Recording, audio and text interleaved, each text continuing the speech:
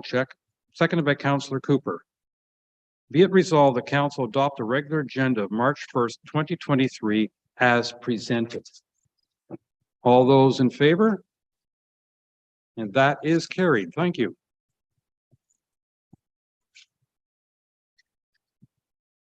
So we basically have one item on the agenda to this morning, and that is the budget. And I know that staff have been working very hard in the last couple of weeks, and they have created a slide deck. And if I'm not mistaken, that's somewhere in the range of 50 slides. And the first half, roughly, is basically background information that has been prepared predominantly by Ms. Boutiette with reinforcement from various senior management team. And I'm going to suggest we go through that first half because it's background, it's how we got here, it's in response to some of the questions that have been heard over the last couple of meetings. And then at the end of that, we'll pause for some questions. So while it's going on, if you have any questions, I ask council to jot them down, or if your memory is as poor as mine. And then we'll pause for that. And then the second half, I think, is going to be the, can we say the bread and butter or the meat and potatoes of this meeting? And that is where there's going to be suggested to us up to 20 cuts on the budget that we should consider as whether or not those particular service cuts we believe are appropriate or not. And those will obviously take a little more conversation. So my suggestion, I'm going to hand it over to Ms. Boutiette, and let's let her rip through the first 24 slides or so, and then we'll pester her with a few questions at that point, and then get on to the meat and potatoes. Councillor Hazelton, isn't it? It would be, yes. So given that we're going to have a lot of presentation material, is there any chance we could get that circulated immediately so that we can follow along? Some of us tend to like to go back to a couple previous slides as we're going through the presentation so that we get, you know, we can fully digest the material as opposed to sitting and trying to follow through on a screen. Thank you. We're happy to circulate the presentation after the meeting, but there's a lot of dialogue that goes along with the slides. And so this has been prepared specifically to see and listen. And so we can, obviously you'll be able to see the slides as we go, and we can circulate the presentation at the end of the meeting. I understand that that is some people's desire to control things, but from my perspective, the way my mind works is I hear something and somebody explains something, and then we move on, and then I need to go back and just checkpoint what I thought I heard or remembered from a slide or two earlier.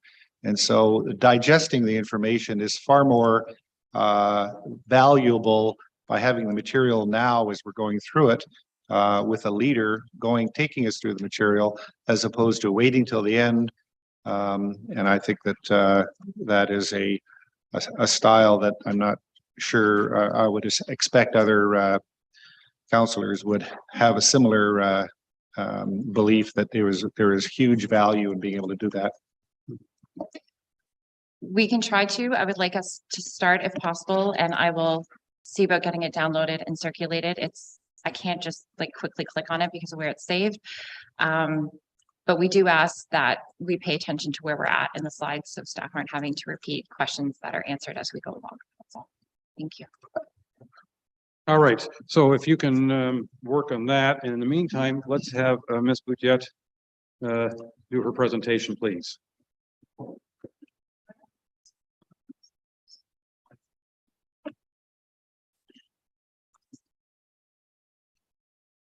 I could have sworn I saw it a moment ago.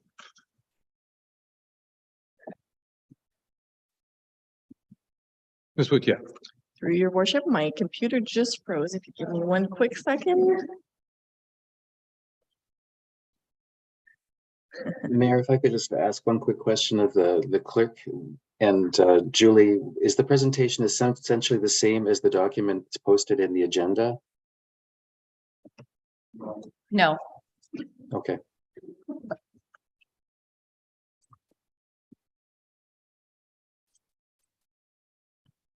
As soon as Ms. Boutiette, as soon as you're ready, it'll be over to you.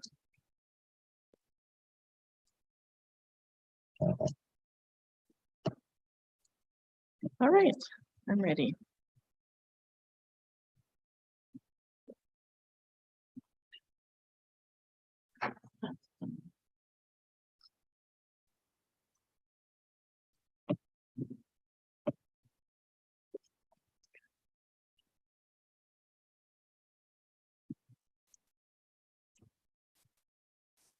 Sorry, I just sent the wrong presentation. Excuse me.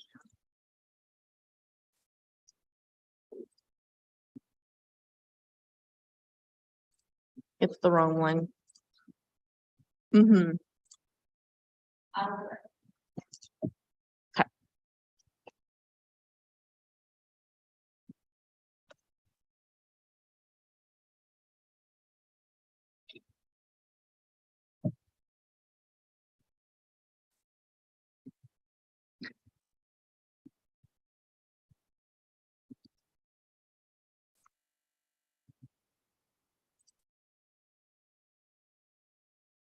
Computer is not going.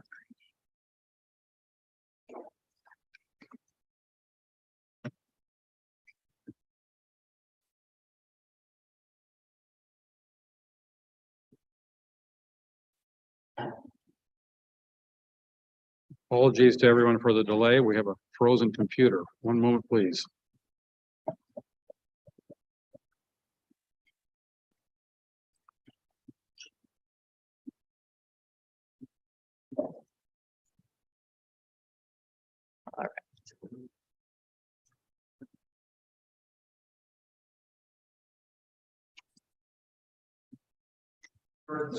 Thank you, and through your worship.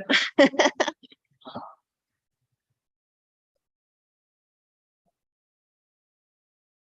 so the clicky, if you can change slides, Karen. The clicky's not working.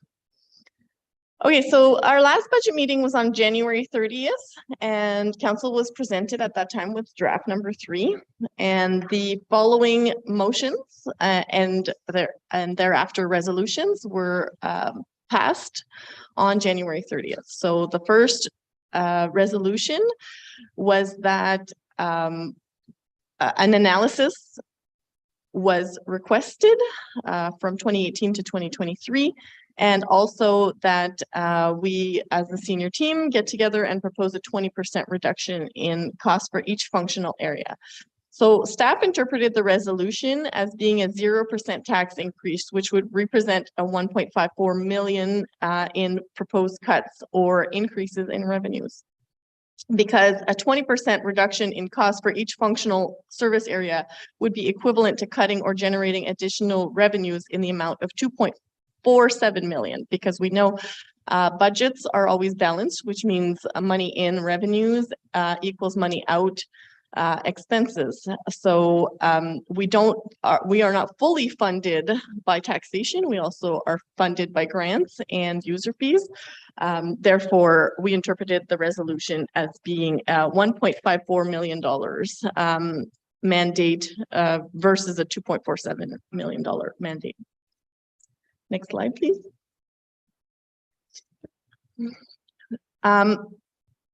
Subsequently, staff had felt mixed messaging from the onset when this motion was passed, where additions to the budgets were proposed at the same time as this mandate to propose reductions. In addition, council also mentioned— Ms. Boutiette, can I just interrupt for a second? I've noticed that the email has gone out with the presentation. So if any of the councillors want to sign up and follow along, they now can. Thank you, Ms. White, for the interruption. So in addition to a few motions that were adding items into the budget, council also mentioned that they did not want reductions to the proposed organizational structure, which means staff costs, which also means no reductions in positions. Therefore, the 1.54 million has to be reductions in materials, contracted services, mostly. Next slide, please. Year over year, staff has gone through this cost-cutting exercise. Even before entering the 2023 budgeting exercise, the township was already very lean. For many years, we've been funding our budgetary increases with unsustainable sources. Cuts have already been done between draft 1 and 3, which we will see on a further slide. So this slide shows the difference between the budgetary increase and the taxation increase in dollars. So the budgetary increase is the blue line and the taxation increase is the orange line. So how could we balance the budget if it's not equal? Well, we've balanced the budget with either user fees, grants, or budgeted use of reserves. Now, I use the term budgeted use of reserves because we are aware that a budget is a working document, and the budget has a few purposes, one of them being providing directorship the authority to spend money and also to set the tax levy. So where did we fund the differences? Some years it was user fees and some years it was grants. Next slide, please. Trying to save the questions to the end because I don't want to spend too much time. But if you don't understand what material is being presented, how can you Okay, fully digest other material? I'm going to ask that you minimize your questions because otherwise we're here until tomorrow night. That's my fear. But if you're confused, a quick question. So I'd like to understand in this chart that you have, previous slide, you've got from 2018 to 2019, et cetera. So from a fiscal annual calendar perspective, these pairs of columns, are you suggesting that, for example, the last pair of columns, blue and red or whatever color is the 2023 budget? It would be it based on the proposed draft 3, which is not set in stone at this point in time. Okay, and then the columns, the pair of columns before that is 2022. So I'm not sure I understand why you've labeled this from 2021 to 2022. These are increases from one year to the next. These are not budget landing points. These are increases from one year to the next. So, for example, the change, exactly. Okay. Is the next slide the absolute? I'm just wondering, we've got increases, I get that, but do you have a slide that shows us what the absolute terms are year over year? Why don't we let Julie go on with her presentation, please? So yes, the next slide is reserves. So this is the use of reserves. These are actual budget versus actual. So we wanted to show through this slide that even though we budget using reserves, that it does not always represent what happens by the end of the year. So for example, in 2020, we budgeted to use reserves and we did not require due to funding opportunities that were not budgeted for that came mid-year, mostly due to COVID funding, and similar with 2021. Also, I can say that there are two mindsets in budgeting from a staff perspective. Some mindsets are, we've got it in budget, let's spend it so we don't get it cut last year.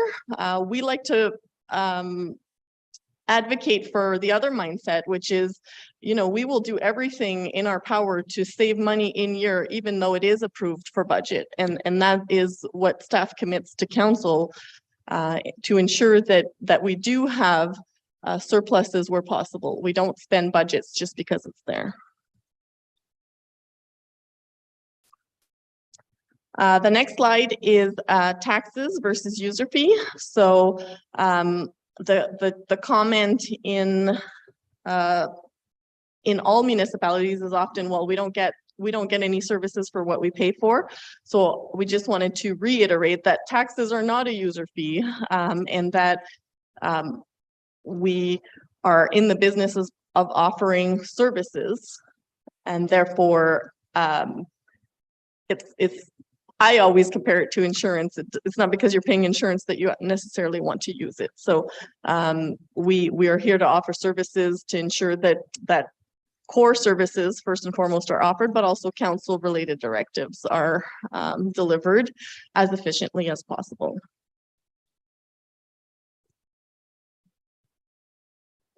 So I'm going into each of the year's narratives. So how we got, each of the next slides start with the prior year's budget. So in 2018, the budget was set around $8.6 million. If you recall, our 2023 budget is proposed to be at around 12 million. So year over year, I'm going to explain how we gradually increased from the 8.6 million to the $12 million budget that we're currently contemplating for 2023. So in 2019, the Township of Georgian Bay saw a budgetary increase of over 600,000. The bulk of the increase related to a new loan for storm system. Capital investments. So what capital investment means, it's both capital reconstruction, capital work, and capital reserves.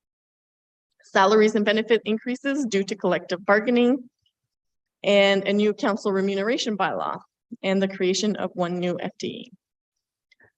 So I'm going to jump right to the bottom. So the 2019 budget was balanced with the use of 186,000 from the working fund reserves. The result is that the budget was set as just over $9.1 million, which is a 7% increase with a 5.1% increase in taxation.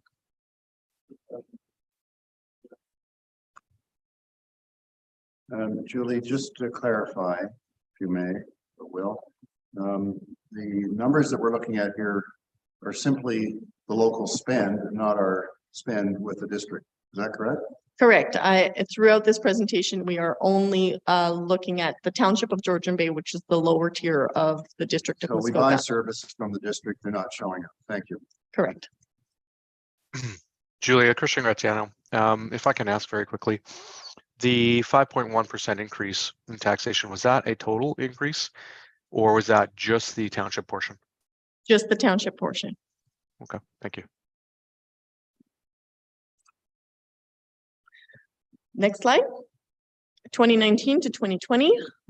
Here again, there we are reiterating that the 2019 budget was set at around 9.2, and we are going to land at the end of 2020 at around 9.8, which is about a $323,000 increase in budget. So what the major increases related to is capital investments, the 2019 salaries and benefit market adjustment review and annual cost of living, insurance costs, legal fees, and council approved external funding, which are the municipal grants that I label, that's how I label them, which is when external organizations come to council for funding, for in-year funding.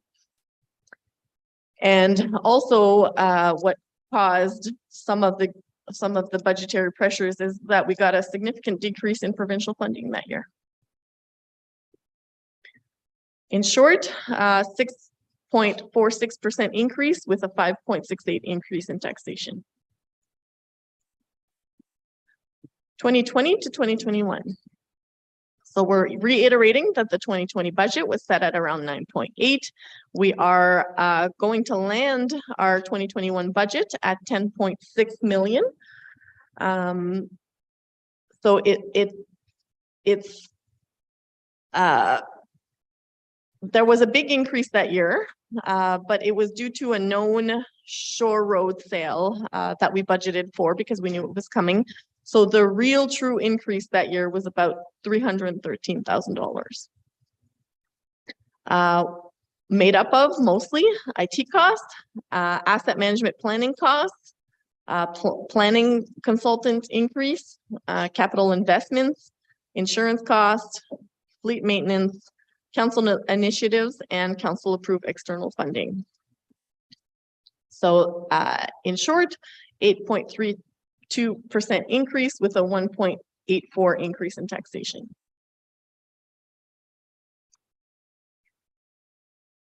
The following year, 2021 to 2022.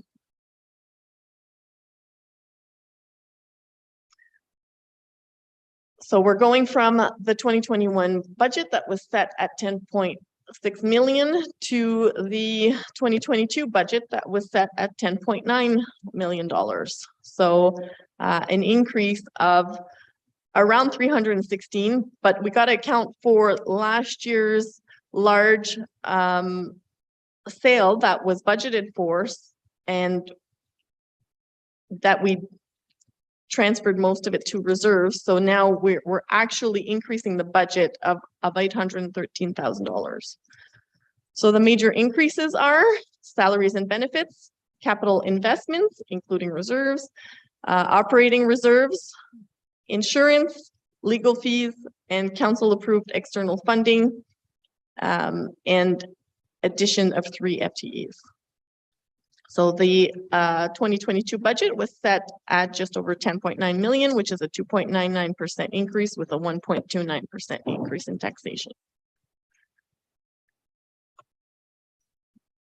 And last but not least, from 2022 to 2023, and this is based on the draft 3, so not anything final. Council hasn't approved the 2023 budget so far.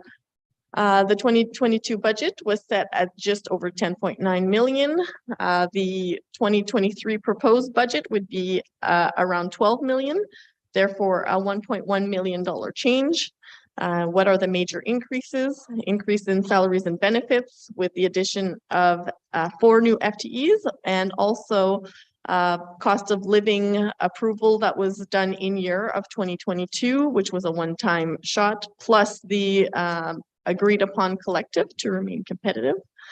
Capital investments, including reserves, IT, road costs, insurance costs, legal fees, and council approved external funding. So we are looking at a 16.63% increase in the budget with an increase of 24.1 increase in taxation. So you may wonder why the increase in taxation is greater than the increase in budget. I have to remind council that our budget is not fully funded by taxation. So it takes a larger increase in taxation to make up when the budget increases and our related provincial funding, mostly our Ontario Municipal Partnership Fund, doesn't increase as the same rate as our budget. The difference has to be funded through taxation. On the next slide, I added a little bit more detail for explaining 2022 to 2023 because this is the budget that we're contemplating this year. So this graph shows the changes of 1.1 million by object. So the major, where the major changes are in dollar value. And I want to also note that we did include this year an attrition or vacancy allowance of 450,000 that's not reflected in this pie chart. The next slide is analysis by object. So few main elements we saw were recurring. Legal expenditures was one that showed up on every one of the lists narrative wise. So these are budgeted amounts. I repeat, this is not necessarily what happened, but this is what we are budgeting for.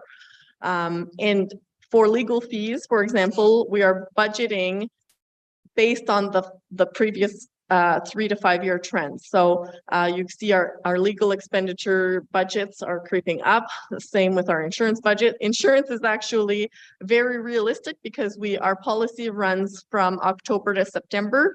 So by the time we are into our budget process, we actually already know what the numbers are going to be for the following year. So the insurance budget is very close to actuals. The next chart is showing external funding, and what I call external funding is those municipal grants where we fund organizations that come to council for money. So the blue and orange line, the blue line is external transfers that are other than the library, and the orange line is the library, and the gray line is the combined. And the last chart, so bottom right-hand side, are utilities and gas and fuel. So even though those two items are unrelated, we just wanted to represent that the market is actually increasing quite a bit on both of those items, but staff with council's guidance have managed to keep those two items fairly flat. One of them being that we've moved a lot of things to online, therefore gas and fuel is not necessarily required. We got an electric vehicle, which is very efficient, and also on the utility side, you know, we've done anything in our power to keep those costs fairly flat over the years, so that through you know, initiatives like making sure we have sensors for lighting and, you know, staff awareness of shutting the lights and things like that. And the next slide is salaries and benefits, and I'm gonna turn the baton over to Amy. Thanks, Julie. So on this slide, you'll see, sorry, let me get myself set up here.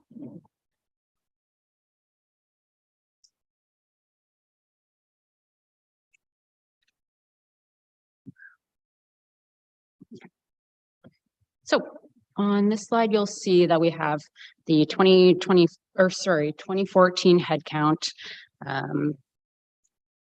So this was from the KPMG report. And then we'll also see the 2023 headcount from the Blackburn report. So you'll see that we actually had 38 permanent employees in 2014 and 15 seasonal. So that's a total of 53. So that's 56% of the operating expenses. And then in 2023, we had 46 permanent employees and 10 seasonal. So that's 56 total and 45% of the operating expenses. So some reasons for the salary and benefits increases over the years are cost of living adjustments, collective bargaining. We did a compensation review, including the pay equity review, which was in 2019, and then that's due to be completed again in 2024. And then the increase, of course, in August 2022 to make us a bit more competitive with our municipal neighbors. Thank you, Amy. So the next slide is population, and I'm going to turn it over to Jennifer.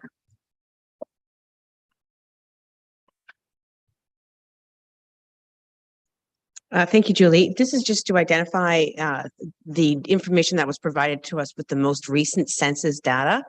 It's also information that is available via a source called Townfolio, which helps municipalities really understand households and population.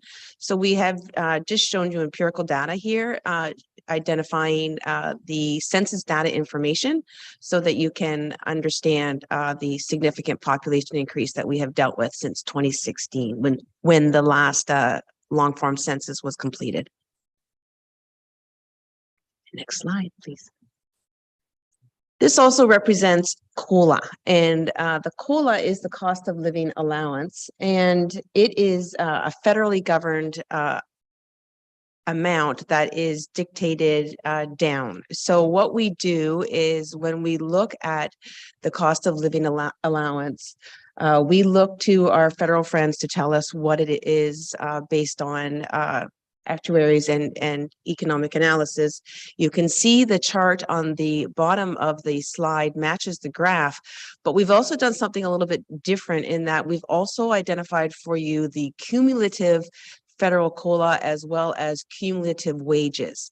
So you'll start to see an increase in the COLA as we head into 22-23, and wages do not increase at the same rate cumulatively as well as year over year. So just take a look at the slide to help you understand what this is telling you. You remember in 2022, a council approved pay equity came forward, and that is the identifiable in what looks like the yellow line for you on your slide, and then it drops back down again for 2023. Next slide. So the CPI, the change in prices, the consumer price index is another indicator of how things are sort of going out in the market. And, you know, you can use the basic analysis of a banana cost $1.30, and now a banana would cost just shy of $1.55. Of course, we don't deal with bananas, but we do deal with paper and fuel and wood and services and associated costs that do trickle down to have the additional expense match into our suppliers. So even if we feel that we can keep our pricing down, our outsourced services and products might not. And so that is where we see a significant increase in the spend and the cost of prices. And we see this in the grocery store today, and we also see it obviously in our supply chain. Next slide.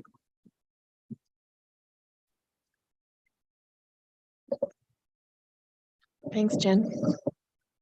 So the second part of the resolution was a 20% reduction in cost mandate or increase in revenue. So you might think that cutting $1.5 million out of a $12 million budget is a piece of cake. Let me tell you, this exercise was difficult and not as easy. So the next 4 or 5 slides break down what is actually available to make decisions on. So our budget rounded $12 million. That is the draft 3 for 2023. That's what's proposed. So items that council is inclined to keep. So right off the hop, council said, you know, don't touch salaries and benefits. So there's $5 million. Training and development for other employee related expenditures, $218,000. External transfers, municipal grants, $545,000. Legal fees. Let me stop on legal fees for a little bit. We could cut legal fees in our budget, but legal fees in our procurement policy say, you know, we need to protect the municipality, therefore legal fees are exempt from RFP. And when those legal fees come forward, we're kind of stuck. We have to pay them. So even if we would reduce the budget, we wouldn't be prudent to do so, because when the expenditures do come, we have to put that money towards those legal fees. Council initiatives, $55,000. Committee remuneration, $10,000. And insurance, $423,000. So what's left at the end of those items that council is inclined to keep? We're down to $5.4 million. So items that we cannot remove as they are legislated. Well, we can't remove payment of debt, $350,000. And this year we have a DC study that we have to do. So we can't remove that. What's left? 5.0. Next slide. I'm going to take a pause here and reiterate that this analysis is analyzing the expenditure portion of the budget. So we have $12 million in expenditures. We have the related $12 million of revenues. So these are items that if we remove, we have to remove the equivalent in revenues. So it's a nil impact on budget. So these items are part of the $12 million that have a nil impact on budget. So district costs, 115, building department costs, 208, facility study, 230, And I'll pause on the facility study. It's funded by a grant and reserves. The food cyclers, council had determined early on in the budget process that it would be fully funded by the purchasers, or if the township can secure grants. So that one's a nil impact. And the wharf assessment is money we already have in reserves. So what's left? $2.5 million. Items that we can't remove easily without further studies. So everything that relates to facilities, without a facility study, without a major decision of getting rid of all of our parks or all of our, the Brissett House or the McTier Arena or the Baxter Ward Community Center, without more work and a proper business case, these costs we can't cut immediately. Same with capital replacement costs. We've got almost $2.1 million that our asset management plan says we need to invest in annually. We can't cut any of those items without further studies. So during the year, should we get a mandate to do these studies, we could reduce these in the future. And similar with gas and fuel costs. So what's left? 1.58.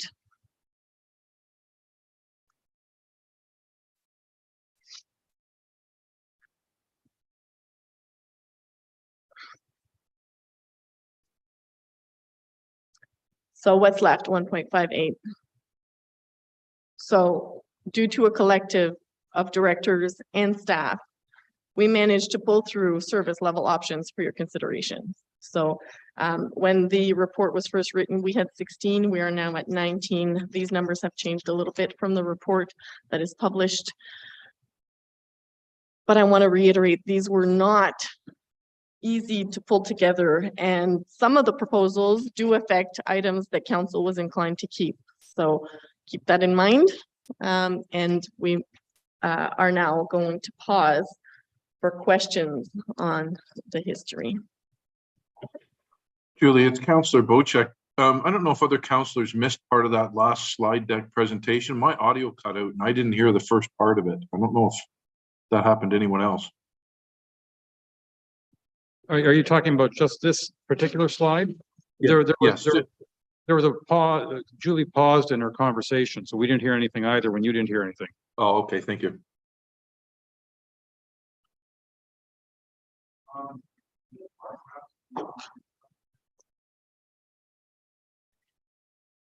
Clean the house. I opened Or Councillor Pedco, please. the windows. Thank you. I was trying to find my raise hand button. In the breakout for 2023, could you, I don't know if you have this number off the top of your head, but in terms of the tax revenue increase, do you know what the breakdown is between operating spend and capital spend? I know you had that in a couple of years in the comparators. I'm just wondering how that breaks out in 2023.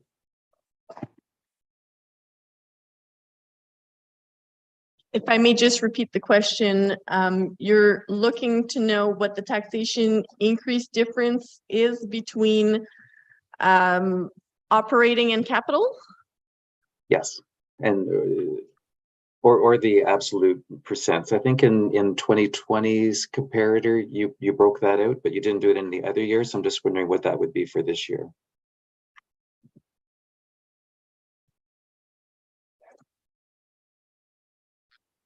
So the dollar change for operating tax revenue would be 1.195 million. And for capital taxation revenues, it would be $450,000. We pay $425,000 a year for insurance. Okay. Thank you. That's ridiculous. The dollar change from 2022 to 2023. Councillor Bocek, you're not muted. Okay, thank you. I've got a couple of other questions, but I think it's more to do with the list of 19 items than what we will discuss in your presentation. Thank you for the presentation. It was actually very enlightening as to how we got here and where we are today. All right, thank you. Counselor Bochek, I did see your hand go up and then down and back up. So I'll go to you and then Counselor Graziano, please. Yes, thank you. And through you, Mr. Mayor. Julie, the question is directed at you.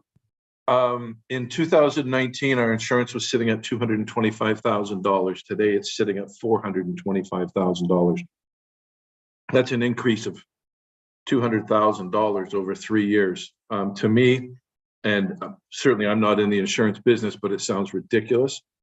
And I'm wondering if you can offer some explanation to why they've increased our premium by $200,000, and B, have we gone to market and seen if we can source insurance at a far greater savings than what we're at now? That's my first question. And by the way, you don't have to answer me today. You can get back to me in an email if you need to, because I know I'm kind of firing these at you as off the cuff. The other one was $218,000 in training and other associated educational items. Can you just enlighten me on how much of that is fire department training as opposed to the rest of the township all encompassed? Thank you. Through your worship, I can shed some light on the insurance question. Absolutely. We've done annual insurance report to council where we've explained where the differences are. I don't have those off the top of my head, but some of the general themes were hard market, joint and several liability, and things of that sort. So we have not gone out to market since I have been with the Township of Georgian Bay in 2020, and council had directed in those insurance reports not to do so as well. So we do have, the last insurance report was written, I believe, in the Q4 of 2022, and the directive was also not to go to market for our next renewal. So if council wishes to see us go to market, that resolution would have to be, I'm not sure what the proper term is, retracted, rescinded, so that we have the direction to go to market. And that would have to be done sooner than later, because writing an RFP for insurance and getting the proposals and evaluating is about an 8 or 9 month process. On the fire department question, I definitely have that information as well. Okay. The first part was very informative, and that would have to be a council decision if we were going to go to market anyway. So we'll leave that sit where it is right now. But the training was of interest to me. So I do have that information. So the training budget contains 44,000, nope, sorry, my bad. So the two biggest pieces of our training budget is 61,730 for fire department. And the second biggest piece is 44,000 for council. And I will put the caveat that it's training, development, and other employee related expenses. So it could also include like PPE, for example. That being said, I know there is a pretty big increase in fire department, and I'm going to refer to Chad because he is aware of the legislative changes that came forward last year that prompted this budgetary change. Thank you. Yeah, so starting in 2025, and obviously we have to gear our training because we got to start now because of this number of staff and the turnover and the legislated requirements to be certified firefighters within the province of Ontario, going with all the other exercises we do. That's why the increase.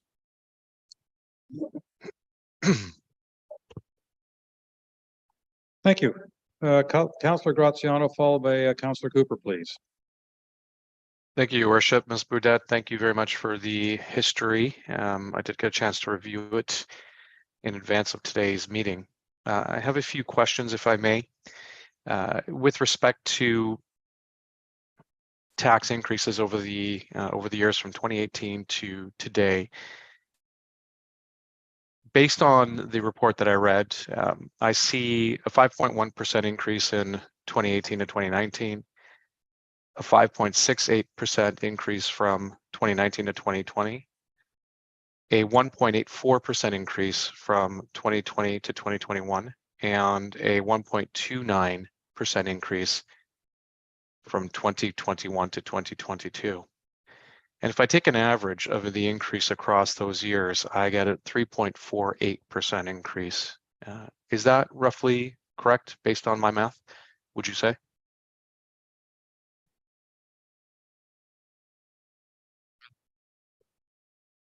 Through your worship, I'm very Excel oriented, so if you give me just one moment, I can have that drafted out for you. Sure, and perhaps I'll add one additional. So based on the recommended 24.1% increase for the 2022-2023 fiscal year, that would bring our average up to 7.6% increase on average year over year. Perhaps we can confirm that. I will continue to work on that if you want to take additional different question. Sure. So my question, I guess, is based on that or those figures, if they are accurate, based on my math, do we have any comparables with respect to other municipalities that have increased their annual tax rate by 7.6% year over year on average? And second question, if I can, actually is a follow-up question to Councillor Bocek with respect to the training and development. I have a copy of draft 2, and I see under training and development for the fire department a $33,000 line item budgeted for 2023. And in today's conversation, I believe we've identified 61,730 budgeted. Where is that difference stemming from? And out of either number, whether it's a 61,730, which is accurate, or the 33,000 listed on the line item here of 5100-2110, what is mandatory for this year? Or is any of that budgeted mandatory for this year? Are we required by law to do training for this year?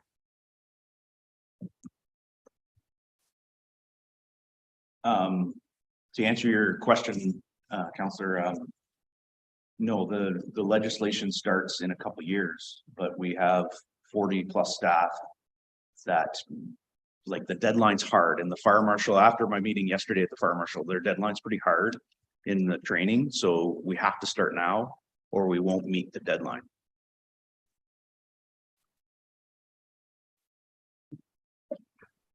Do we happen to know which number is correct? Is it the 61,730 or is it per draft 2, the 33,000 based on line item 5100-2110?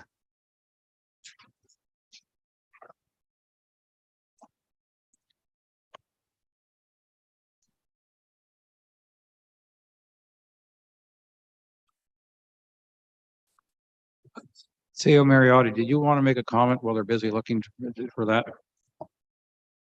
Yes, thank you, Mayor Coetzee. Just to expand on Councillor Graziano's math, because I did exactly what Councillor Graziano did. I started writing down, year on year what the rate was, and so what you mentioned, Councillor Graziano, is the tax rate that was implemented. The actual operating increase was the other set of numbers. So over the last 4 years, our operating budget has increased by 25%, but through taxation, we've covered that off by 14%. So we're lagging behind. In previous years, what we've done is we've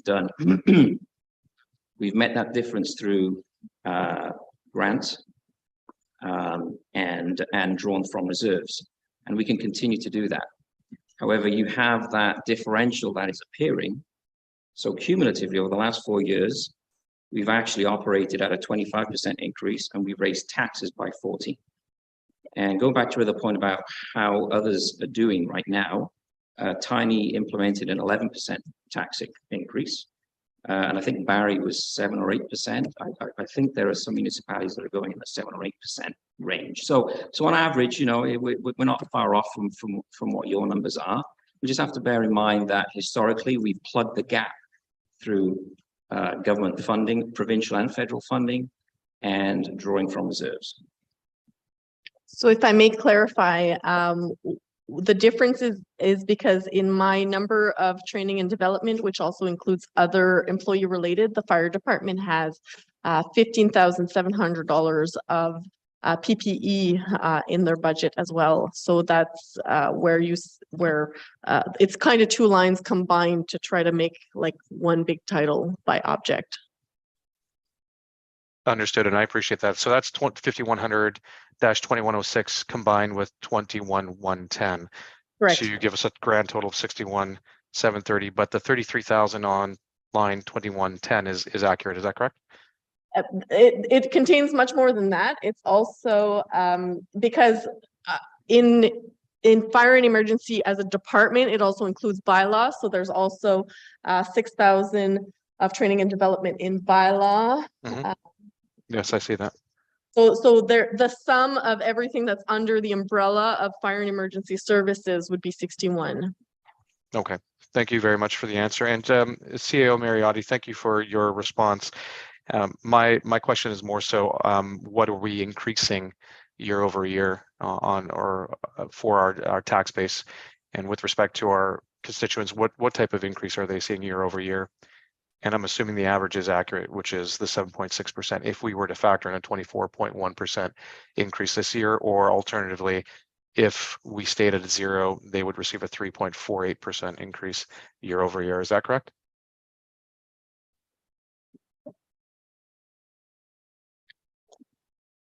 I'll push that back to Julie. I would take that question and respond back in an email, as I'm not savvy enough to do it on the spot right now. Thank you. But they sound reasonable. Yes. Yeah. Councillor Cooper, followed by Councillor Jarvis, please.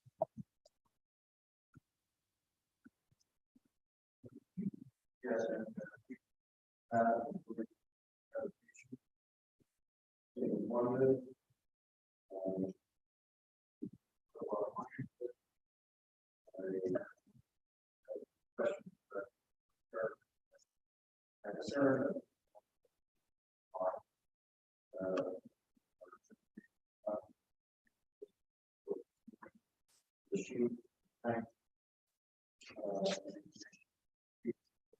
We cannot hear him. Right. I don't like budgeting on the fly, and some of the information was only provided this morning. So from my perspective, to expect council to, we can have a discussion today to approve a budget would certainly not be on my radar. I do have questions with respect to the presentation itself. I don't know whether council would find it useful, but there were a few spots where I would have liked to have asked some questions as we went through it. So maybe we'll just have to go through it again. But I can start with a few. One which is sort of an acknowledgement that we have been given information in the past about economic studies and management consultant studies.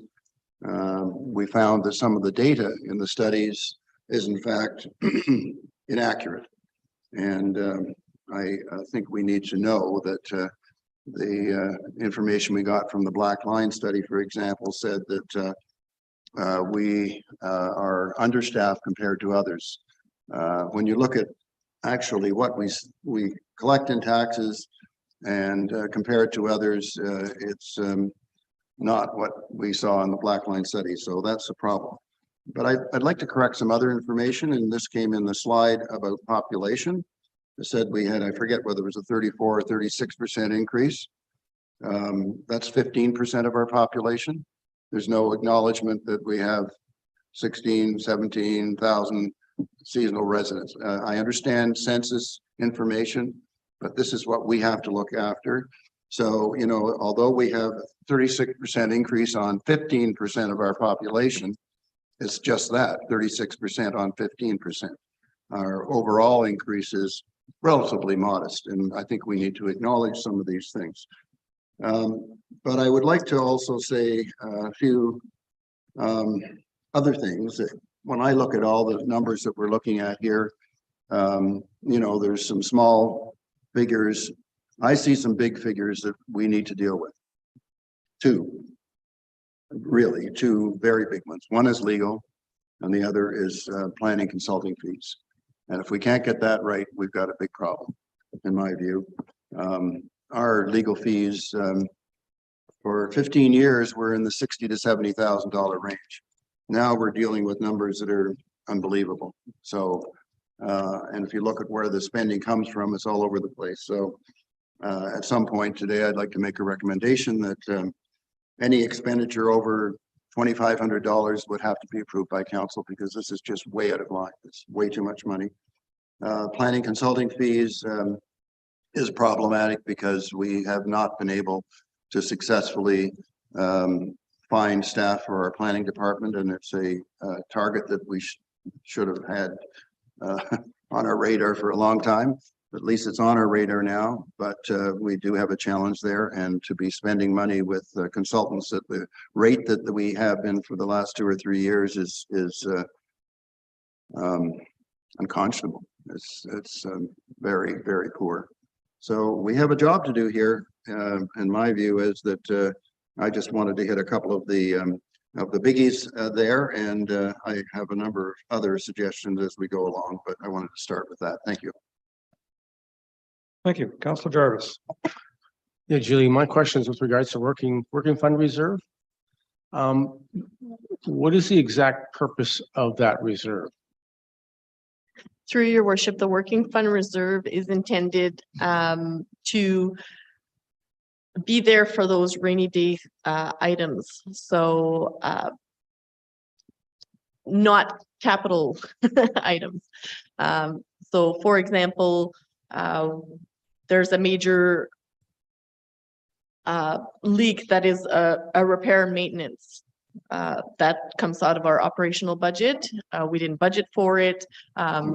We would need to repair it, so we would pull out of that reserve. That's the intent of your working fund reserve. Also, we did mention that some items are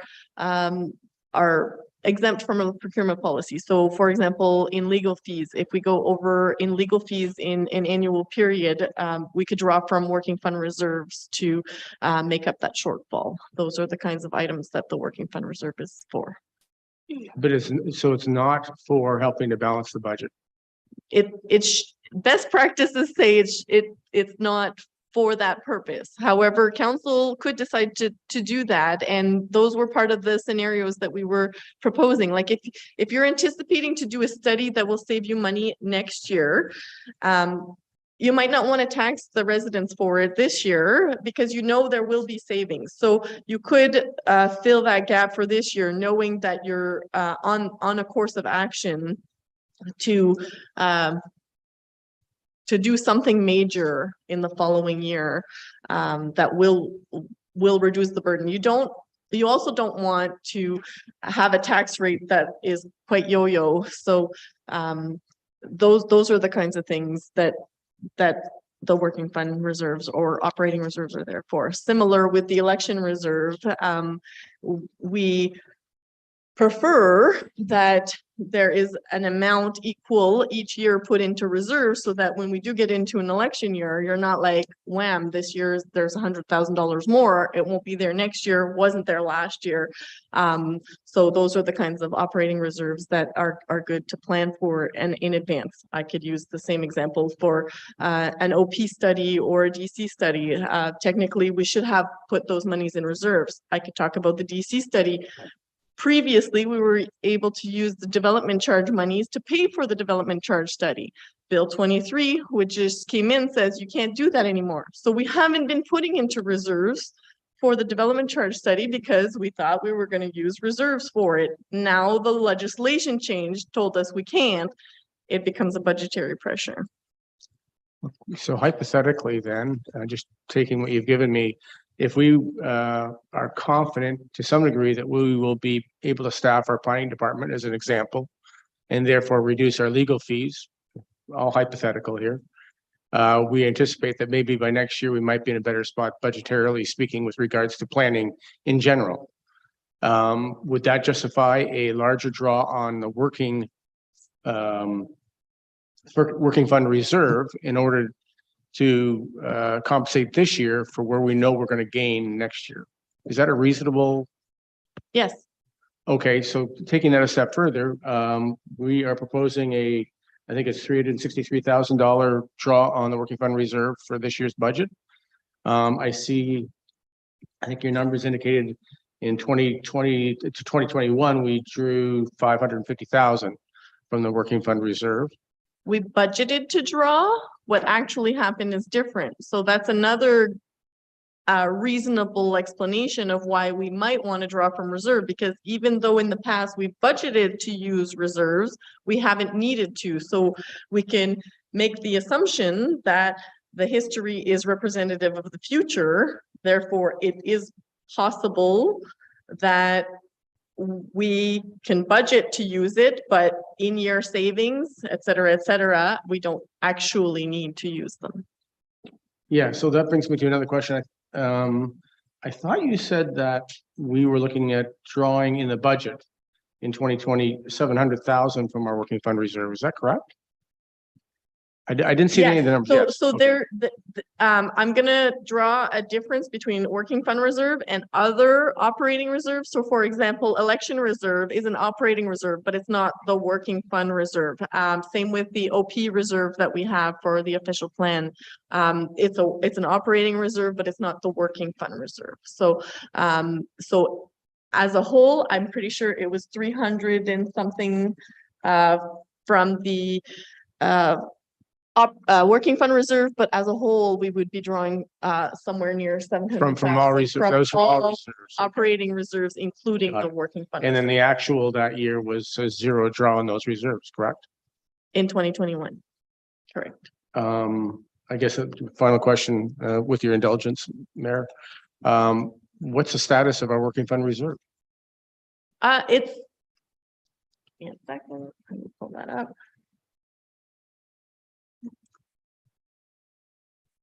So I don't have final numbers for 2022. We haven't completed our year end, but I can speak about the 2021 balance, which I think is going to remain fairly stable. I don't see a big draw or a big input in for 2022.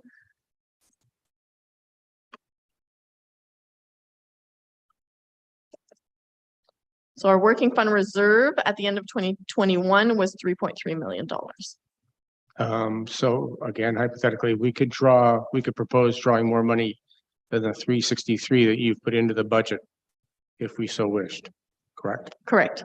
I also saw that, I think in some of the other stuff we got, that there is a surplus in the, or there is money not spent in the election funding. So there's some money going back into that would be just the election reserve, correct? Correct. So one of the offsets could be putting less annually into the election reserve based on the 2022 elections. But I'm sure Clerk Way would caution us that it won't be every year that we would have so many acclaimed, which reduces our election costs. I suspect if people have long memories after we do this budget, there'll be a few people running in our places for the next election. Thank you very much. Thank you. Councilor Hazelton, do you want to say anything or go on to the actual discussion on the cuts? Sure. Lots of magic with numbers. I'm going to skip away from the numbers for a second. And if those of you who have downloaded the presentation, turn to page 2 of the presentation. The resolution passed on January 30th stated in words that the propose a 20% reduction in cost for each functional area. And I'm interested that the words got changed on slide 18 at the top, where it says that council requests that staff propose service level adjustments that would result in a 20% reduction in costs.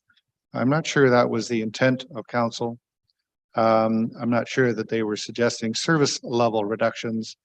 I think that all of us were focused more on what can each department do in reducing the costs in that department. In other words, do more with less. I think that was the expectation, but doesn't appear that we're going that direction. I think you'll find that what we're about to see is a whole series of slides on how each senior manager thought that they could reduce their costs. But the only way they're reducing costs is to cut programs, cut service levels. And I'm trying to highlight the word differentiation. Council didn't ask staff to reduce service levels. They asked staff to reduce cost. Now, there may be a need to reduce service level in that process, but that is not the words that were used and captured in the resolution, and I just wanted to draw that to our attention. Theo Mariotti. If I may, thank you, Mayor Coetzee. To Councillor Hazelton's point, you'll see it's further down the slideshow. It is, and I can't see the slide number 40, 46 and 47. You will see that staff has gone through an additional round of efficiency savings as well to try and do more with less. But you are right, there is going to be a discussion to be had on, it gets to a point where we cannot do nothing more than have to impact the level of service now. So. All right, I'm going to say thank you. Thank you very much for all the slides to date and the discussion. I greatly appreciate all the work that's gone into this. But I think now we should look at the second half, because this is where we're going to get down to suggestions from our senior management team from how they can reduce their costs and what effects it may or may not have on service. And so I believe that we will be starting with Mr. Sokash. Sorry? Oh, I hear a request for a quick break. So why don't we take a 10-minute break before we get into the slides? How's that then? Thank you.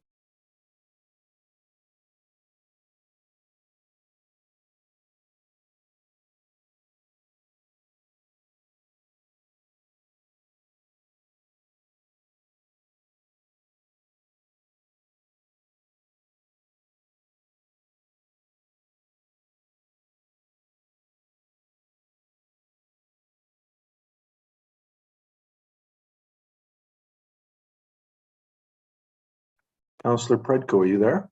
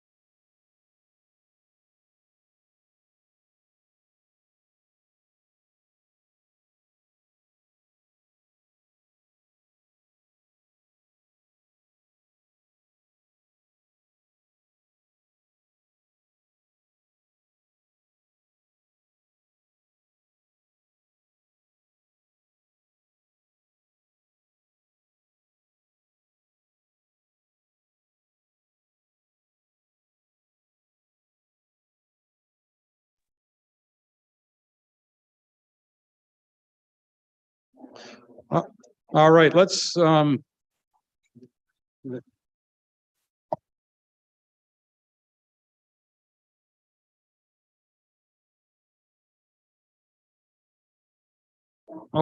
let's, Mr. Socash, people have had a break. Now we're fully rested and ready for you. Thank you, Your Worship, members of council. So to start with, I'd like to, I think, provide some context of our department over the last 8 years, just so council is aware of where we're starting from and has an idea of why we've presented what we're presenting. The operation budget is about $2.5 million. A fair bit of that is depreciation or funds that go in for equipment replacement, but either way, a 20% cut is $500,000.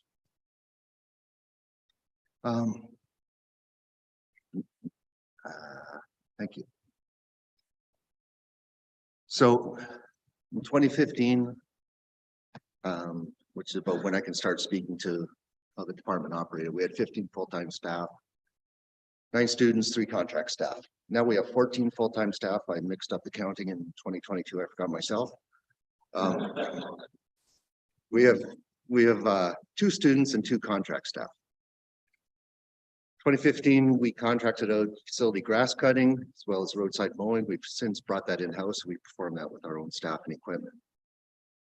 The staffing reduction in large part was no longer providing recreational program, whether it was after school programs for children, summer camp, other recreation programs for people in the community.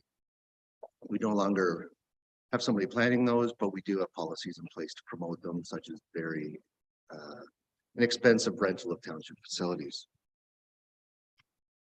Next slide, please. Since 2015, we've taken on several new responsibilities, again, without additional staff. Port of Honey Harbor, the new pavilion and pickleball courts in Honey Harbor that are being built this year. We've taken on Links Trail and Masters Court, which are 2 short stretches of road, which you wouldn't think would be significant, but due to the design of them, it's quite a bit of work because every time, every couple snowfalls, we have to go in, load up the snow from the side of the road, haul it somewhere else to store because there isn't any snow storage. Takes a day or 2 with a couple of, more than a couple staff. We've had several projects that we've been lucky enough to get funded, but again, that's additional staff time. We have Mississippi Park, we have community gardens, Go Home Lake Portage dock, which I guess we've always had, just didn't know. But that requires regular inspection, and getting there is a bit of a boat ride. We used to be able to move our equipment up to 400. Let me rephrase that. We used to move our equipment up and down the 400, driving on the side of the road. So if we needed the grader up in MacTier, we drive up the side of the 400. That's not safe. It's not legal. We've since purchased a trailer to move the equipment wherever we need to move it. But to move it, we need somebody with an A-class license. We only have 2 people right now, I believe. So that's impacted our operations. Changed the minimum maintenance standards. It's always been our policy to adhere to them, but they've changed.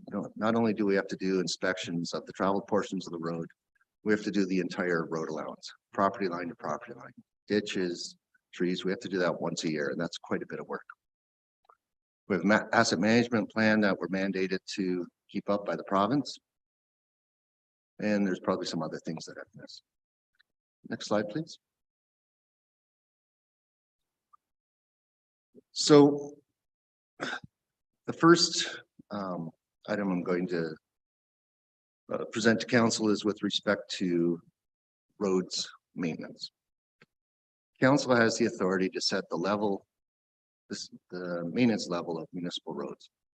Our policy is the provincial minimum maintenance standards, and that's because that protects us from liability. If somebody gets in an accident, somebody gets hurt, we get sued. As long as we've adhered to the minimum maintenance standards, we're protected. What we actually do is level of service that's quite a bit higher than that. For example, if there's a winter weather event coming in, we will deploy plows at 3:30, 4:30, 4 o'clock in the morning So if the roads are cleared, buses can get in, pick up kids, people can get to work.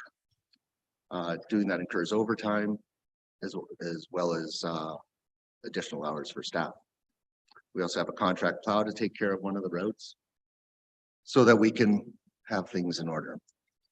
Now, these proposals wouldn't affect the maintenance that we do on district roads. District roads, we're under contract with the district. They reimburse us for the work. Reducing the service levels on district roads will not directly impact our budget at all. So if we were to reduce our maintenance levels down to the minimum maintenance standards,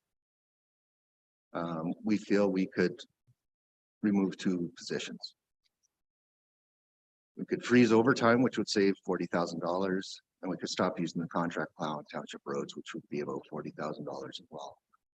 And the savings in the 2 positions is $170,000. Now, in the event we had a weather event where we couldn't,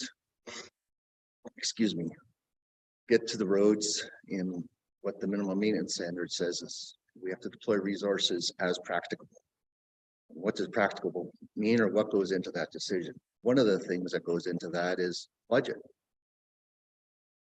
And if we don't have the budget to deploy staff in order to get the roads, most of our roads, once there's more than 10 centimeters, you have 24 hours to reduce it to less than 10 centimeters of snow. If we don't have the staff available or the budget available, we can declare a significant weather event, and that brings the blanket of protection under the minimum maintenance standards over top of the township to protect us from liability. So that sounds good until we look at it in a practical means. I think next slide. Nope, sorry. So the way it would work in the summer, potholes, everybody hears about potholes, everybody loves potholes. Minimum maintenance standard says any pothole smaller than 1 foot in area, 1,000 square centimeters, and 8 centimeters deep, the road is considered to be in a state of repair. And as such, the township is protected from liabilities associated with that pothole.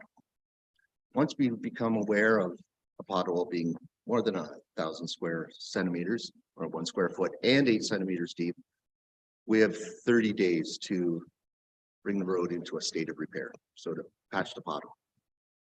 In practical terms, what happens whether our staff identifies a pothole, regardless in most cases of the size, we get a call from residents, supervisor happens to see it, we typically get to it within 72 hours. I don't think we've ever gotten to anything has ever sat for 30 days once we became a bit aware of it. So if we were to take this step, the potholes wouldn't be addressed as quickly as they typically are. We'd have a regular route that we'd follow. We'd get to all the roads within 30 days, patch potholes, keep us in compliance, but the roads would be in worse condition. We'd have more concerns and complaints from residents. And it's not great for the road base either, because it allows water to infiltrate. When water gets into the road base, the road gets all squishy and then the surface falls apart. With respect to winter maintenance, again, district roads are not affected. But in order to save costs,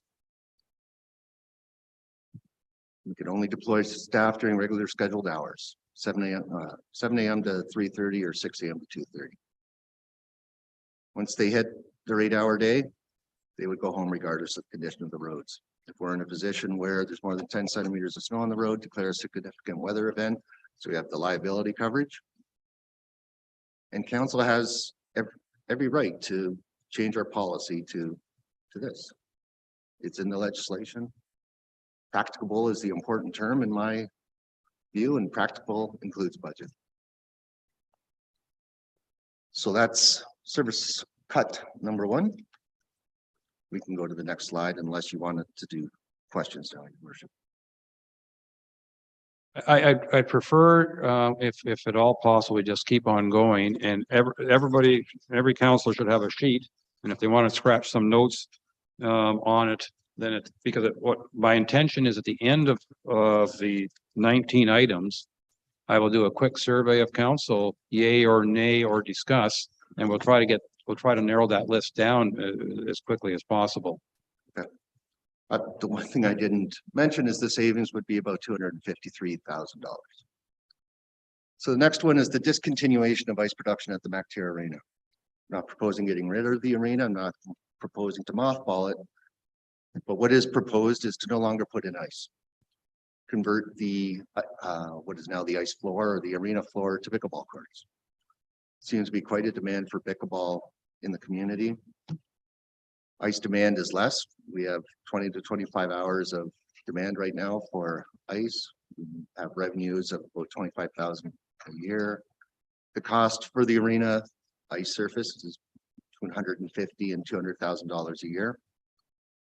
So if we stop putting in ice, shut down the ice plant, mothball it or sell the ice plant, we could reduce some savings. Hydro, we'd save about $50,000, I believe. We can eliminate one staff because when the ice is being used, we have to staff the arena. Because of the ammonia plant, we need people there. If we no longer have the ammonia plant, we could have key holder agreements similar to what we have elsewhere. And let people come in and go somewhat as they please. We'd save money on ice plant maintenance, save money on propane, as well as on Zamboni maintenance. We're also, the Zamboni is nearing the end of its life. It's about 5 years past in theory when it should be replaced. But within the next 5 years, I would project that we will need to replace it at a cost of $100,000. In addition, we have 2 old dehumidifiers that use a type of coolant in them that is no longer, that you can no longer purchase or replace. So we need to replace the dehumidifiers and they're $25,000. When you're doing the math, just keep in mind that there would be $25,000 of lost revenue. So don't add the 80, 50, 170, et cetera, without taking off the lost revenue. Next slide, please. There are arenas nearby. There are 3 of them within about a 20-minute drive. So while the local people would, the local children primarily would have to have their parents drive them to hockey, it's 20 minutes away. It's not 45 minutes, not an hour away. And the projected savings there are $141,000. And while we would be eliminating the ice service that we provide now to the community, we would be providing a different service, which is the pickleball courts for the older members of our community. Next slide, please. Is there any revenue stream from pickleball? Through the mayor, it's marginal. We charge typically $2 a person on the honor system. So it's not tens of thousands of dollars. It probably wouldn't be $2,000. Thank you. So if we have staff redundancies, and what I put forward right now is 3, we would have impacts in other areas, in large part in the summer. Garbage is plant watering. That may be something that the community could take on. We do have a person that's dedicated through the summer, probably half a day, if not more, to watering flowers every day. We'd struggle even more to keep up with our grass cutting, struggle with our weeding, struggle with cleaning township facilities, all of which I'm sure you're aware we struggle with now. And there'd be a adjustment that the seasonal and full-time residents would have to make to the new service levels, especially with respect to the road maintenance. And I think that is all for mine for the next 20 slides. Thank you. Well, thank you very much. Boy, somebody put this in yellow, so it's hard to read. David. Mr. Smith, I was starting to do the math, but so has everybody else. Good morning, Mr. Mayor, councilors. At the moment, we're recommending deferral of the official plan. This was discussed in some respects during planning council a couple of weeks ago, where the essential projects for this year were identified at that time and passed by motion. The official plan 5-year review amendment was budgeted for this year, and we're recommending that it be put off at this time until finances are fully available to do so. It'll also, of course, match the ability, hopefully in 2024, with some of the staff's internal resources to be able to support the project together with any external consultants that are typically required to do a full-scale review. I'd also like to mention, we talked about legal fees. We have some significant legal fees in planning. We have appeals to the OLT. They are non-recoverable. We have zoning infractions that we enforce that are non-recoverable in terms of court costs. So yes, we can cut back on our legal fees, but we would need direction from you specifically, I guess, on zoning infractions, not to pursue them anymore because we do incur legal fees at some point in time in those infractions. The OLT, we have relatively little control of decisions of ratepayers and neighbors and so on and so forth in the pursuit of legal remedies or planning remedies at the OLT, which is a big part of our planning legal fees. So thank you. Thank you. Sorry. Are you- Susan. Yeah, okay, so next is the library. Councilor Cooper. So we're storing up all our questions again till the end. Is that what you're suggesting? Yes. For everybody. So we're going to hear all these reports and then we're going to come back at it. Is that right? Yeah, but I think so. I'm concerned that we'll go off on a tangent on one of these and then not get to the rest of them. That's my concern. Okay.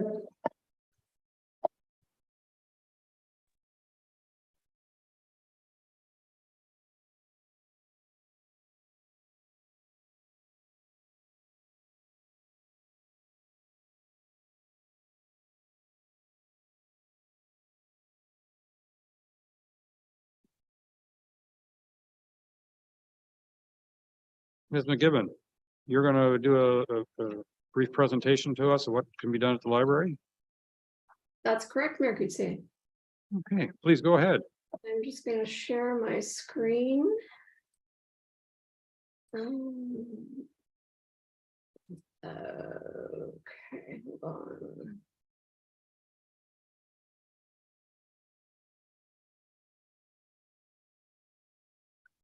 Great. Can everybody see this? Everyone's good? Yes, we can. Thank you. Great. Good morning, Mayor Coetzee. Good morning, council. Good morning, township staff. I'm here to take you through, hopefully briefly, our analysis of the 2023 Georgian Bay Public Library budget and the requests that you made for us to assess that budget. Stephanie Claire, our CEO, is on a well-deserved holiday, so I am going to take you through this on behalf of Stephanie and the library board. I wanted to very quickly start to just let you know that we certainly have done our due diligence. It was a great exercise for us to do, regardless. So very quickly, I wanted to let you know the process we went through. Our CEO did an analysis of all our historical budgets and a comparative of the last 2 years in relation to the 2023 budget in detail. We had some very interesting and fulsome conversations in terms of guidance on library budgets in the world of 2023 with our colleagues at the Ontario Library Association and the Federation of Public Libraries to understand current conditions regarding public funding for libraries in Ontario. And we're going to share just a tiny bit of that knowledge with you, which I think will help with some context today. We did an in-depth review of the Ontario Provincial Public Library funding model, which was an important thing for us to do. We also did a new comparative funding review of our library system, and we decided to do that comparative review within our sister and brother libraries in the District of Muskoka. So from our normal comparative funding review, we've removed places like Tay Township and Midland and Penetang and looked at what's within the District of Muskoka and how is funding happening throughout the district. We've also done an in-depth review of the available Ontario and federal grants for Ontario public libraries. And as a board, we've been reviewing all of this data and all of this conversation over the last sort of 3-4 weeks. We have a couple of new counselors on council this year, and we have a couple of new board members on our board, and we have been going through just some education with our new board members and thought it would just be good context for some new township staff and the new counselors, and for all of us just to get a framework from which we build the budget. And I just wanted to really quickly take you through this. And most important, I think, for everyone to understand and remember is, how does the library operate? So very quickly, the Public Libraries Act is the legislation that governs Ontario public libraries. So it outlines how they're established, administered, and funded. And that act gives municipalities like yourself the power to establish and appoint a library board, which once established, we're governed by that Public Libraries Act. The Library Act also states that we require a CEO, and it's important to remember that library board, that CEO is a library board employee, not a municipal employee. And under the Act, the Public Libraries Boards, which, you know, we are a corporation unto ourselves, we're solely responsible for the operation of the library system. And by you appointing us as the board, you put your faith in us to properly, responsibly operate the library system on behalf of the township. Many public library boards have an agreement with their municipality to have the municipality carry out admin functions. We didn't have that in the past. We do now. It's a great relationship. I think it's still building, and we feel it's a real strength in terms of our relationship with the township. And we also support the township and your goals through an MOU. And that MOU is being updated because it is outdated, and Stephanie is working on that. But it's also important to remember that even though we have the MOU, we have a partnership with the township. We are not a department legally of the township in terms of your structure. So just a bit of context for how library boards and the library systems operate. And then very quickly on how are public libraries funded. So libraries are primarily funded through municipalities or townships with additional provincial funding known as the Public Library Operating Grant, which is called PLOG. The interesting thing we have learned in the last month is the annual PLOG grant, which every library gets in Ontario, is calculated using a formula that it only looks at permanent resident census data. So when our grant is calculated, it's not being calculated on the full seasonal and permanent resident census total. It's based on households. We've also learned that the funding model from the province hasn't been reviewed or updated for 25 years. And it's become a big issue within the library community. And it's posing a real challenge, as you'll see today, for growing communities like ours who need to serve the larger and total resident populations. So that's been an interesting learning curve for us, and you'll see how that plays out shortly. Both provincial and federal grants are also available and used to supplement special projects and programs. We, in the past and prior to my time as board chair, really did nothing in terms of trying to solicit funding through all kinds of other organizations, and we're very much using that as a new revenue stream, and Stephanie has been working very hard in that regard. How do we manage the finances? We manage them independently as a board. The library funds are dispersed by the township, but how they're dispersed and how they're spent, it remains up to the library board. You trust us in that regard. Every board appoints a treasurer to account for the board's funds. We prepare financial statements. We adhere to public policy, and we're audited annually, which is part of our accreditation as a library. So just some context for everybody about libraries, how we operate, how we're funded, how we manage our finances. Does anyone have any quick questions regarding that? Okay, so I'll keep going. I'm not going to spend much time on this chart, but I just wanted to give it to all of you as context. So what you see before you is an analysis of the District of Muskoka library systems. So we have now looked at Bracebridge, Huntsville, Gravenhurst, Lake of Bays, Muskoka Lakes, as well as Georgian Bay. What you will see is the permanent population for each of those places, the seasonal population and the total population. We only have estimates on Huntsville and Gravenhurst, and we're working on refining that, but we feel they're fairly accurate. And then you'll see a total population number.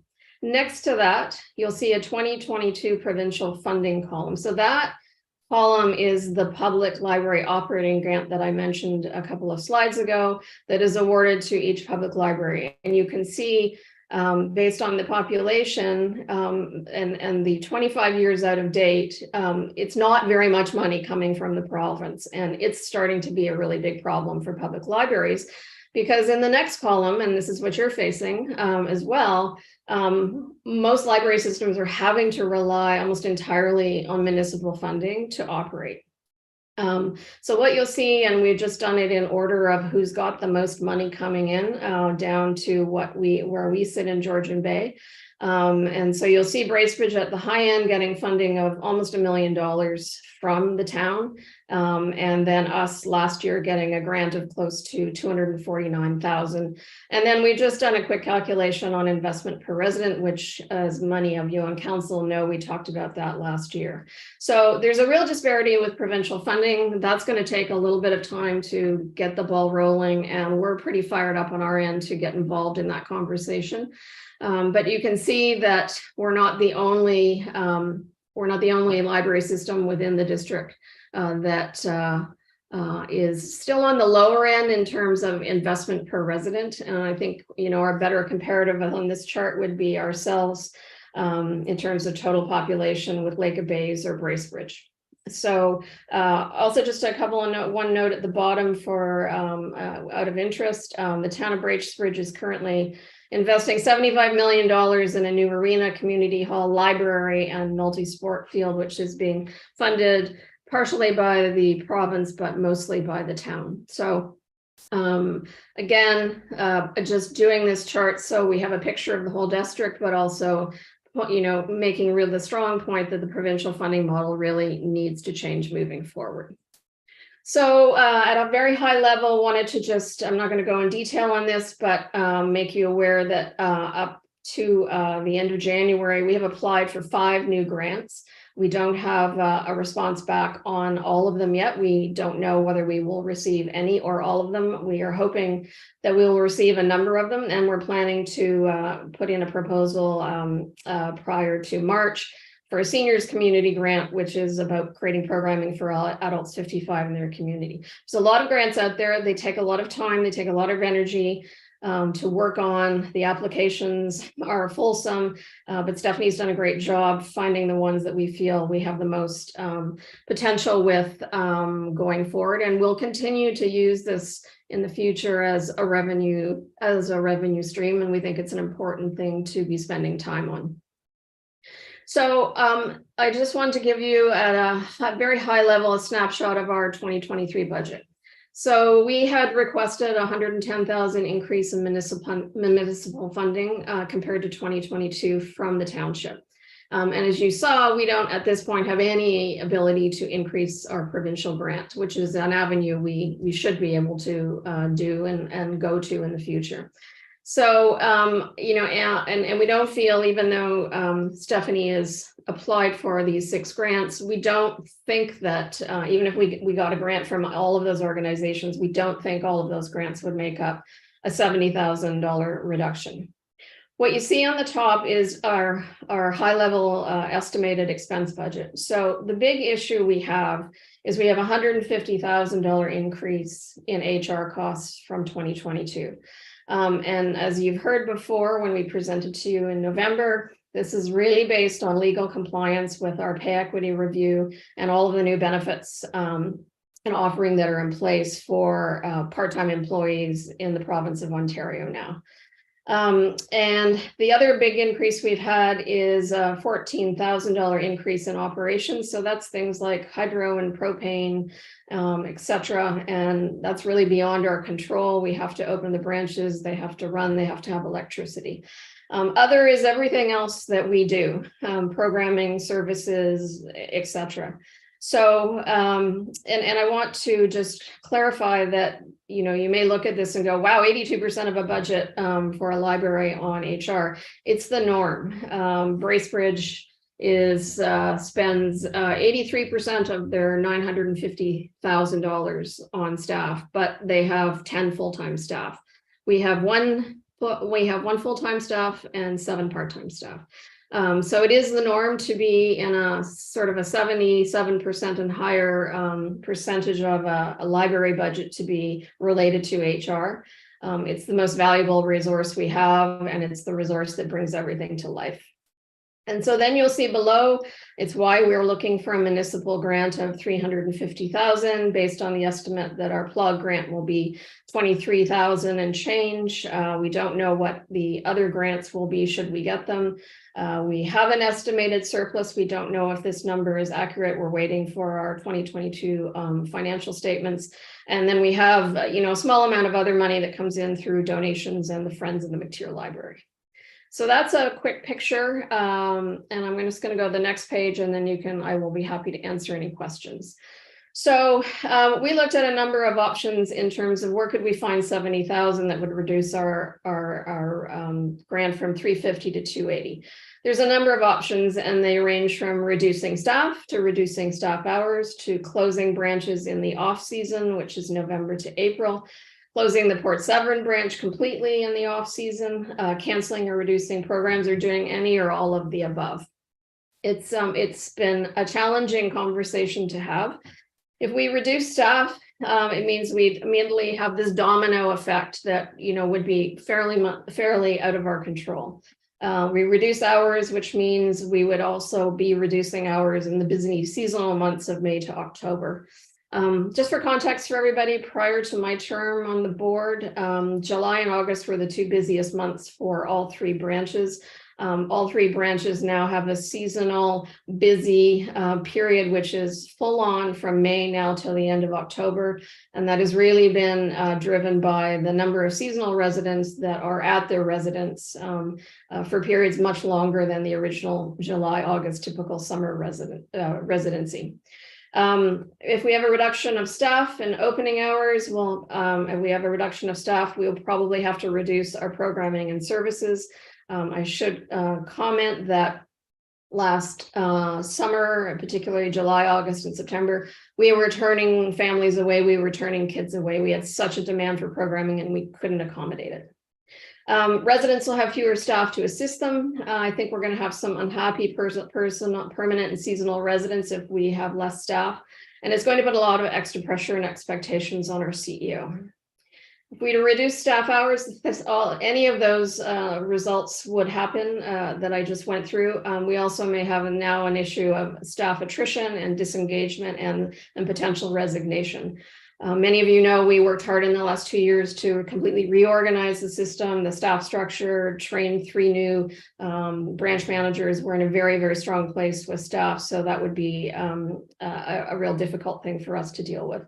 We don't think there's much savings in reducing operating hours during the November to April when we look at our operating costs. And again, we pointing to the permanent residents in particular in that season would be very disappointed and unhappy. The way to look at that, you're a mom in Port Severn, it's the middle of February, it's 3:30, you've picked up your kids, where are you going? You're not going to the mall in Barrie, you're not going to really to a movie, you might occasionally go to Walmart in Midland. Where are they going? They're all going to the library. So the after school programming that we have been putting in place this year from November through April, it's full at all the branches, which is great to see.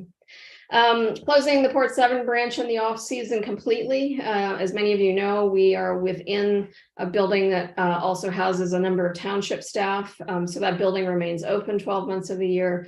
So closing it for the library purpose only, there's little to no savings there.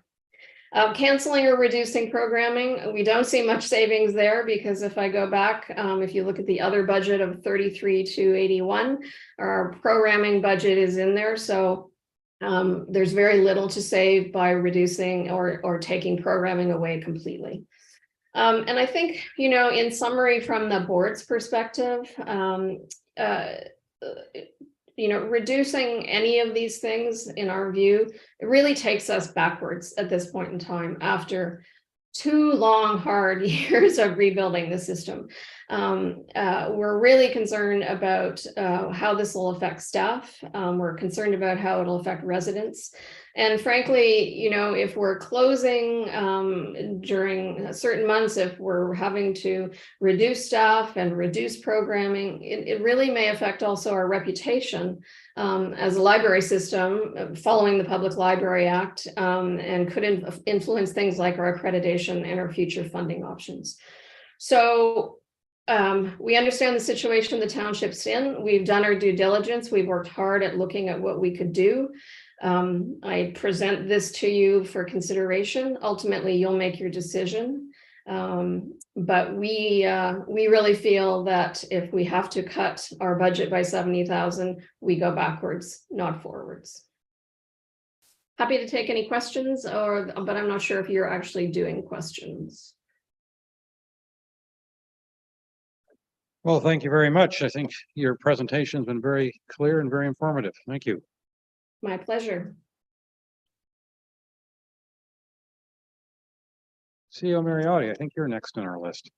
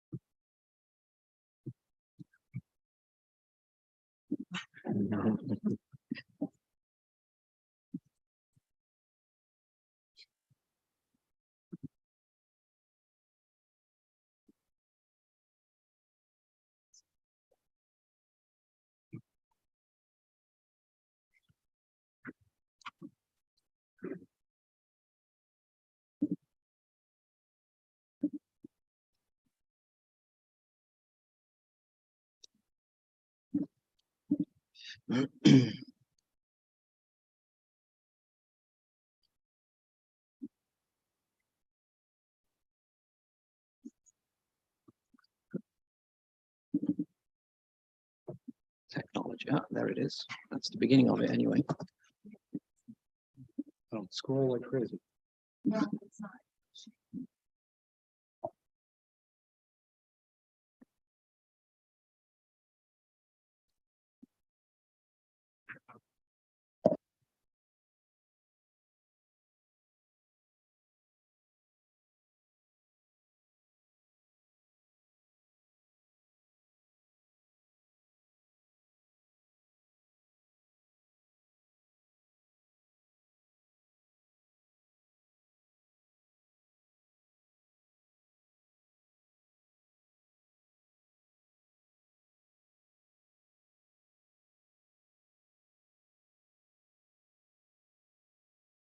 Thank you, Ms. Ray. Okay, so the next one I touched on, I think it was last week or the week before when I presented my short-term rental report. It's something that council could reconsider, is the implementation of a municipal accommodation tax. It is quite common. As I mentioned last time, Huntsville has been doing this for a couple of years, and they've generated $400,000 in revenue. It could be targeted as to which kind of hospitality unit could be affected by this. Council could choose not to implement the MAT tax to local ratepayers if they wish to use a local venue. Really this is targeted to those. It's a user fee. So if you'd like to use if you'd like to go away and spend time at a hostel or a short-term rental, then there would be that additional fee. Sorry, just to clarify, $4 million in the last 2 years that Huntsville has collected, not 400,000. So that's just something for consideration as an additional revenue stream for the council for this year. And the next one is water quality testing. So we have several different agencies that do water quality testing, and it would be nice to actually just take a step back, regroup, and issue a multi-year RFP to one organization who can do this testing. Let's take this year to do that. And this one organization would obviously provide reporting to council on findings as well as trends. We don't have anyone on staff really who is being tasked with managing this kind of information analysis and dissemination to council. So it would be a nice added benefit to have an organization that can do the whole gamut from analyzing right through to reporting and feeding back the findings. So it's very valuable information to have and testing to have, and we do have multiple years prior of this testing that's been done. One way of creating a potential savings this year is to take a hiatus, and that would save $44,000. And actually there was a resolution that was passed, I think, last month for another $25,000. So it could be upwards. Oh, I'm sorry. On top of that, the additional testing that is going on right now, it could be close to $100,000 that we could save this year in preparation for a good setup in the following years. That's it for that slide. Mr. Nair, excuse me, Mr. Nair, please. Thank you, Your Worship. This is another consideration that we would like to bring forward. We would discontinue the food bank contract with the District of Muskoka. Right now, the district provides staff manpower to come into the community and provide food bank services to up to 50 residents in our community. This is the only food bank that is monitored by the municipality and the District of Muskoka in a shared service agreement. And we are proposing that the Sustainability Department will take on the food bank contract and work with the community to distribute and build up a volunteer base on a permanent basis to support the food bank in Port Severn only, and that would provide a savings of $26,000. However, it should be noted that it wouldn't be quite immediate because we would need some transition time.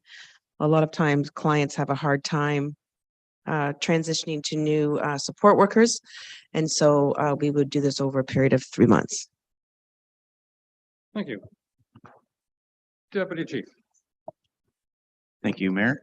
Our proposed cut is kind of to spread our master fire plan review and update over a 2-year period. So we're suggesting that we split it in half and move it to the fall of 23 and the beginning of 24.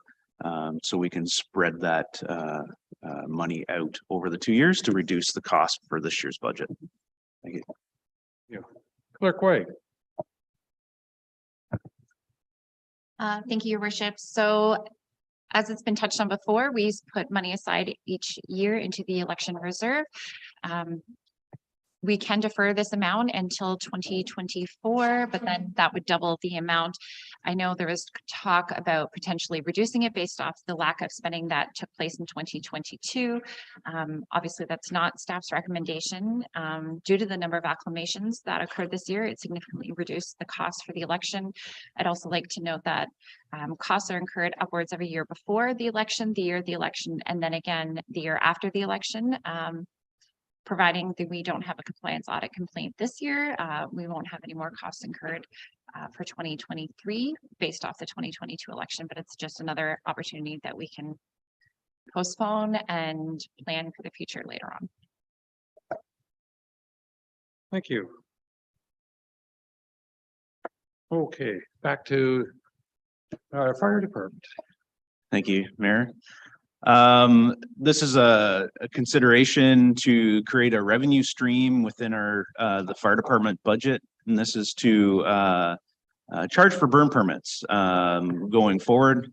In 2022, there was roughly, well, there was 2,183 burn permits issued out to our residents. And with that revenue stream, you can see on the screen that it would create some revenue for us for the fire department. And this would match several municipalities around us. Thank you. Thank you. Certainly. So if you charged for burn permits and there was a drop in the number of burn permits secured, but there wasn't a drop in the number of burning that is taking place, kind of like people getting a free ride on the TTC, would you find a way then to enforce it? And then what would the offsets be in cost of enforcement and fines, et cetera? Or are we still looking at a 21K? So with our bylaw, we're not changing our bylaw other than charging for the permit. So we still have revenues through Part 1 tickets as well. And for large incidents, we can still do the Part 3 ticketing or summoning to court for larger fines. So there is revenue. I think we've done a really good job with our campaign and advertising our burn permits, educating our residents that we have a burning bylaw and they must have a burn permit to have a recreational fire on their property. I don't know if that fully answered your question, but we do response to calls now that people do not have a burn permit, and we do charge them under our bylaw through a Part 1 ticket, which is quite a bit more than an actual burn permit. I'm just trying to figure out what the cost structure would be if you're going to charge. Presumably, the people who choose to get one would drop off. Perhaps, don't know. But then if you're going to go and be more diligent in enforcing it and provide fines, that has a staff cost associated with it, and travel costs, et cetera. Right. It's still, and it's laid out in our bylaw, and we've taken a more like Tony is enforcing our bylaw, and if you're in contravention of our bylaw, you're getting a ticket, and then the education starts, and then that's how we've been actually getting people to get burn permits because of the education. So we're at a point now where we're getting a lot of burn permits in every year. So this would create a good revenue source for the department, since the fire department tends to cost the taxpayer. Thank you. All right.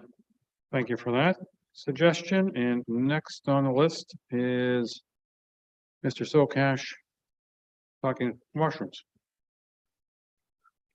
Thank you, Your Worship.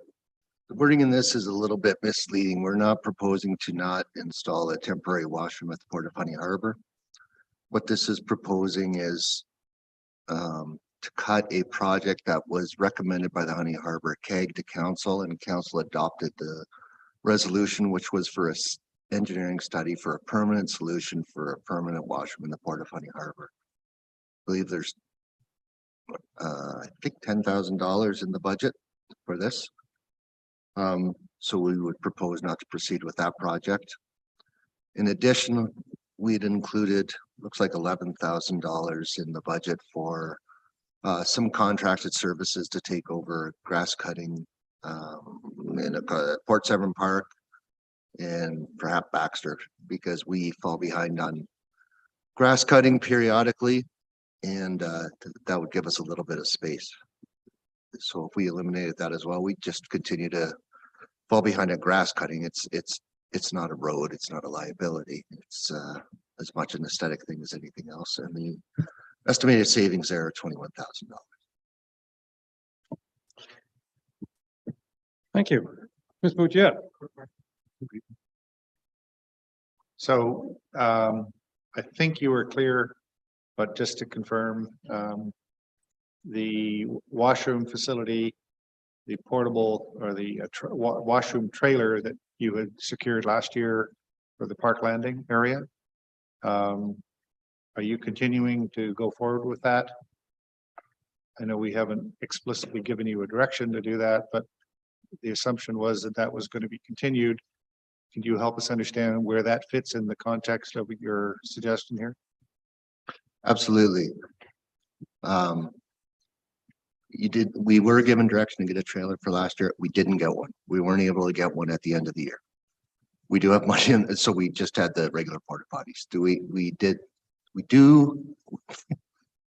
We have money in the budget this year to get a proper trailer, and we're not proposing to remove that.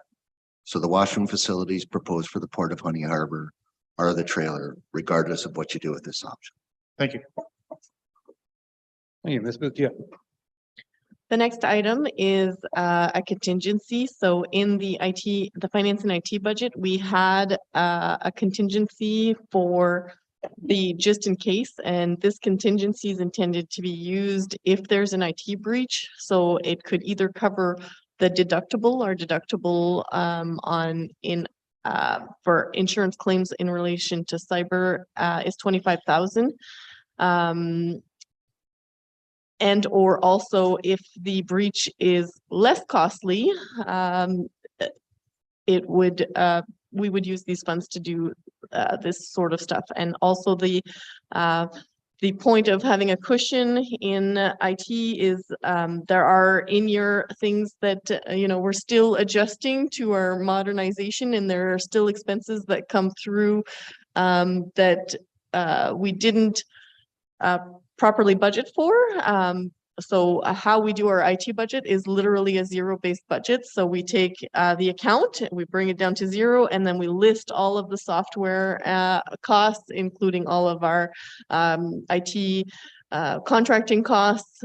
So we literally do that. So by removing this contingency, we have no cushions for the what ifs. But we feel that this is a contribution that we could bring forward. Thank you.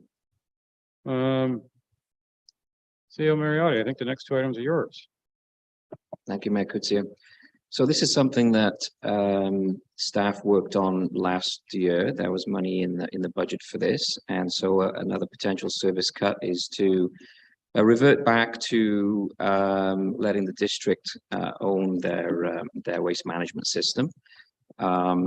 We don't have dedicated staff here on waste management activities. I do know that operational staff do take calls from our ratepayers, because some do think that we own a waste management book, but we don't. So what that would entail is that it would be more so for the district councillors that would have to facilitate waste management solutions directly through district staff. And the next one. So this is more of a generic reduction in council and staff training and development. So we've kind of eyeballed roughly $15,000 across the board for both council and staff, where there's a reduction in ongoing training and development activities. So there's kind of broken out in terms of what each department is willing to cut back on. We did have in the budget this year to actually increase training and development for both staff and council to try and improve the effectiveness of staff and council for the next term. However, at the end of the day, we're in a cost crunch mode, so this is also something that we've looked at reducing. And that's it for that slide. All right, thank you. Commissioner. Thank you, Your Worship. We could eliminate all of the advertising that we put in all of the cottage, lake, and various associations throughout the township. That would be everything from the Honey Harbor Hoots to the Seg Bay Chamber of Commerce to the Gloucester Pool, and there are various lakes that rely on this advertising to help support their Lake Association magazine. And if it is the wish of council, we could eliminate this service for $10,000.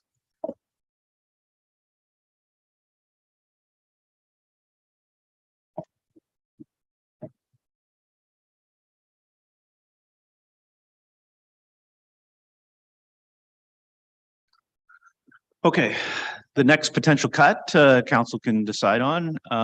We run a cottage pump program that maintains 85 cottage pumps out there all year round. We've kind of broke down what it costs us every year to maintain those 43 pumps on an average, with staff time, replacement of the pumps and all the maintenance that goes with it. We broke out our boat time too, because about half of them are water access only. And then capital cost, because 85 pumps, we're constantly having to start that revolution of replacing the pumps as time goes on. So every year we are always buying and replacing pumps that are damaged or non-functional. So we're suggesting, or the potential cut there would be $10,000. You, Mr. Sokash, I think we're up to the next two for you. Thank you, Your Worship. The next one is roadside brushing. Right now, we contract out roadside brushing. And what that entails is hiring a contractor to come in and cut back the branches that encroach into the road, primarily the traveled portion of the road.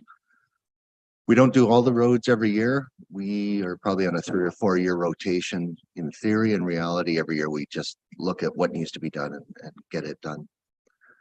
If we were to discontinue the practice of using a contractor, we could take it over ourselves, but the level of service would be greatly reduced. We would only focus on intersections to maintain the sight lines, tight curves where needed to maintain the sight lines, as well as around regulatory signage. The projected savings there would be $9,000. We budget 15 right now. We probably have costs of around $6,000 if we brought it in-house. Thank you.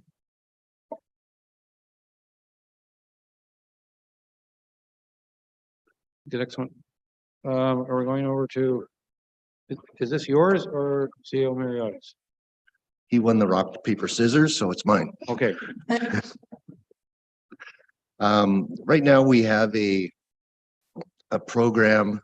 It seems to be a historical legacy program where we provide, the township provides sand for private roads. It's not every private road. There's only about seven of them that we provide sand for. And the way it works is the road association or one of the residents puts a box on the township road near the intersection.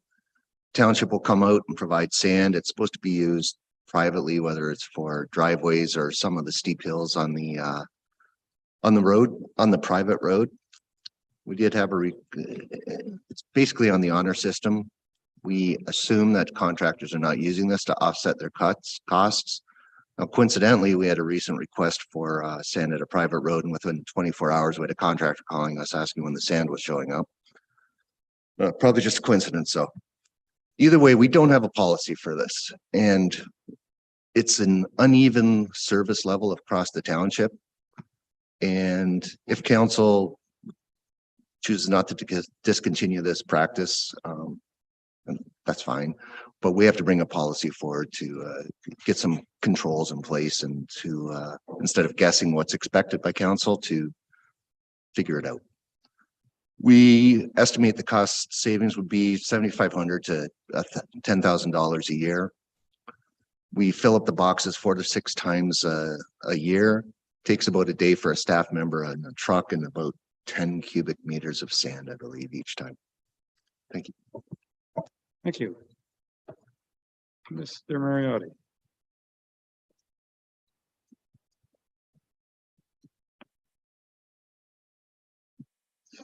Yeah, so this is actually saying $0 because it hasn't been finalized in the budget.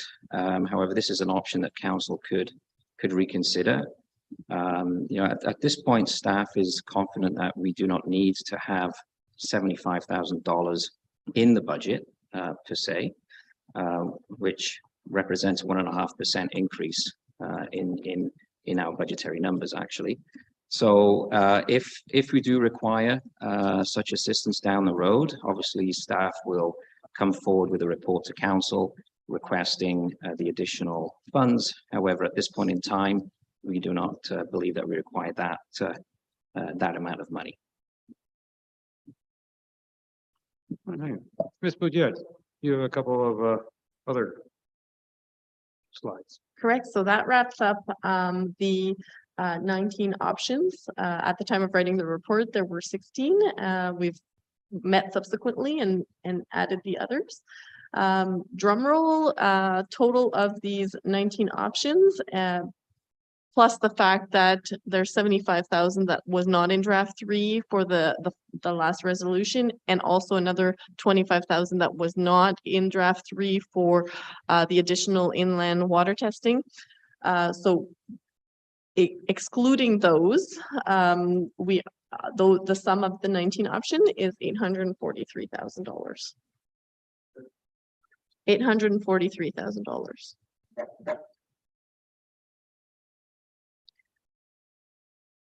Now, in addition to that, while we were reviewing the budget with a fine-tooth comb, there are additional savings that we are going to bring forward. They're not options for council. They are operational in nature that we can do. So one of them would be to not fill the roads lead hand position. The second is recognizing interest revenue aligned with increased interest rates. Reduction in solicitor costs. We believe that the estimates were a bit high. Office of the Clerk, increase in revenue closer to the 5-year average, and this is road allowance and shore road allowance sales. Finance revenues increase closer to the 5-year average. So small amounts here and there, but they add up. Fire department revenue increase closer to 5-year average. Fire department expenses decrease of 6,600. District recoverable revenues increase closer to the 5-year average of 67. And facility revenue increase closer to the 5-year average of 15,000. So an additional $292,000 there, for a sum of $1,134,000.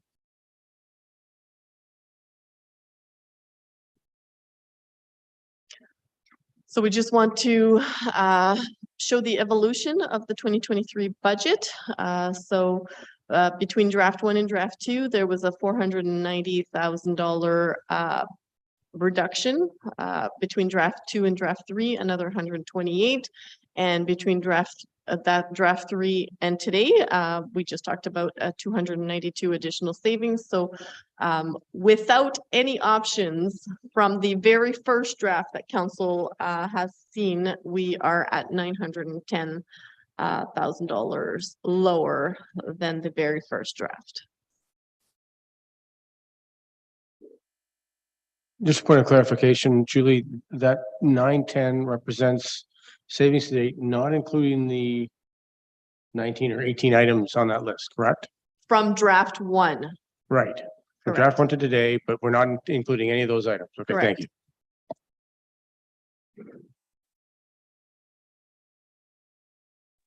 But they do include the items on that very last slide. Yes, they do include the 292,000 that was on the last slide. They do not include the 19 items that add up to 843 plus 100,000 of if we reverse resolutions that council has made in the last couple of months. Yeah, I just while you look at a pretty picture, I just want to make a comment that we've gone through all this. Now is the time for us to consider the items, those 19 items. We have an overall budget that has been reduced by over 900,000 from what we first saw a couple of months ago. But I caution you to consider a couple of things. One is that a number of the recommendations that we could take into account are basically deferrals.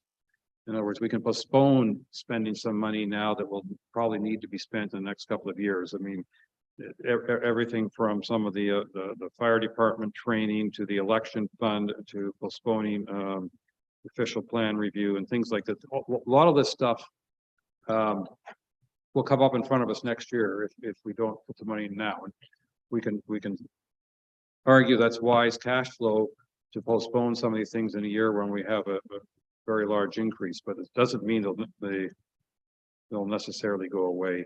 And I think it's also very important that we consider to look at this with I'll call it a long-term perspective. And I can't speak for the rest of you, but my perspective is what's the best thing for this township going forward long after we are no longer sitting in our chairs. And some of these things I think are investments in our future, and we should take that into account. I'm going to propose we take a certain approach here, and council may or may not go along with me, and we'll see how it works. But let's go on the assumption we're making all the cuts that have been recommended. And then my question would be to you, which ones do you think we shouldn't make? Or the other way we can go, let's assume we're not making any of these cuts, and which ones should you make? So I'm just trying to see if we can sort of narrow down the discussion a little bit. So if we started with the idea that we wanted to go bold and make lots of cuts. So let's assume we're making all these cuts. And in addition to the 910 that has already been done, we're going to cut another 943. That means we're cutting 1.8 million, which is roughly 15% of the 12 million target that we originally had. And I'm ballparking here. So we'd still be left with a 5%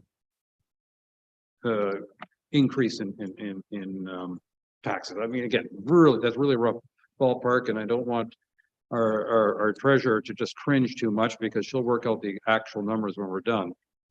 And I'm going to suggest that we have a little discussion about it now, and depending upon how the discussion goes, we may take a lunch break before we finish discussion. But unless anybody needs a break right now, I will start. And the first hand I see is Councillor Cooper, followed by Councillor Bochek, please.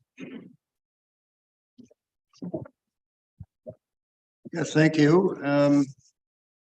And I just wanted to say I do see that we have a line there for other, because I think there are most assuredly other things that we can do. So I'd like to say that, but I guess my concern is I'm happy to deal with each one of these lines and go through that process, but to see this as doing it on the fly, and I don't like that kind of budgeting. So I'm happy to go through the list, but I'm not going to support passing a budget today. Can I just clarify that? I don't think anybody's expecting us to pass the budget today. We want to get closer to our end budget. And so this is an input opportunity. That's good. And we need input from our councillors as well, which we really haven't that's why had. we're here now. Yeah, it's about time. Thank you. Okay. Are you prepared to provide some input, or you just don't want to make that comment and we'll move on? I've given you quite a bit of input from the outset, and I'm going to be making comments as we go down the lines. Okay. Councillor Bochek, please. Thank you, Mr. Mayor. Can you hear me okay? Hello? Yes, we can hear you. Okay, here we go. Yeah, we were asked to hold off our questions until the end of the presentation. We've had 19 different presentations, and I have 1, 2, or 3 questions for every presentation. So to jump to review and eliminate things at this point is premature in my view.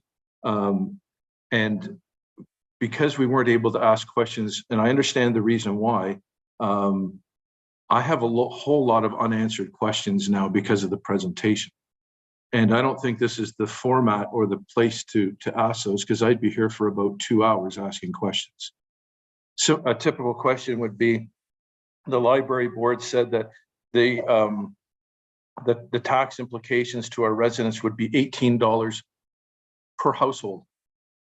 There's 3,441 permanent residents, and they're the only ones that that are going to be funding it. So the $18 times $3,061,000, it's a $350,000 budget there. There's huge shortfalls.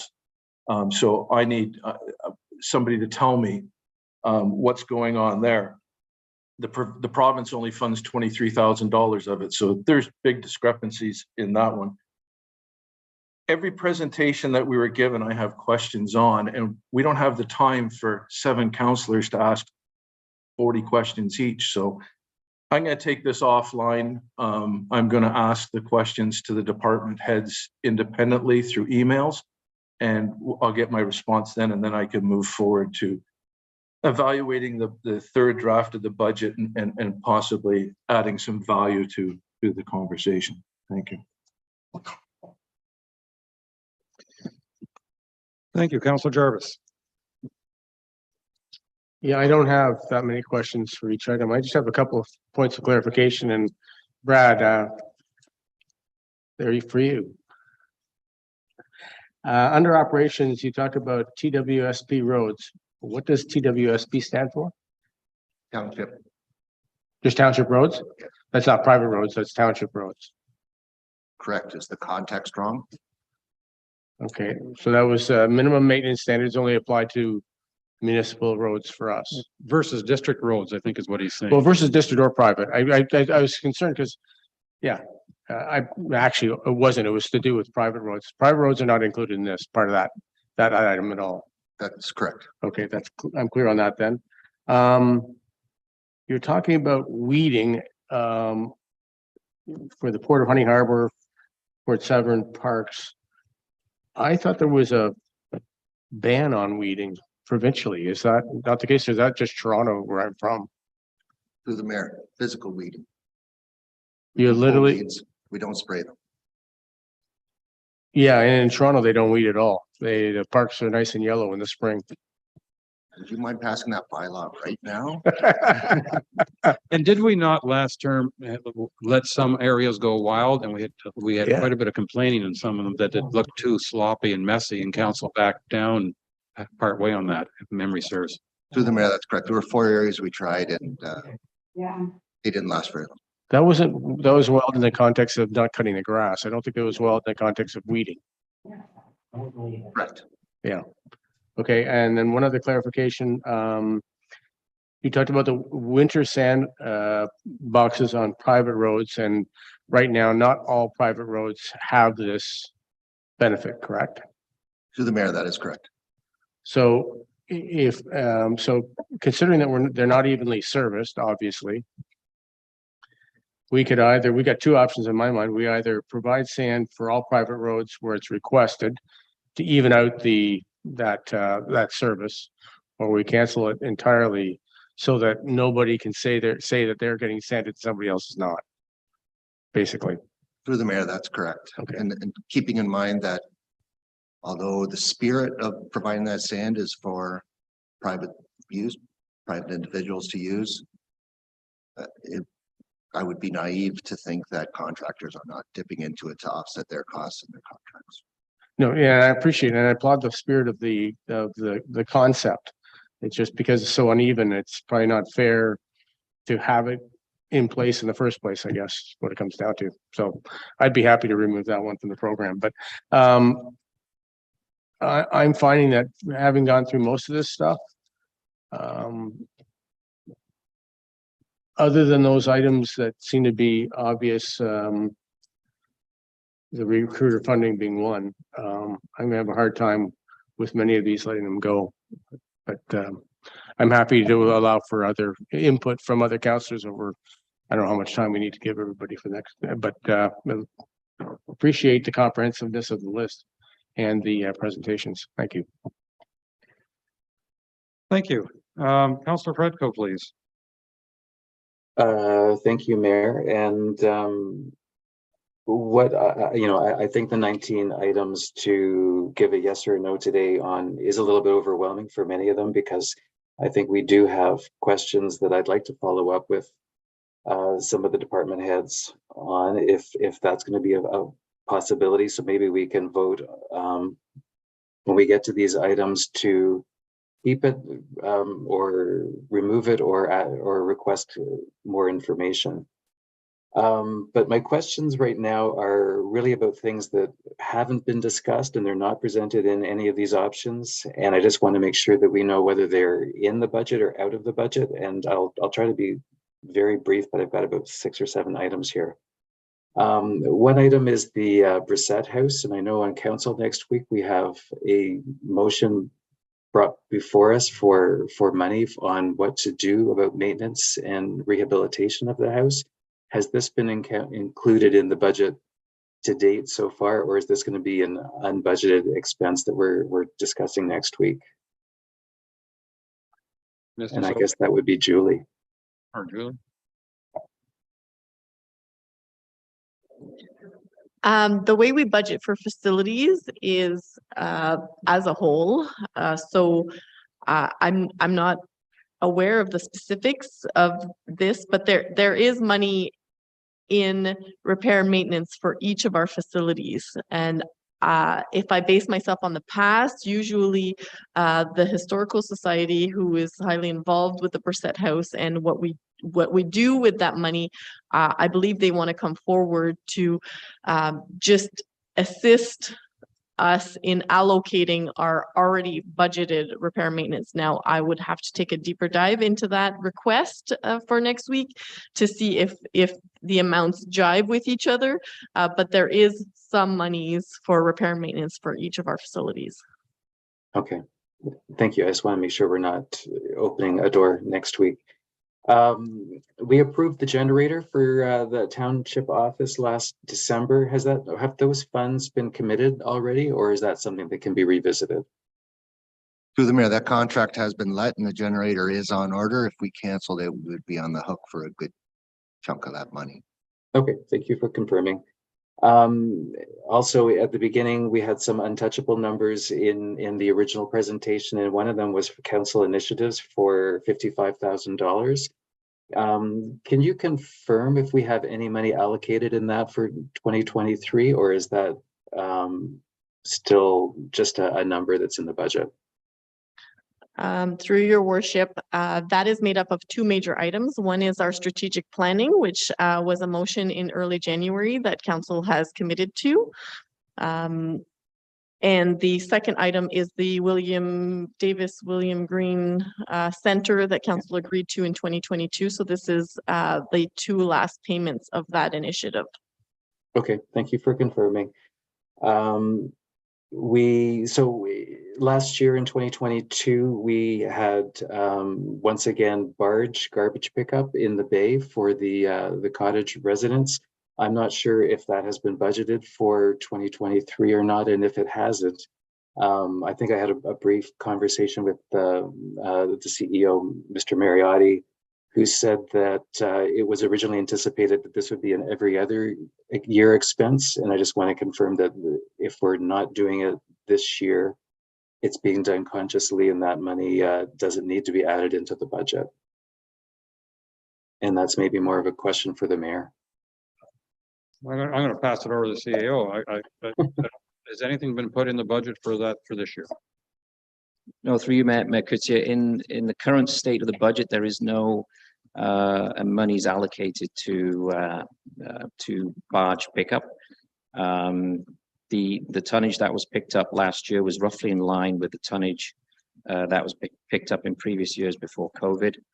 And it's roughly 10,000 plus staff time per location. So around about $30,000 plus staff time. But if council wishes to do that again, this year, then we can add that to the budget.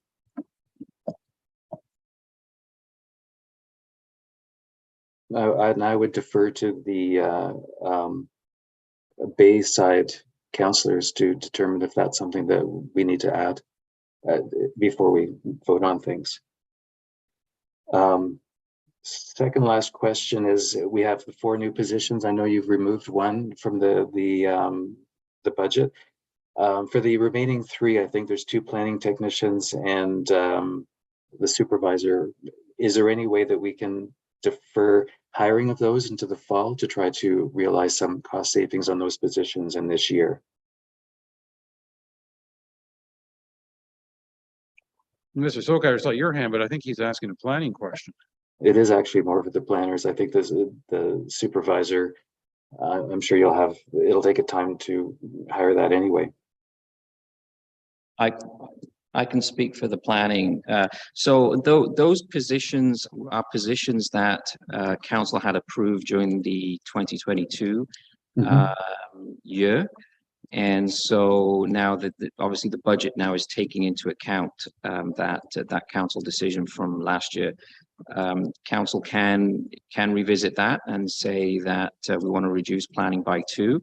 I'm not actually saying that we reduce them by 2. I'm just saying considering that where we are with hiring and planning right now, we just scheduled the hiring of these 2 positions for later in the year to realize some savings by not having the positions filled. Actually we have put offers in for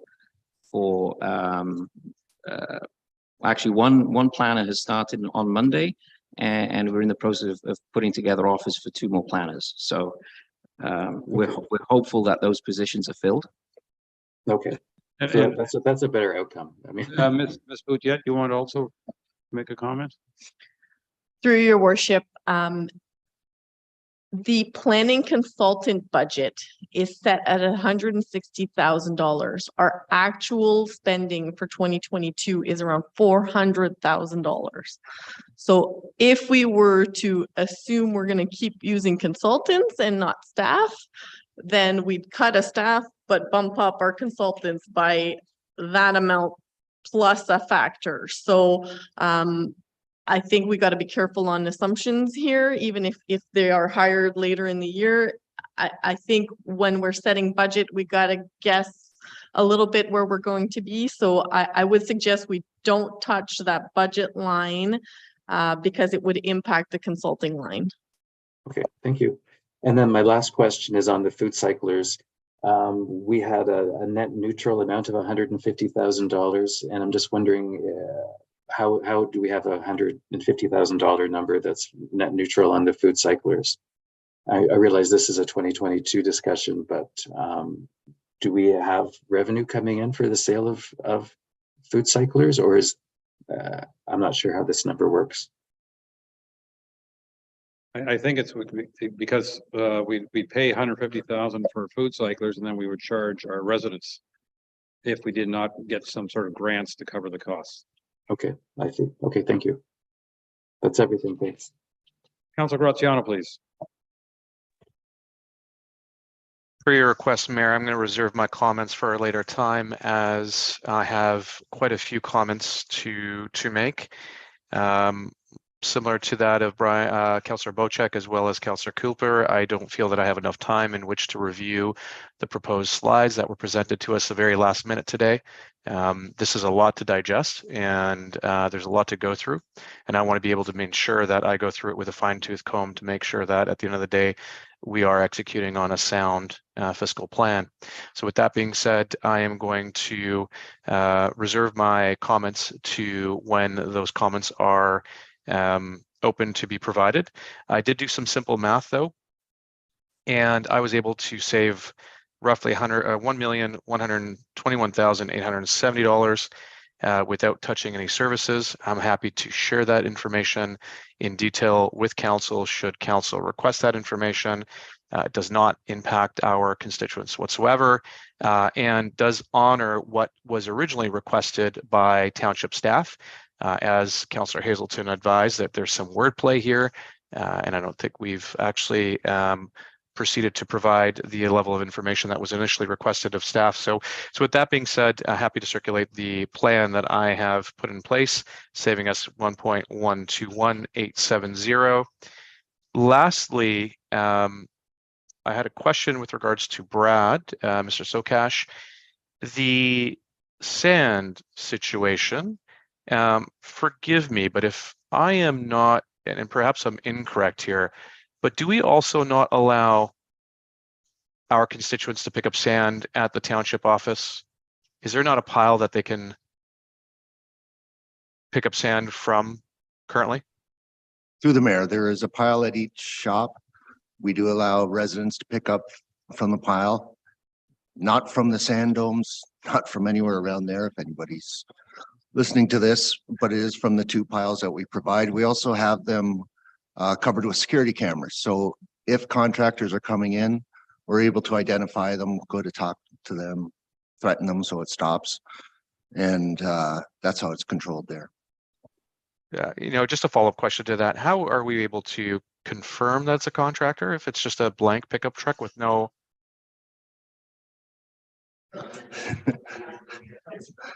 Through the mayor, if a contractor is coming in with a bunch of 20-liter buckets and filling them up, he's got us. When he's coming in with a loader and filling up the back of his truck or filling up the back of his sand spreader with a shovel, it's probably a contractor, and so far we've been correct. We'll be wrong. And perhaps we are at times as well. I do want to advise council, given that this is a factor for or a service that was proposed to be cut, that my road, which is Sanctuary Road, proceeds to pick up sand from that sand pile, and one of our residents takes it upon himself to go out and pick up sand that we need to sand a very drastic hill or decline that we have on our road. He does show up with about 20 pails, just because that's what he needs to do in order to get enough sand for us to make sure that those that are coming down that hill don't actually fall them into the ditches on either side of the road. And I did want to advise that the contractor that I think you made mention to earlier, which is a situation that again pertains to Sanctuary Road, was not in fact a contractor. He's actually a resident of the road, and we know that matter, so we can talk a little bit more about that offline. So again, I just want to repeat, if I can, Your Worship, at this point in time, I'm not prepared to render a decision on what to cut, what not to cut. I'd like to be able to review in detail and also circulate my plan for the savings of 1.125. Thank you. Thank you. Councillor Hazelton. Geez, I thought Cooper was going to be first. No, Councillor Cooper's already spoken in this round. So I'm not quite sure exactly where we are in our overall process here, but perhaps we're back at number 1, talking about some of those things, or maybe we're just into wide open questions. But I would like to just make one comment. When I first glanced at slide 23, I think, Brad, huge kudos to you. In the world of doing more with less, you appear to be doing way more with way less. And, as I say, kudos. One of the things, though, that there are several items here in the list that we have in front of us, and we have had some discussion about what the implications are from a budget standpoint, but we haven't had an understanding of what some of the implications are from our residents' perspective. In other words, what is the resident going to see, and how are they going to be impacted, and are they going to be screaming bloody murder when some of these things are cut, or if they are cut? And so one thing, for example, that I have no insight or visibility into, but I'll just ask the rhetorical question, and I'm sure the councillors looking after the MacTier area, both Ward 1 and the district wards 1 and 3, the impact of changing MacTier Arena to no ice and a pickleball court. I have no idea what essentially the implication or impact on the community is going to be. And without that, I don't have any idea of whether this is something that we should be considering or not. And I highlight that one item because there are many items that have a similar kind of concern. You know, I think we've heard fairly effectively and unbiasedly from me, from our library board chair, the implications of doing cuts in that area. But when it comes to road maintenance, I'm guessing that we'd have all kinds of negative things taking place. We heard our operations manager tell us that if we don't fill the holes, the roads get soggy and it causes other problems. And I guess what I'm looking for here is the cascading implications of not doing some of the things that are being listed here as areas of reduction. So it's almost counterintuitive. Yeah, you can establish a new program or a new set of standards to reduce road maintenance, but it may cost you a whole lot more by not filling the holes in a more expeditious manner. It may cost you a whole lot more down the road because the roads are failing and have to be completely rebuilt. So I guess what I'm looking for here is I'll call it, we've done the first pass of here are the items that we can consider, and here are the potential areas of saving. But I think what's missing is the cascading implications of choosing to not do some of the things or not provide some of the services that are being talked about here. And I think that I'll bridge back to Councillor Graziano. Yes, please, I want to see your 1.121 number. I want to understand what your perspective is, because I think if I heard you correctly, you were looking at a number of 1.121 with no service reduction to our residents. And I'm not sure that we're sitting here today looking to cut services to our residents unless they're useless, superfluous services. And I'm not sure that what we are looking at here fits into that category. So I'll just pause there and let others speak. Thank you. A couple of concerns I have with the discussion to date is I'm prepared to go through this list one by one and let council have their input or questions. I've heard from a number of councillors that they're going to do their research. They're going to contact staff. They're going to ask questions. That's a waste of staff's time. If you have questions, let's do it through council so that all of council can hear the answers. Because if you go and talk to one or another here and have your little private chat, and then we have to come to council and have it reported to everybody else, then we're wasting staff time if they're going to get half a dozen of us asking them questions over the next couple of weeks. If you want to defer decisions on any of these items for a week because you want to do your own considerations or talk to your own favorite advisors, that's fine. If that's the will of council, we can do that. I'm also very concerned that if we start circulating emails amongst ourselves as to these are my ideas, then we're in effect having a private meeting. And I don't think that that is advisable. So I think what would make more sense, and if you have an appetite to do it now, we can start it. If you don't, we can do it later, is to go through this list one by one and ask the questions, and we may or may not narrow down the list from that.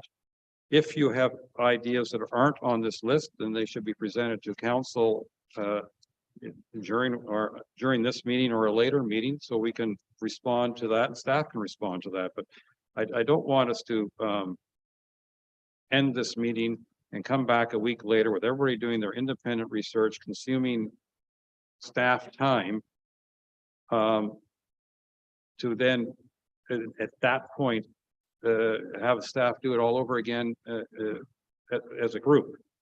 So having said all that, why don't we start and see if there are any specific questions for each of these items and see if we can get those answered, so that will save everybody hopefully time, because I'm sure if one person wants to ask a question about what it means to reduce library funding, then the rest of council will want to hear the answer.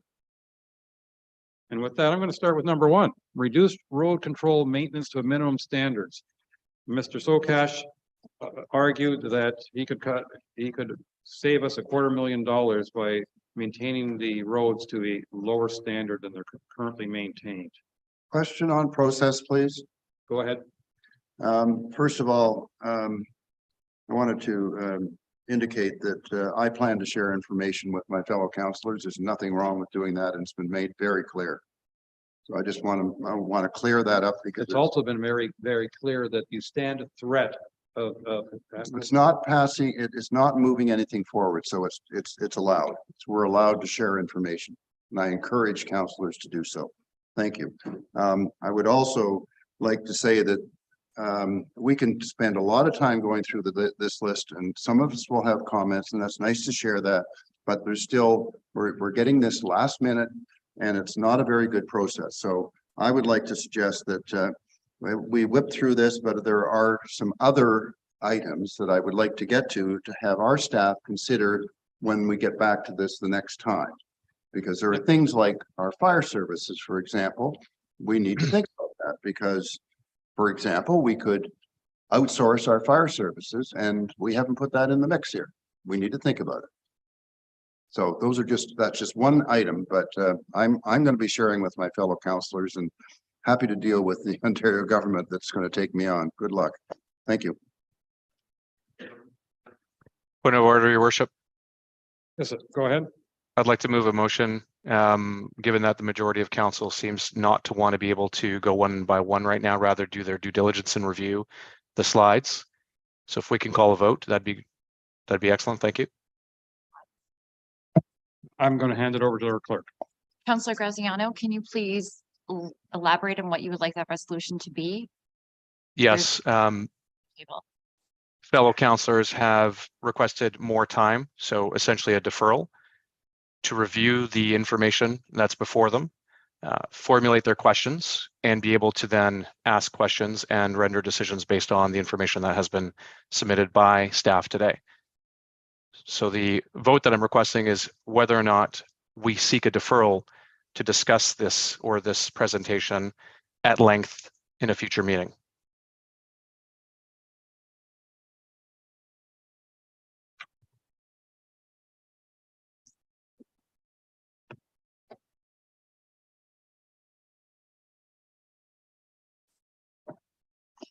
Sorry, the draft resolution is just that that staff be directed to review the following items or options. We can read that motion and have it to be deferred, or we can have a motion that says be it resolved that council defers the March 1st, 2023 budget presentation until when? What would you like staff to do in the interim?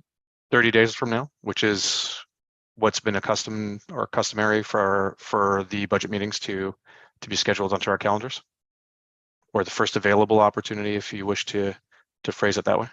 Yeah, I'd rather not have a hard 30-day deadline because It's fine. It's a little tricky scheduling with everyone's schedules and the district. Okay, so we can just say that, or we could just pass the motion that says that council receives today's presentation, period. And that, like, are you asking for draft 3 to come back? Or are you asking for draft 4 to come back? It's quite clear that you guys don't want to discuss these items as a whole at this moment and make a decision. But staff need to know what it is we're going to be doing moving forward. So just to defer at this point in time is leaving us in limbo with nothing to do for 30 days. Perhaps we return back to review draft 3 and propose draft 4 if there's any proposed changes to it in future.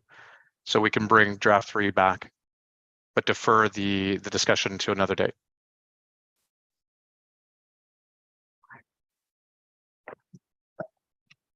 I'd be happy to second that.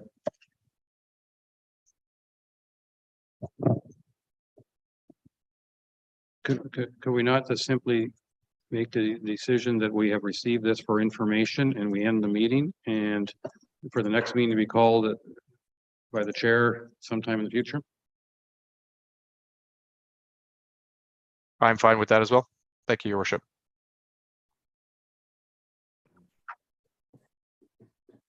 Mr. Mayor, as a counselor that's scheduled to attend this meeting, I would like to review the list that we were about to review before we adjourn this meeting and continue it offline for more information, but I think we should go through that list.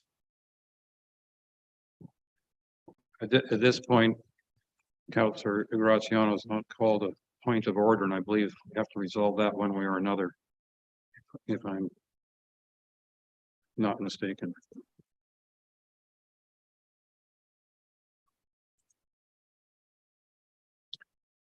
I can make a comment. You may. So one of the concerns I have here is that we need access to staff to address any questions we might have on the multiple items. I do think that there may be value in capturing the forum we have in front of us to ask a bunch of questions. So I agree with Councillor Graziano that we need additional follow-up time to digest this, but I think there is value in asking questions of staff and hearing the answers as a group, so that when we are considering things on our own afterwards, that we have that most recent staff input. And I'm concerned about staff inavailability over the next N number of days to have us all asking them these questions. So I just wanted to offer that as one concern about not continuing today with discussion of these items. So basically, if I understand the issue correctly, it's whether or not we're going to continue discussion on these items today at this time, or if we're just going to postpone, let people do their research in whatever way they would like, and then come back to this at a later meeting. Councillor Jarvis? Yeah, I think I'm of both minds. We get some of the stuff on the table now in the way of questions, as suggested by Councillor Hazelton. Councillor Bocek has indicated he's got a number of questions on everything. I would like those questions shared. I'd like to hear what those questions are. And the best way to do that's in this forum right now. But at the same time, I would like to entertain Councillor Graziano's motion, but after we've done the questioning, gone through this public process. Your Worship, if I can add to that, if I may. Yes. Through you, Your Worship. I have over 50 slides that I need to review, and I'd like to be able to write notes and questions on each slide. I'd like to be able to go through each slide and comment on or make, or capture my thoughts on each one, and then be able to come back to staff and ask those questions. So I feel that perhaps asking questions today may be premature. Again, given that I have over 50 slides that I likely want to have answered and or questions from within these 50 slides that I'd like to be able to have answered. And perhaps it's more efficient for everyone to be able to digest this, write their comments and their questions, then come back to staff and ask them in a series of questions that we can do through an open meeting. Thank you. All right, thank you. So I have, we've drafted a motion based on your calling a point of order. And I have moved by Councillor Graziano, seconded by Councillor Cooper. Be it resolved that Council received the March 1st, 2023 budget presentation, and that a future budget meeting for draft 4 will be scheduled. Discussing. Yes, this will basically end this discussion. We need to put that in. Receive it and do another discussion later. It doesn't explicitly say we have to stop asking questions. Yes, it does, because that's the whole point of this call to order, is that Councilor Graziano wants to stop the conversation now and continue it at a later meeting. That's where we're at right now. If I may, just offering a comment here. We have material that has been presented there may also be other material that we want or need to be able to fully digest the material that has been presented, and ceasing the discussion prevents us from getting further clarity on some of these other items. And I think there would be value in going through the list, even at a reasonable pace, not to come up to a decision, but to trigger additional questions that need to be answered along the way. Thank you. Well, that may or may not inform how you choose to vote on this particular motion. So I moved by Councillor Graziano, seconded by Councillor Cooper. Be it resolved that council receive the March 1st, 2023 budget presentation and a future budget meeting with draft 4 be scheduled. All those in favor? 1, 2, 3. All right, all those against? 1, 2, 3, 4. That motion has failed by a vote of 3 to 4. Or 4 to 3, however, the correct. So as a member of council, we're under the understanding that we're going to continue with this meeting and we're going to review the list. And at that point in time, when a resolution is posed for the end of the meeting, we can entertain a deferral then and give us time to review all the facts, correct? I thought we had made clear earlier on in this meeting that I don't think anyone's expecting us to approve a final budget today. Thank you. We're hoping to get closer to that eventual final approval, but I don't think anybody's expecting it to happen today.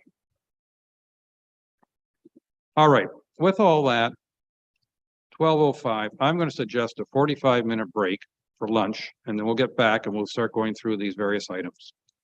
Thank you.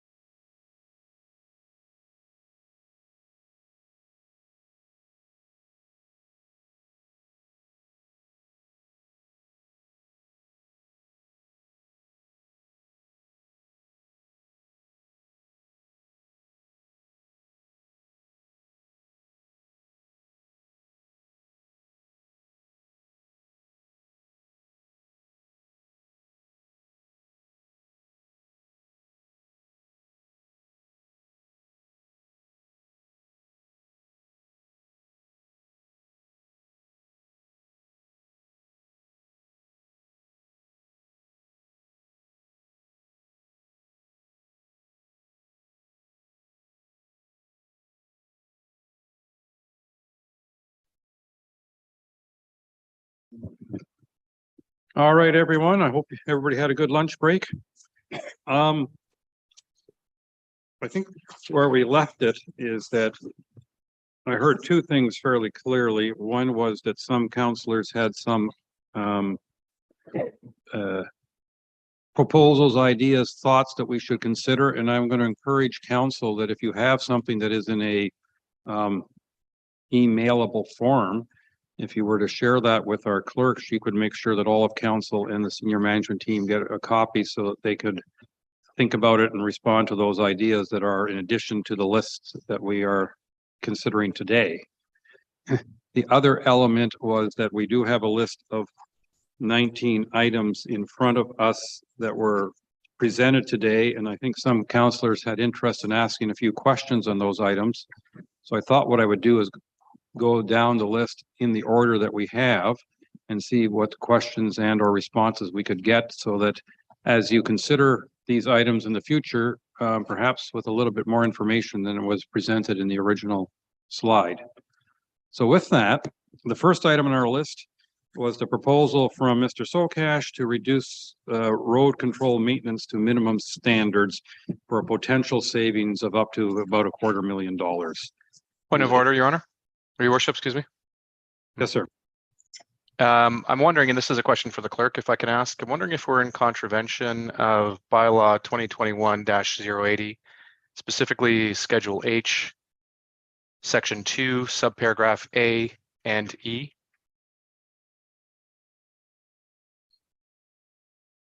One moment, please, while she pulls that particular paragraph up. Sure, thank you. And just to perhaps make things a little bit more efficient, subsection A states that the clerk or delegate shall distribute an agenda 7 days before the meeting date. A supplementary agenda may be distributed on one business day before the meeting. The supplementary agenda procedures are noted below in section 3.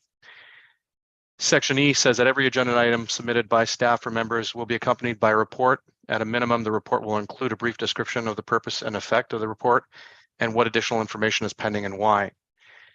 And I ask this question because I believe we just received the information today. We did have a report that was provided to us a day ago, but that report was absent of any supplemental information and any reason of what was pending and why.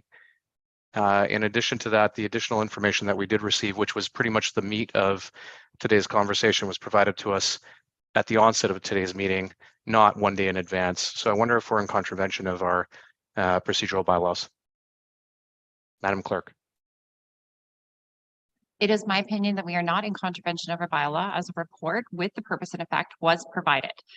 You are correct in stating that you were not made aware of the options, as the final numbers and ability to provide those options was still a work in progress.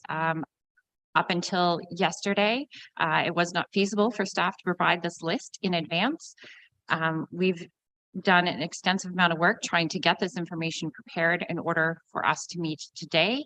And again, we are asking for questions and opinions based off the information provided. We are not asking council to make a decision on passing the budget today. So there's no reason why the discussion cannot continue to review the presentation information provided. It's no different than other presentations that are provided to council, or new business items that are sometimes put on the day of.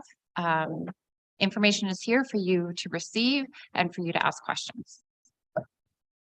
Thank you for your opinion, Madam Clerk. Does that end your point of order? It does, yes. Okay, thank you. Councillor Bocek.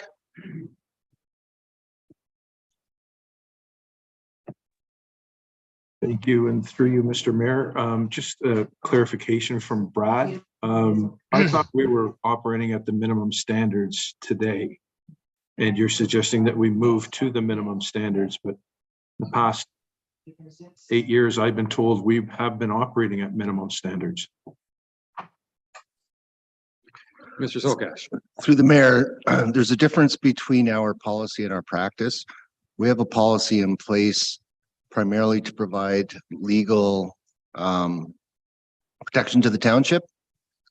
And that's by following the regulation that was put in place by the province. The actual practice is a much higher level of service. I don't think that council would expect us to let a pothole sit for 30 days if it was a couple of feet in size and 3 or 4 inches deep. So the practice at our municipality and most municipalities is to do the best we have with the best we can with what we have. And that is our practice. Right, supplementary to that, Brad, we're being reimbursed for any road maintenance on district roads on a per kind basis, is my understanding. So why would we reduce the standards on the district roads to minimum standards if we're being paid all the expenses it costs to maintain those roads? Thank you. Through the mayor, perhaps I cut out when I went over that. I'm not proposing any changes to the service levels on the district roads. We have our contract to abide by, and there would not be a direct tax savings to the residents of the municipality. Thank you, Brad. I appreciate it. Councillor Petco, please. Thank you, Mayor. Through you, Mayor, just to Brad. Is there a half measure here that we could be looking at? I know you're talking about the standards that we currently take our roads to versus the minimum standard. Is there a middle ground? I think right now you have in the savings eliminate 2 positions. I think the one position, the new road hand position, has already been offered to be eliminated through the other slide. So I guess the savings on this is really about $85,000 less than the $253,000. And what if we wanted to look at not meeting the standard, but keeping above the standard, just not at the same standard level that we're at? What would you say the middle ground opportunity may be there? Mr. Sokash. Through the mayor, the way that would probably work is a reduction of 1 or 2 plow routes. And we would still prioritize the bus routes, but there would be some lesser traveled roads that wouldn't get serviced in the regular time frame. So there would be a different level of service to different people.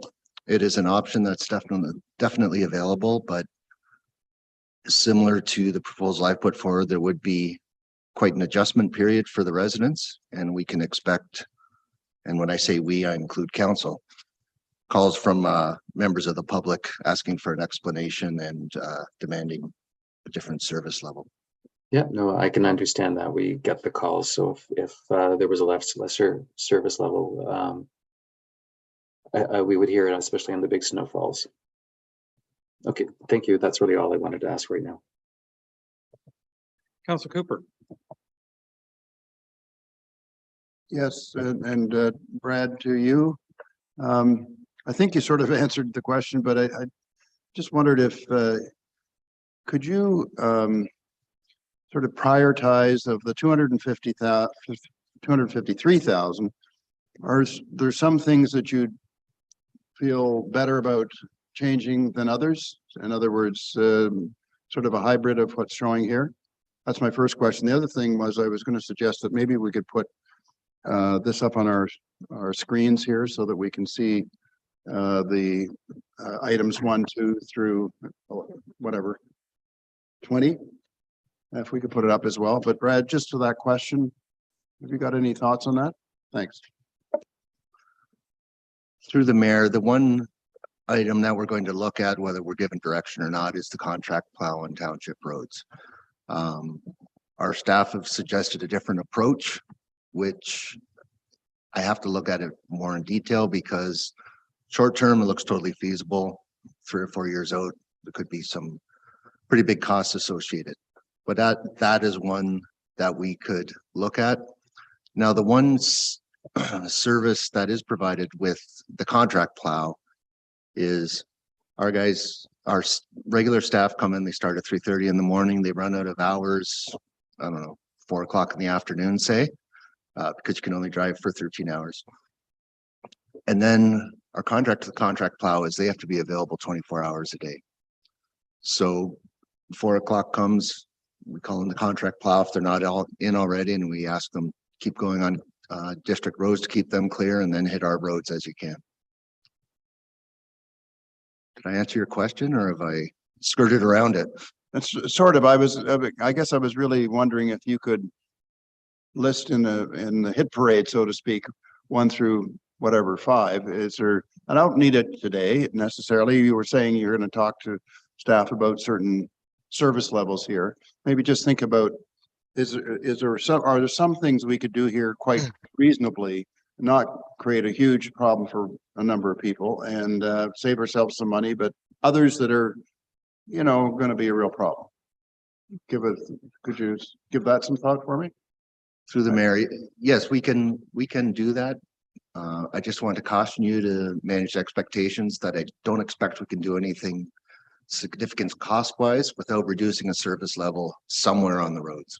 I hear you. I just maybe the hit parade. Thank you. Any other questions on item 1? I have one question if I could. Oh, sorry, Councillor Hazelton. So Brad, first of all, thank you for offering up some of your comments here. I'm getting the feeling from what I'm hearing that your recommendation really wouldn't be to do any of these savings, that the backlash would be significant. Is that a fair statement? Through the mayor, the backlash towards staff is the backlash towards staff, and we deal with that on a fairly regular basis. I think there would be backlash towards council on this decision. And unfortunately, when we received the complaints, part of the script we would provide to staff was, this is council direction. And so the next call, if I was the caller, would be to my counselor. So I get that. Fortunately, most of my residents are water only access, so I'm not hugely impacted. But I guess what I'm really trying to get at here is I don't think residents of the township that receive these kinds of services think that today they're getting necessarily a premium service. I think they're getting a respectful service. And I think what I'm interpreting from all of this is we would end up with residents getting a disrespectful service. And I'm not sure that's where our township wants to go from a reputation standpoint or from an overall quality standpoint. And I'm potentially putting words in your mouth, but would you tend to agree with that? I would rephrase it that we were given a percentage and by extension, a number to hit with respect to the reduction. And this is one of the few ways that we see we can reach that number. Okay, so you're already doing a whole lot more with a whole lot less. I'm not sure that we want to reduce service levels in this area. Thank you. Thank you, Councillor Graziano. Thank you, Your Worship. Brad, questions to you, and thank you for providing your suggested cuts. In looking at draft 2, I question why did you focus more so on roads, specifically on plowing, eliminating 2 road positions, and plowing during regular working hours for significant weather events, when perhaps we could have focused a little bit more granular on items such as 2104 membership fees, 2110 training and development, 2606 consulting fees, 2259 line painting at $20,000 this year, 2262 sweeping at $8,000. And sorry, going back to 2606, that's consulting fees at $30,000. training and development at 13,800, membership fees at 1,400, carrying on 2606 consulting fees at 66,500, 2620 subcontracting for streetlights at $7,000, and 2620 subcontracting for sidewalks at $5,000, saving us a total sum of $191,700. So just out of curiosity, why did we focus on plowing and safety issues when we could have perhaps looked at other areas that would have come to roughly around the same amount, but perhaps would have not impacted services that our township residents receive? Over to you. Through the mayor, I'd argue that many of these are safety issues. First of all, the membership fees are typically an obligation the township has to staff to maintain their professional credentials or membership. Training is straightforward health and safety requirements under the Labor Act. We have to do training, everything from using a ladder and chainsaws up to operating a grader, and that needs to be documented. It's not something that we can do in-house, or at least we don't have anybody trained anymore in-house to do that. Line painting, I would argue, is a safety matter as well. People tend to drive the roads at the speed they feel they're safe. And there are many studies that show that putting a line down the center of the road and a line down the side of the road suggests that there's a narrower corridor for the car to travel, and therefore people slow down. And in many places, that's why we paint the lines on the roads. In other places, I believe that, well, I know of a couple. One is sidewalks is active transportation lane, just to provide a visual barrier between where people are expected to be and vehicles are expected to be. The consulting fee is in there because we have projects that just pop up throughout the year that we may not anticipate it. We had a storm sewer that suddenly failed, and we needed somebody to get involved in redesigning the storm sewer as an example. We had the I had another example that's just slipped my mind. Anyways, it's something we use quite a bit some years, other years we don't touch it at all, but it is an allowance. If there was a fifth one, I've missed it. Yeah, I don't think the question is really on an individual basis. Rather, why did we choose to focus on something as important as road plowing, rather than looking at other ways to cut? And again, consulting fees we could do without. Line painting, perhaps we could forego 1 year. I don't think that they're going to deteriorate that much, whereby it's going to cause a safety hazard, but perhaps that's my own opinion. I question why we didn't look at other areas. Rather, we focused strictly on I think what would be the most impactful from a safety perspective, and that's just my opinion. Thank you. Through the mayor, we were given a number to hit. So we have nickeled and dimed, in my opinion, over the past 8 years, all of the areas we've been given council direction to increase the budget for line painting. The training, I would not want to cut. The consulting will be used or it won't be used, but we had to hit $500,000. And to hit $500,000, $7,000 here, $11,000 there, that's a lot of little things. And that was difficult for us to believe that we're not going to be over budget on everything. And then this time next year, trying to explain why we're over budget. Brad, would it surprise you to know that training and development for our township is cumulatively costs us $156,000 a year? Cumulatively across all departments? The mayor, I keep track of my department primarily, so I don't know where the rest of that money goes to. Thank you. Thank you, Brad. Councillor Jarvis. Brad, just reviewing again, and I think this is just a re-clarification. And Councillor Hazelton alluded to it. If we reduce the standards of maintenance on our roads now, and I'm thinking of potholes because you brought that one up, and you suggested that we can probably delay working on potholes, but the long-term implications could be significant. So it's pay me now or pay me later, right?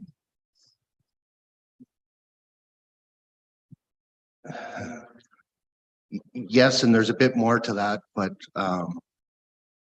when the capital budget comes up for discussion, we can address it then. No, it just seems to me that I think we're cutting off our nose to spite our face if we're going to be cutting back on some of the suggestions as proposed.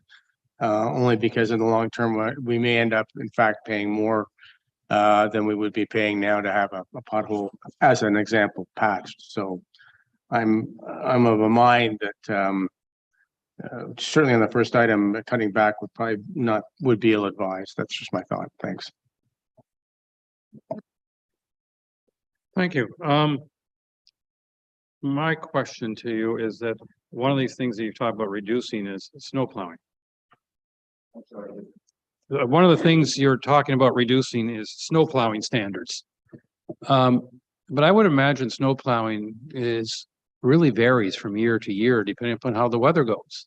Like nobody predicted the snowstorm that we had over the Christmas holidays or the Christmas weekend. And there was a big hit to our finances 1 week before the end of the year. So when we're doing a budget here, we're only best guessing. I mean, it could be this coming year that snow plowing is lighter than usual or heavier than usual. I mean, any idea of the range of fluctuation and the money you spend on snow plowing from one year to another? Sorry, but I'm sure it does fluctuate. Thank you, Your Worship. If you asked me this 3 years ago, I would have had the answer. And today I'd just be guessing, but there is quite a fluctuation. At the end of the day, we try to deliver the service level that is expected. And if it's December and we're low on funds, we don't tend to cut back on this service level we provide. We keep going, and perhaps we shouldn't be asking for forgiveness later, but we do, or we should. Yeah. Right, thank you.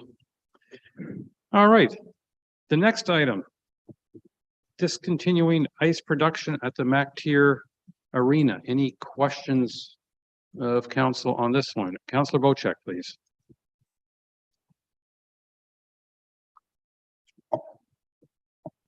Thank you, Mr. Mayor. I'll be short with this. This is a no-go for me, an absolute 100% no-go.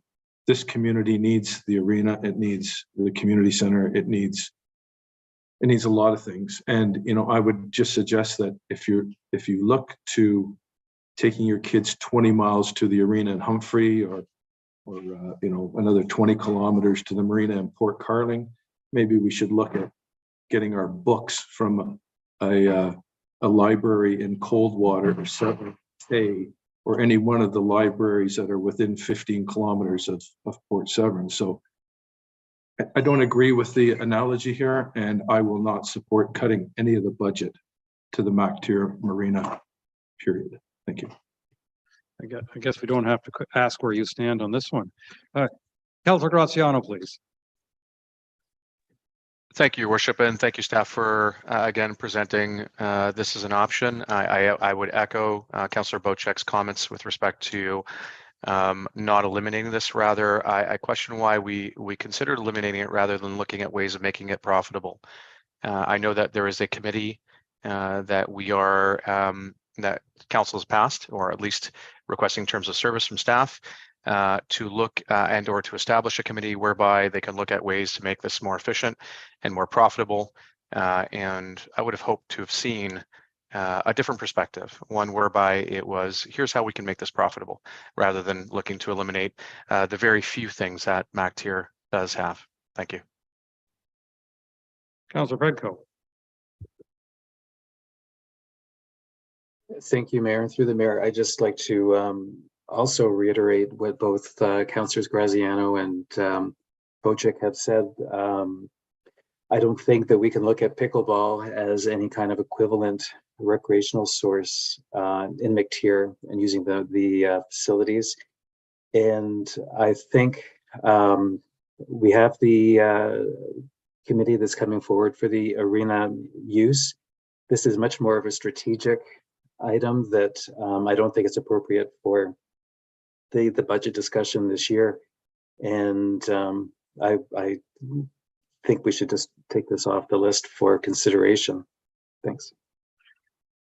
I think if I may, in fairness to Mr. Sokash, the list that's in front of us are options being offered by staff is not necessarily their recommendation. And so I just want to make sure that everybody, including anybody watching this, understands. It's not like Mr. Sokash is saying we should close that. He's saying it is an option to consider. So, and not that, I'm not accusing any of the three of you of saying anything against Mr. Sokash, but I just wanted to make sure everybody, who, including those who are watching this, understand that. Councillor Jarvis. Yes, without accusing Brad Sokash of a hatchet job on this rink. I was actually quite surprised to hear how little it was being used for hockey in the wintertime. I know in Toronto, hockey rinks are in high demand now. Of course, this is not Toronto by a long shot, but I'm sure there are ways that a new committee can find to attract more activity during the winter months in that arena. So while I appreciate having that on the table for something to discuss, I'm finding myself in agreement with councillors that have already spoken, and we got to keep this thing going as a hockey rink, because I know that Councillor Vocek is a hockey player, and I don't want to piss him off. Councillor Cooper. Yeah, I'll be very brief, and I do appreciate the report from Brad, and do note that there are arenas in fairly close proximity, which is noteworthy. I guess one of the things I would suggest is let's give it a year to prove itself in terms of marketing and an improvement in performance. And if we see that, great. And if we don't, maybe we need to look at this again. Thank you. I think it's fair to say, based on the comments to date, that this item can be removed from the list of possible reductions this time. Councillor Hazen, you wanted to add to that? Only to say that I've heard from my fellow councillors who look after Ward 1 that there is an initiative underway to find a way to further develop the use of the MacTier Arena. And I think one of the things we always want to be aware of when we're considering items is there a plan to take what we have and do better with it? And is it unwise to cut where we are right now? And I would say that the MacTier Arena fits into that category. We need to focus on what we can do positively going forward versus entertaining slash and cut strategy. Thank you. I still think it's fair to say that nobody on council wants this item cut this year. Well, it's nice to have unanimous agreement on one item. 1 out of 2 is a good start. Third item, defer the official amendment. Any comments or questions on that? Councillor Cooper, please. Yeah, so this, I believe, started out as, I thought it was 150,000, but anyway, it's not, it's 100 and, let me find it again, 100,000. And interesting, I don't think this is necessarily a good spend. It's a lot of money. And to my way of thinking, we need some tweaking of our bylaws to avoid ambiguity and avoid ending up at the OMB, OLT, LPAT, whichever it is this week. Because frankly, that's where we're sort of really getting killed, is related to some of the loopholes that are being pushed, the recommendations that are coming forward. There's the rub, and that's where we have a problem. So I think this is a big spend, and I wouldn't support it. I'd support dealing with our bylaws, and I'd support reducing our legal and planning expenses. Thank you. And I don't mean staff, I'm talking about planning consulting when we have so much very excellent planning advice in our community. Thank you. Okay, Ms. Boutiette, I'll go to you before I go to Councilors Vocek and Graziano, please. I just wanted to clarify that the official plan was initially in there for 150 and 50 was left in based on other planning work that needs to be done. And maybe David can elaborate on the additional work. Ms. Smith. So when we had talked with planning council again a few weeks ago, we had put on that list of what we consider to be some essential projects. That essential projects list did not include the OP, which is why it's being proposed still here, as you can see, for cut. We were, however, still responding to council's discussion in December over changes to provincial, from provincial direction on planning and so on and so forth, and still looking to see where we were going to go with those changes and what impacts it had to your overall planning regime here. And there's nobody on staff that can do that work. So we left that $50,000, as the treasurer said, into a budget in order to see if that is still something that is possible this year under that essential projects list. But again, we don't have the internal staff resources to do it, which means it would be consulting work. So yes, you're quite correct, Councillor Cooper. We would not be doing the 5-year review this year, and the 5-year review is a requirement, and it does need to be done. But some of this other background work and all the rest of it that had the impact from the site plan control removals and so on and so forth was left in to see if there's still that possibility for the remainder, 10 months of this year, to see whether or not we get anything done on that. And that is a question mark too, to tell you the truth. Thank you. Councillor Bochek. Thank you, Mayor Coetzer. And just get back to my notes here. I understand it's crunch time, but this OP is very important that we do a review of it and we get to where we need to be with it. But I think we can take the whole amount out of the budget for this year. It costs us absolutely nothing to talk about this in COW, and it costs us absolutely nothing to reestablish the planning committee, where talks can happen in the planning committee. So this year could be nothing more than going over our thoughts and ideas.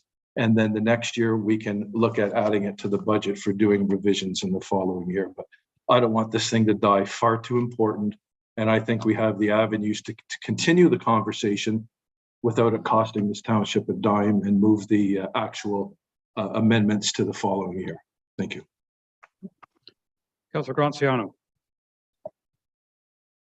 Thank you, Your Worship. I'd like to remind everyone that right now we are seeing about $267,000 plus or minus a few in legal costs stemming from planning applications and OLT defenses. That's not including the costs that we are working with consultants in order to help us defend and provide their input and comments on these issues. We've also heard from the mayor many times articulate to us that staff have found ROPs to be incredibly confusing, and we likely have lost staff because of the many different community plans that don't necessarily align to each other. And so I would say that we should have the foresight to understand that the $150,000 here being spent would likely in return save us a substantial amount of spend in years to come if we can get our township into planning harmony. And so from my perspective, I'd like to endeavor to tackle the OP and the OP changes this year as soon as possible, so we can address the issues that we are seeing and the bleed that we are bleeding at from all those costs associated with planning and the planning deficiencies. Thank you. Just for a point of clarification, I don't believe we have lost any staff, nor have I said we've lost staff because our official plan is a challenge to use. But staff have definitely said that we have a more complex official plan than many municipalities. I just want to make that clear. Thank you for clarifying. Councillor Cooper, I think you've already commented on this. Do you have an additional one? Remarkably, I do. Just to say that I happen to believe that I concur with basically Councillor Bochek. I think we can minus out the entire amount. I think we do need some tweaking done.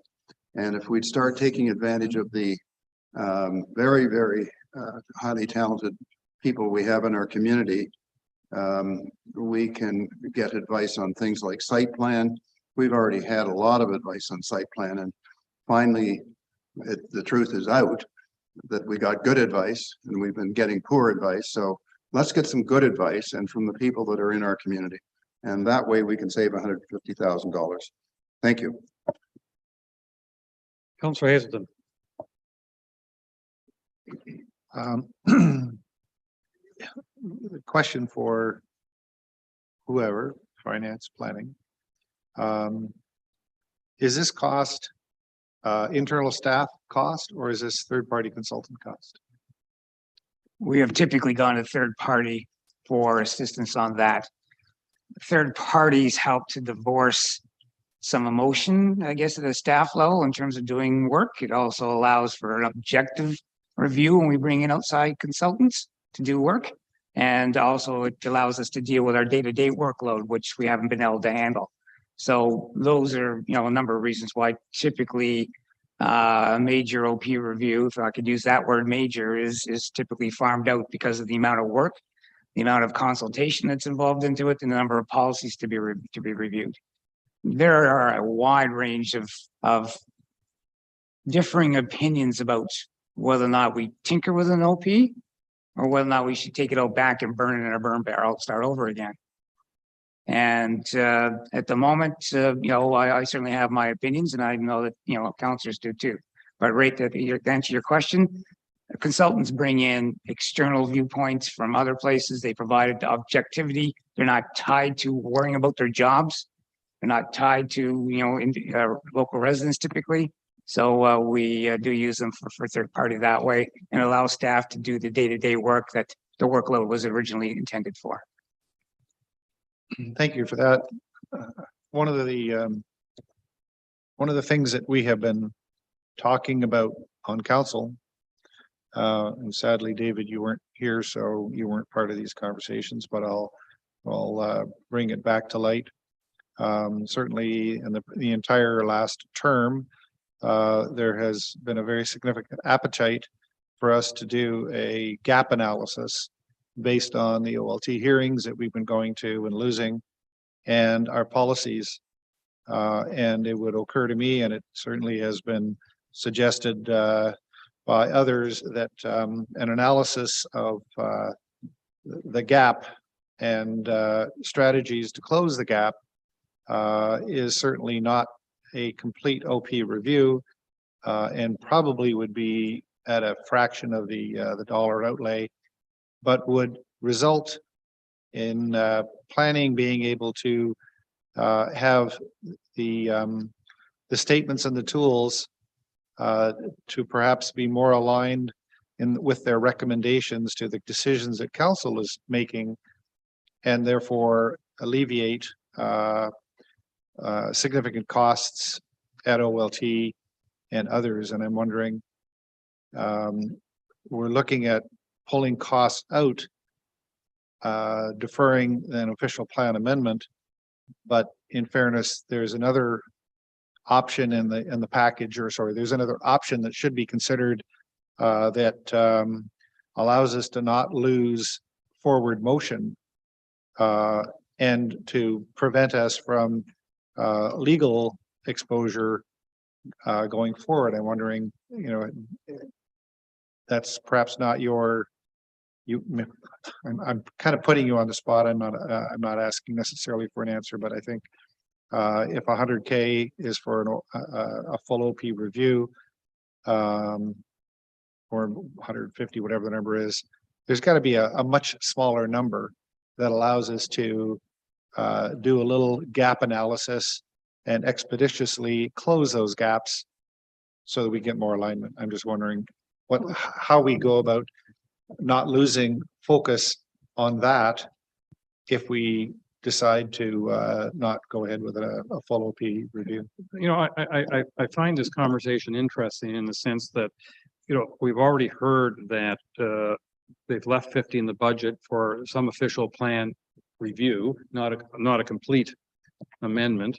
And certainly by deferring this amount, we can, and also in conjunction with the fact that we know that the planning department is stretched at this point because they're not yet fully staffed. I think this is actually a very reasonable compromise. We defer 2/3 of the amount that was in there because it's been reduced by the fact that they were going to be partially paid for by reserves. And I'm optimistic the momentum isn't lost because I think there is an appetite on this council for an official plan review, not necessarily throwing it in the bin. I think that's how you put it, or out back. But you know, because until we start looking at it, we don't know whether we're going to say, let's start all over from scratch, or let's just do a little refinement. Because both could be options. But anyway, that's my thought. Councillor Jarvis. You took the words out of my mouth. I think I like the recommendation from the planning group on this, and I'm happy to work with that deferral. I think, as you said, Mr. Mayor, I think once we get the bodies in the ground, they can have a better handle on what's needed, what's not needed. Basically, get our ducks in a row before we go for the OPA review. So that's, and an OPA review is necessary. I mean, it's got to be done, correct? It should be done, but no one's going to come in here and slap a fine on you. Right. Okay. Thanks. Councillor Predko. Thank you, Mayor. I'll be very brief because I'm also concur that I think the reduction is appropriate for this year. And I think that the work that we're doing with looking at Bill 23 implications will have an impact on how we deal with our OP amendments in the future. So we are going to be spending money getting our ducks in a row. And I just don't think we're going to be spending as much money as we originally had expected, based on staffing and the other priorities going on with planning. Thank you. All right. Next, library funding. Any comments on the library or questions?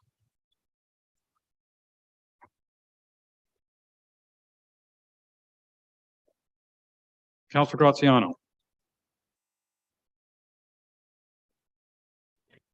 Thank you, Your Worship. I'm against the cuts in library funding. Or excuse me, the cuts towards the library funding, specifically because I think that our township has very few opportunities for children to do anything, as well as the services that the library offer to our township without having people having to come into township offices, such as obtaining burn permits, water testing, and so on. I don't want to see those services go by the wayside because we're saving $70,000. I think we can find the $70,000 somewhere else. Thank you. Thank you. Councillor Cooper. I'll be brief, and I did listen to the report. Thank you, Susan. That was an excellent report. I just saw a few little opportunities here and there. You talked, for example, in the winter months in Port Severn, there were students coming in at the end of day kind of thing, and where there was a lot of engagement, as I understood it. And that sounds great. So maybe we don't need to staff during the day in the winter, would be just an observation of mine. I think our Port Severn library in particular is very quiet generally, busier I would expect in the summer months, but and I think that's another thing that you sort of indicated, is that our libraries are very active in the summer months, and maybe there's a way to be a little bit more judicious with staffing related to the volume of business that we incur in those facilities. That's my only comment. Thank you. Just a quick response, Councillor Cooper. So in the sort of off-season months, as we call them, November through April, we already have reduced hours, for instance, in Port Severn. So on the days where there is specific program for families and kids after school, the library is not open all day. It often opens at 2 p.m. and runs till 4 or 5 p.m. So we're taking that into consideration already. Stephanie's done a good job with the 3 managers of looking into where do we adjust and how do we save those kind of hours for when we really need them in the busier May to October months. So definitely already looking at that, but thank you for your point. Councillor Bocheck, please.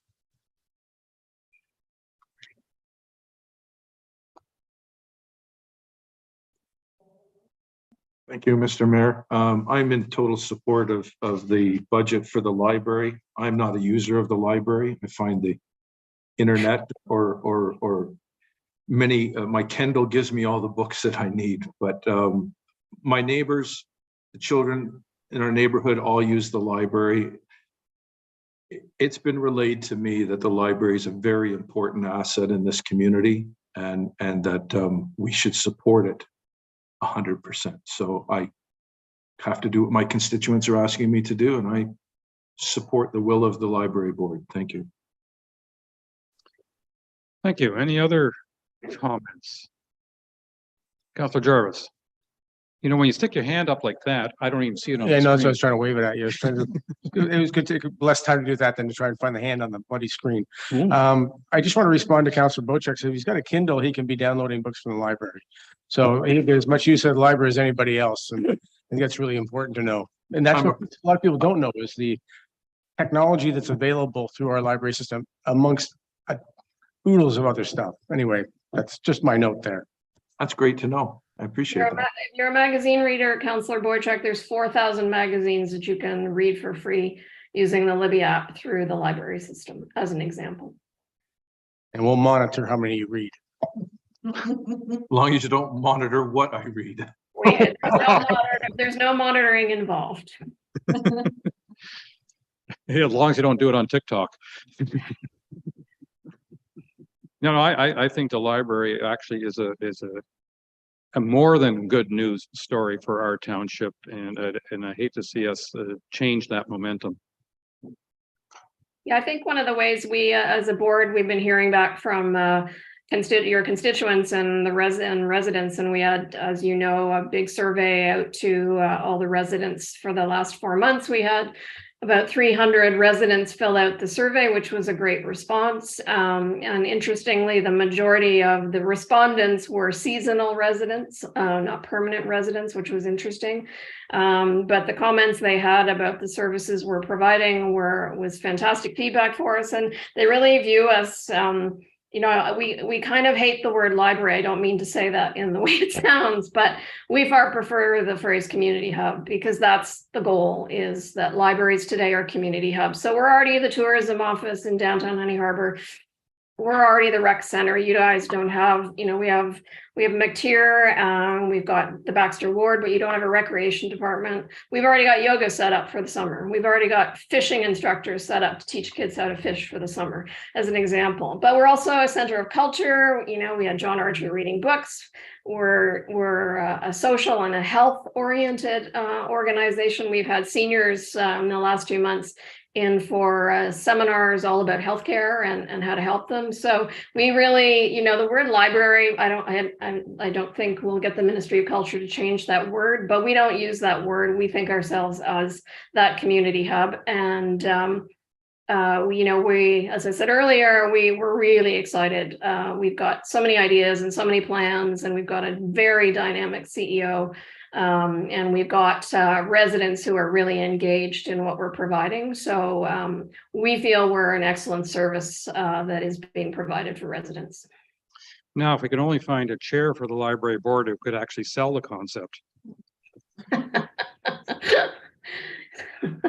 I'm not going to comment on that. You would not want my bill from the last 2 or 3 years, Mayor Coetzee. You will. You know, the amount of work that you and others have put into the library the last few years is entirely amazing. Our pleasure. It's an important service. All right, thank you. I think we have another keeper. Reconsider municipal accommodation tax is next on our list. Any comments, questions? Councillor Bocheck, followed by Councillor Predko, please. Thank you. And I've been on the fence on this one for a long time, and my questions are going to be pointed to our sustainability officer on this one. For clarity, are we talking about all accommodations? In other words, lodges, resorts, hotels, motels, as well as short-term, long-term rentals. That, yes, thank you, your worship. I think you should answer it. Yeah, through Mayor Coetzee. Yeah, I mean, council can actually choose which section of the hospitality industry that the MAT tax would apply to. So totally flexible in that respect, whether it's just the individual household short-term rentals or whether this could also apply to commercial businesses or apply to everyone. Okay, so this is something that can be discussed later. It's just a matter of, we're here to find out if we want it kept in the budget, and then we can contour it later. And if we contour it such that it doesn't include commercial properties, then our revenue stream would be lowered and not meet the expectations of what we were hoping to achieve by doing this. So these conversations will happen over the next year of this term to figure it out, or how are we going to work this process to get to the place where we want to be? Well, if council wishes to reconsider a MAT tax, then the next time I will bring forward a revised short-term rental policy. I could also add a component as to some ideas, and I can also reach out to individual councillors as to what the generic feeling is on the subject, whether it should be across the board or just targeting certain aspects of the hospitality industry. But I can present something for council to consider. And what this does really is it puts a placeholder in our budget. So we could even be very conservative, and instead of saying 48,000 or whatever the number is, I don't have it in front of me, we could say 30,000. And what that does is that allows us to, claw back some of the taxation requirement to cover that, thanks to that additional revenue. Good. That's certainly something we don't want to take off the table. And one thing I do admire the work of staff is finding ways to generate new revenue instead of cutting services.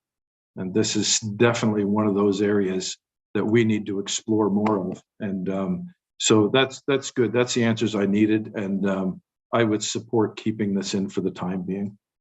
There'll be lots of discussion about it at a later date. Thank you. Thank you. Councillor Pedco, followed by Councillor Cooper, please. Thank you, Mayor. I thought when we had the committee of the whole meeting and members of the public spoke, I thought it was fairly clear that there was little support for the accommodation tax from that constituency. I know that we had a very vocal group from the hospitality industry, but if we remove that group, I think our revenue potential diminishes significantly from what the estimates may be, and achieving what Huntsville has, that has a large hospitality industry compared to us. I mean, that $4 million, I don't think is comparable to anything that we could be considering. Additionally, I think, from a timing perspective, there's no way that revisiting this is going to have an impact on our budget for 2023. I think if we were revisiting the accommodation tax versus the registration approach, this is a 2024 consideration, and we would have to revisit whether or not it's feasible to do anything about the registration approach this year, and if that's just a wasted effort. So I'm not sure that I'm ready to reopen the discussion, but we'll see what happens. But I don't think this is a 2023 budget opportunity. Thank you. Councillor Cooper.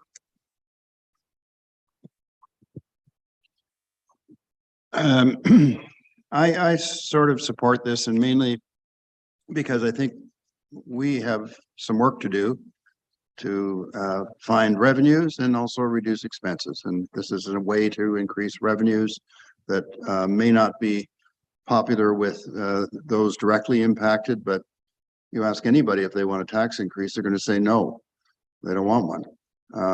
But this is a common practice in certain municipalities, and I see no reason that we couldn't do this. I would like to see if there's a way that we can do it electronically, shall we say, in terms of collecting revenues, so that there wasn't really much bylaw administration or enforcement, because that's, significantly reducing the net. And so I would like to see if there's a way we can, at least with the, shall we say, the hotel community, to be plugged into their revenues and find out what we're going to collect in each month or something along those lines. And the other piece I would add to this is there seems to be a real increase in short-term rentals. And what I mean by short-term rentals is 5 days and less. And I think with the number of people getting into that game and on a commercial level, particularly, I think that's another source of revenue, which may take a little bit more work to collect, but I think worthy of examining. Anyway, those are my comments. Thank you. Thank you. Councillor Hazelton, followed by Councillor Jarvis, please. I would like to ask a couple of questions, not for answers today, but for consideration of our CAO. The idea of a MAT tax is interesting. I think that the example provided to us by the resident who came to our meeting last time, who basically said his neighbor is generating $1 million of their revenue a year, and they both pay the same taxes. That kind of seems to be a bit of a motivation for providing a different structure. But my question then would be, is it possible to do something like a MAT tax on these very short-term rentals, 5 days or less, and not necessarily impact the people who are renting out, their cottages for 2 or 3 weeks a year, only to be able to pay their existing taxes? And then the other question is, can we impose a MAT tax when we are only doing registration, or do we have to go through a licensing process in order for us to be able to do a MAT tax? And I'm again not looking for an answer today, but those and I also agree with what has been said. It's not likely it's going to have much impact in 2023, so I think we have lots of time to work on it. But I think as a directional thing, it may be something worth considering. Thank you. Just to clarify, the MAT tax would not impact the short-term renter or the owner of the rental, or the the motel or the hotel. The MAT tax is a fee that would be added by the operator, and the individual staying in that facility would be paying that tax. So it's not impacting the ratepayers.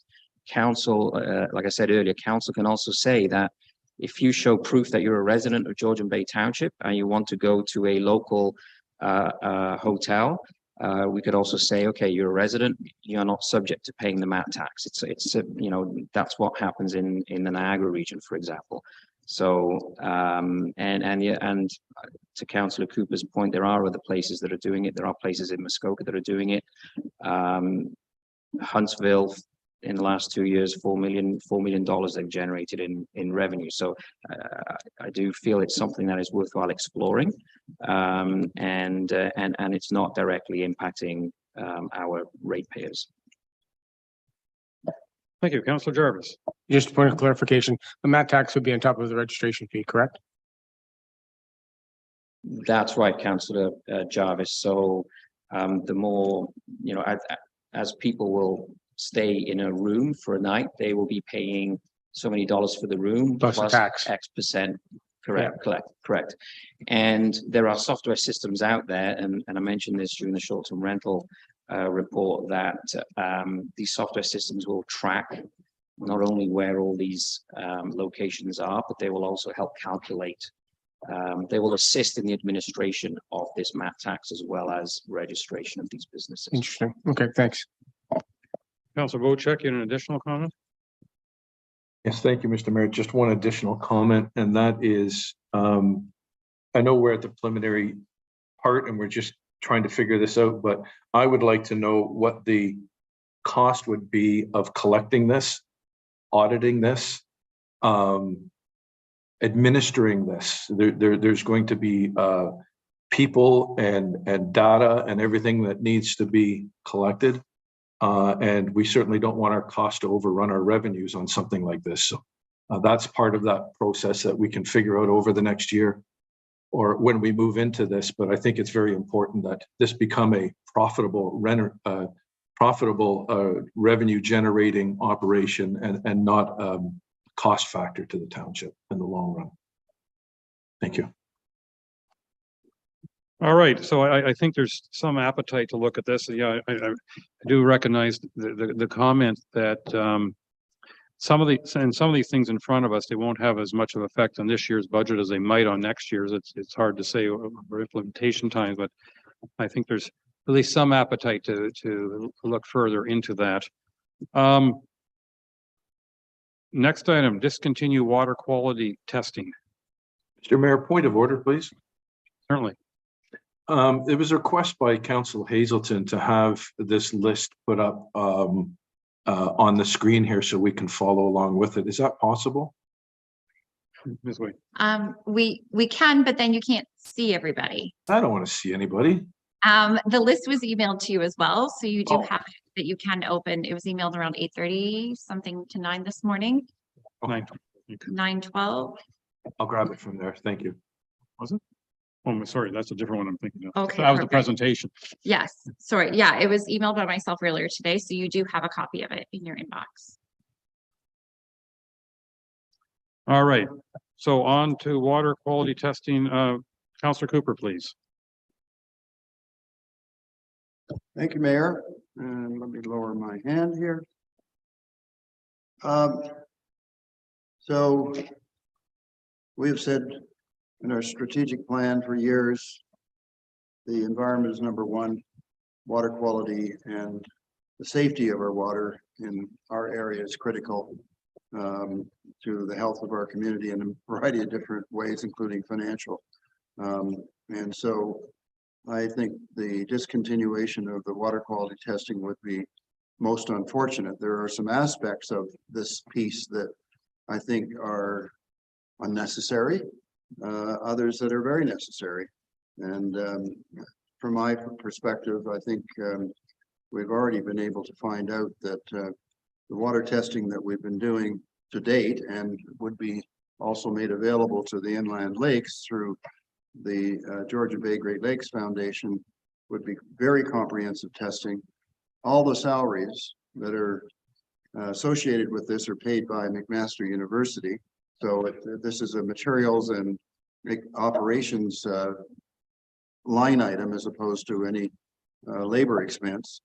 And I believe the numbers that were, the latest numbers that we were talking about was 30,000 to cover off the Georgian Bay area and 15,000 or maybe a bit more for the inland lake. So I think there's a very, very good value here. There are some things that we need to take a look at, however. We don't need to duplicate our services in Honey Harbor. And I believe that we're paying somewhere around $11,000 or $12,000 to SSEA to do a custom testing for us in Honey Harbor and in a couple of locations. And I think that should be a way of reducing this cost. So that's one place that we could look at. So those are my comments around water quality testing. I think it's highly productive and valuable. Thank you. Thank you. Councillor Bochek, please. Thank you, and through you, Mr. Mayor. I think this is vitally important. I think we need to get to a point where we have one source of water testing. If we don't ever get to that point, we need to have a committee of council where these groups get together in the same room and share the data, share the information. But I'm a big proponent of having one source of data, and water quality is certainly very, very important. So I'm going to vote whatever it takes to make sure that we continue water quality testing. Thank you. Councillor Pedco. Thank you, Mayor, and no surprise, I'm going to be echoing the statements excuse me, in the comments of my colleagues. I think this is essential. I think residents put an awful lot of comfort in knowing that the water is being tested and that it's safe. Or if it's not safe, what the issues are. I think the township also uses it as an indication of where there may be septic issues that need to be investigated. And I would fully support an RFP process to try to get one water testing process and supplier for the future, but I don't think we can cancel it this year. Thank you. Councillor Graziano. Thank you, Your Worship. Given that I was the mover on this particular motion, I think it speaks volumes, so I don't need to reiterate the importance that I see or perceive in water quality testing for our constituents on the inland side, as well as for those on the coastal Georgian Bay side. I would suggest that if, as an alternative, rather than looking at removing water quality testing, we can look at decreasing membership fees, which would net out to be close to the same amount of money there. I believe that cumulatively every year we spend about close to $30,000 in overall membership fees as an entitlement for staff. And I think we can forego that in a fiscally tight year. Thank you. Councillor Jarvis, please. Yeah, I may be repeating and I apologize for that. I think There's been a lot of repetition so far, Yeah, so well, you're okay. not the only one. I think there's some value in continuity with regards to water testing, particularly on the Georgian Bay. I think it'd be in our best interest to continue that, and in line with what's been proposed by the councillors, I'm happy with the idea of doing it in the inland lakes as well. And I am also in favor of reducing the fee duplication with regards to the water testing in the Honey Harbor area, and if we can reduce our costs to via the SSEA testing in these areas, that might help us out. That's all. I think my comment on all this, I think the most valuable aspect of this line item, if I can call it that, is the idea of doing an RFP for future testing and ideally having something that's township wide, or at least coordinated township wide. I think is the right way to go in our future, so that we have a little more consistency, regardless of where you reside, that you know what's going on on the water near you. All right. Discontinue food bank contract with District of Muskoka. Any comments on that item?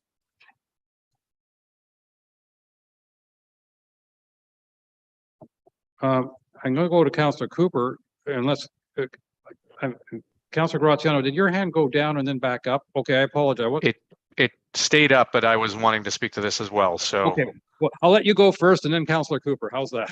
Thank you. This is an initiative that I think I would support. I would still like to maintain the food bank. I think that having our sustainability staff run it makes total sense. Reconnecting with volunteers within our community and also having them support us is a no-brainer. I know that there's a few on 6 Mile Lake that are already doing initiatives such as this in the wintertime, close to the holidays. I think it totally makes sense that a saving of $26,000, I'd like to see that put back into our bottom line. Thank you. Councillor Cooper. Well, it's interesting.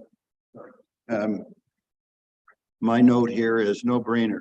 So I'm on the same program, and I think it's an excellent initiative and really should be volunteer driven, and hopefully will be in due course. Thank you. If I can add, my thought is that I think it's actually quite inefficient to have somebody coming over from Bracebridge a day a week to run our food bank. And we ran into complications, and I'm being very polite when I say that, during COVID, when we had somebody who couldn't come over from Bracebridge to run our food bank. I think it's great that we manage it locally as opposed to long distance. And so I think this is an excellent suggestion. Defer master fire plan review. Any questions or comments on that one?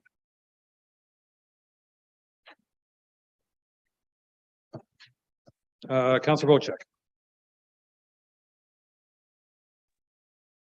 Thank you. I think we got a pretty good presentation this morning from the fire department through Chad. And, you know, I've been a big supporter of the fire services. They know what is mandated to them by the province. They know where they can save money or defer. I was a pretty big part of taking 2 terms ago with the fire master plan involved with the Councillor Douglas and myself and the chief. And I know what it's about and I know what it's for. And I know that what you've offered here is a good suggestion and I'm going to agree 100% with it. Thank you. Thank you. Any other comments on this item? Councillor Cooper. Certainly supportive of that, and I just because it's nice that we're going to be able to make the savings, so I support that. I do support though initiatives by the fire department amongst the neighboring municipalities to find some efficiencies. I think we're already going down that road. I've certainly had this discussion with Chief Van Dam but also with Chad, and I strongly encourage that. I think we, for example, the north part of our township, we have 2 fire stations that are pretty darn close together, and you shake your head sometimes and wonder about these things. Sometimes government isn't as efficient as it should be. So there's an opportunity for us, and I think, Mr. Mayor, there is an opportunity for us to explore that in a political sense as well through our connections at the District of Muskoka and with the mayor of Muskoka Lakes. And I'm sure that hasn't escaped you. But It's already been raised. Yeah, a number of times. I'm sure it has, but I'm reinforcing it because it's been raised for years too, and we're still not there. So there we go. Anyway, thank you. Any other comments on this item? All right, defer annual funding of election reserve. Any comments on this item?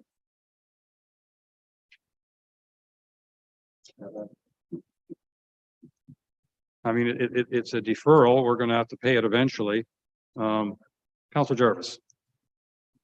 Yeah, you just said it's a deferral paid eventually. What is lost if we don't put it in now, I guess is the question. Madam Clerk. There's still enough funds remaining from the 2022 budget election to cover off the costs that may be incurred this year. All it will do is just delay the future transfer. Right, the transfer would be doubled, as you said, for 224. Yeah, okay, thank you. And Councillor Predko, please. Thank you, Mayor, and just to the clerk. So we have savings from all of the acclamations. So are you basically saying we're deferring it to next year, but we're going to be taking the whatever it is, the $50,000 from this year and just adding it to 2024's budget?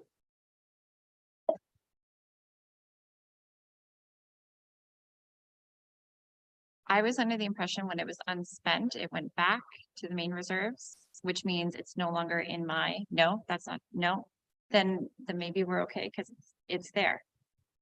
So then maybe we're okay then. Okay, so if it's there, then it's not really a deferral, it's just a reduction. I mean, if I may, following up that, if we had 100,000 in the pool to cover the election, how much of the 100,000 do you actually spend? Any idea? For this year? For the election just passed?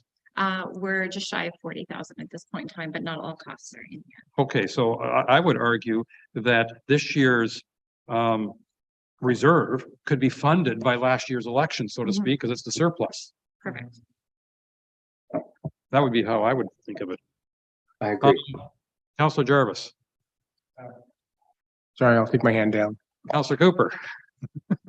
I'll be very brief, just to sort of try and answer the question by Councillor Jarvis, and that is, as long as we can continue on with acclamations, we will be in much better shape and we'll get fabulous computer equipment as well, I might add. Thank you. Constituents might have an opinion about that, but only time will tell. Did I tell? I don't think there'll be an acclamation for my ward position. Okay. Consider the sale of recreational burn permits. And of course, the amount you have there at 21,000 would be at $10 a pop. Councillor Cooper, Councillor Graziano, followed by Councillor Bocek, please. Thank you, Your Worship. I do agree with in principle, with the suggestion. However, I would suggest some changes, if I may. First and foremost, I would remove the recreational burn permit. Rather, I would change that to impose a burn permit requirement for any short-term rental guest and charging them in excess of $20 to $25 for a burn permit. So if they're visiting our area, they want to have a bonfire, fine. You need to understand what our requirements are, what it is required, and you have to pay for it. In addition to that, I would up the large burn permit from 100 to 150. And those are just my suggestions. Thank you. Thank you. Councillor Bocek. Thank you, Mr. Mayor. And I'm going to direct this towards Chad, but to the rest of council as well, too. We did a pretty bold sales program on this to our constituents, basically saying, get a fire permit. It's not going to cost you anything. And your reason for this was to be able to know where the fires are burning. And if you get a call, a complaint, you can look at your records and see, oh, that person has a permit to burn. So he's okay. So the sales job was get your permit because it's free. And then we turn around 4 years later and say, that was just a bait and switch. You're going to have to pay for it. I'm not buying into that, and my constituents aren't going to buy into that. Chad, correct me if I'm wrong. Everyone in Canada is allowed to have a fire without a permit if it's used for heat or for preparation of food. In other words, if you have a fire that's 1 meter by 1 meter by 1 meter and it's used for either heat or food preparation, you don't need a permit. Hence, that would circumvent all of this because people would just say, oh, I'm using it for heat. Can you comment on that, Chad? Yes, so it was council's choice to put in the bylaw, so that gave us some teeth when we're out dealing with fires. But we do fall under the Provincial Forest Protection Act. So that would, if we follow their parameters, then fire would change. So we would be going to only allow campfires during sunset to sunrise. There would be no more daytime burning. So the bylaw allowed the daytime burning, and that's where the parameters of the 1 meter and 1 meter came in, because that's what we said in our bylaw.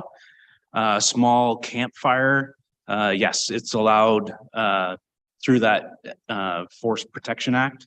Right now, the Ministry of Natural Resources doesn't require a permit by any means, but this is to help us deal with the taxpayers and all that stuff. Yes, we don't enforce on Crown land, that's M&R. I hope this kind of helps you in a way. Councillor Bocek. Yeah, it does, but it still doesn't address the fact that we are a cottage community. We rely on tourism, and pretty much you want to roast a marshmallow if you're coming up to a cottage. I understand the revenue that can be generated by this, but we did a pretty heavy sales job on saying, register, let us know, there'd be no fee, and then we're changing the rules on it. So I'm not in support of this as much as I support everything the fire department does. I think this isn't the time for this. In response to that, right now we're over 2,000 burn permits a year. It roughly takes anywhere from 3 to 15 minutes a permit of staff time. Multiply that out. So this may help us with revenues to maybe create a software, something to reduce staff time on each permit. That's just a thought moving forward. We just put it as a proposal so that it can be considered, that's all. Yeah, I understand, but I think our residents pay a lot in taxes, and part of their taxation should be to allow them to have a campfire when they come up here. Keep the registration in place. I believe it's vitally important, but to add a fee to it at this time, I don't think is valuable. I'll leave it at that. Thanks, Chad. I appreciate all your comments.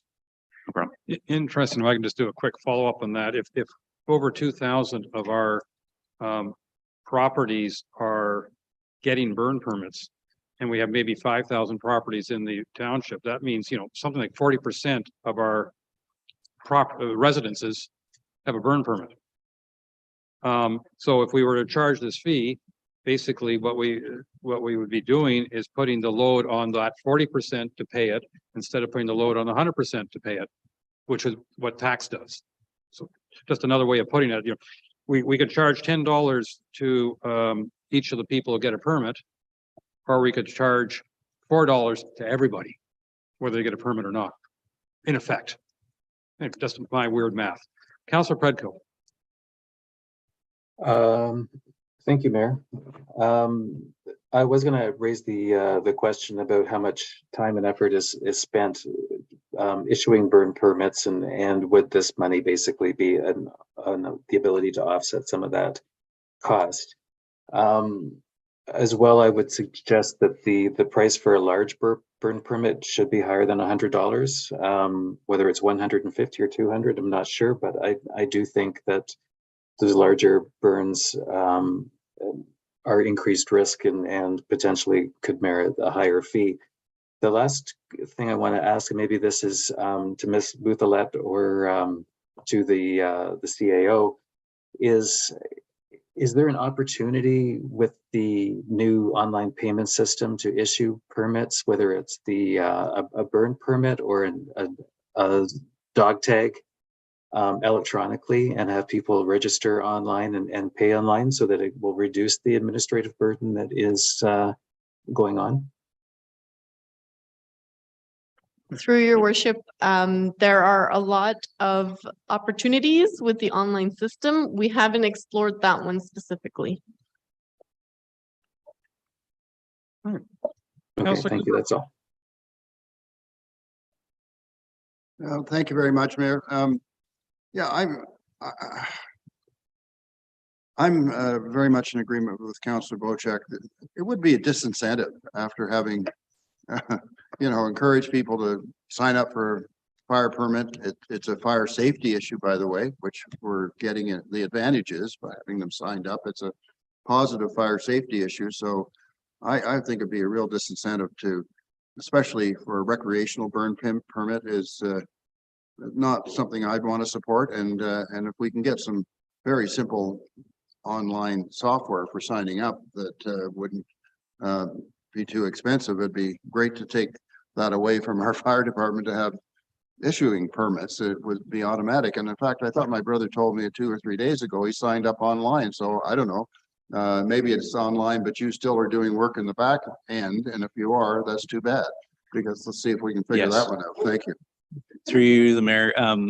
Yes, it's a PDF document that they're filling out online, but then we enter it into our firehouse software program. So it's dedicated to that address, so it can be easily looked up. So yes, we're getting there, but our software obviously is not, it's old technology, and there is some forethought to replace that out down in the future. Councillor Hazelton. So you've answered most of my questions, but Chad, I was interested in your comments about having to enter stuff into your system. If it sounds like you're doing no validation, somebody applies, you approve it immediately. There's no questions. No. So Shelley reviews every permit that comes across her desk, because we have a lot of people that don't know where they live. So that's where it takes the time. I'm being serious. To look up that resident and find out if they actually have a cottage or a resident in our municipality, because typically they're giving us their address in the city or somewhere else. We do get permits for other municipalities too that we have to vet. For some reason, because there's Georgian Bluffs, there's there's a lot of variations that we end up getting because they've gone to the wrong website. Make sure you charge them. Yeah. But yes, we vet every permit and make sure that the address is correct of the burn site. So I'm not trying to engineer solutions, but this is kind of what I used to do. And the idea of taking a form and structuring so you can't select invalid information. And then writing a script on the back end to give you something that you can use in your end. It's just purely a data entry process. I mean, we are all forced into those kinds of worlds in other environments. Even if you had to pay somebody $3,000 to $5,000 to build a script to do that. If you're just playing in web forms, it shouldn't be a big deal, and you could remove most of the cost of your staff. But having said all of that, I'm still not a supporter of charging for it. I think we need to continue the path of everybody getting a burn permit. And then perhaps, a few years down the road, we can look at charging for it. Okay. And this was just an option because a lot of our surrounding municipalities are doing it. So we just, because of cost reduction and trying to create revenue streams, we threw it on here to talk about it. I think it's a good thing to talk about it. Yeah, it was suggested to me that Muskoka Lakes charges $65 a permit. Muskoka Lakes charges $65 a permit, but it's per burn site on your property. So you might have two or So three if you per have two property. burn or a large property and you happen to have two fire pits, then you're paying $65 per burn site. An interesting comparison point. Yeah, there's a lot of variations out there. Yeah. Councillor Jarvis, and apparently they pay the big taxes too. For sure. If I've been filling out permits for a couple of years now, and I recall, Chad, that the permit is for the season, right? Yes, that's correct. It's per season. Yeah. Per year. Well, I per could pay- year. Yeah, so Well- for the year, I pay $10 for burn permit, and some people know how big a property I have. And that covers the whole property, $10 I don't mind paying. And I don't think anybody else should mind either. The township, by the way, is open to donations, and they can issue tax receipts on your donations. Let's increase. I think we just want to Yeah, I let can come out everybody, and roast a marshmallow at our place anytime. let everybody know that always is an option. Tax increase. I think we talked this one through quite thoroughly. Next item, remove washroom at the port of Penn Harbor. That's how it's written here. I think your mic shut off, Mr. Mayor. I think you're absolutely right. Thank you very much. Let's see, the next item, it says remove washroom, but it really means review or what? I've forgotten the exact word you used, Mr. Sokash. Through the mayor, the Honey Harbor CAG had recommended a study be done in order to establish a permanent washroom in around the port of Okay. Honey Harbor. So Study permanent washroom at the port of Honey Harbor. Julie, am I making stuff up here? Or? Okay, thank you. Okay. Any comments on having a study for regards to a permanent washroom in the port of Honey Harbor? Councillor Bocek. Thank you, Mr. Mayor. Brad, there seems to be some confusion at council here about what you're talking about. Earlier on, people were talking about the park landing in Honey Harbor for this washroom. And now we're talking about the port of Honey Harbor, which is at the Delawana. So can you clarify for me before I continue what we're talking about here? Through the mayor, I'm referring to the port of Honey Harbor. And this is the permanent washroom study, not the washroom trailer. Washroom trailer is still in the budget. We're not proposing So to this remove that. would be somewhere between the pavilion and the beach. Along that strip somewhere? Yes, yes. Okay. Thank you. Okay, so this has no bearing on the Honey Harbor landing. That washroom would remain there? Through the mayor, that's correct. I think my camera's off. Okay, all right, so I I was concerned that you were talking about the Honey Harbor Landing and that would just overload the septic system at the building that we lease out there. So that was my main concern. But as far, I think we're putting the cart in front of the horse if we're thinking about a permanent washroom for the pavilion area.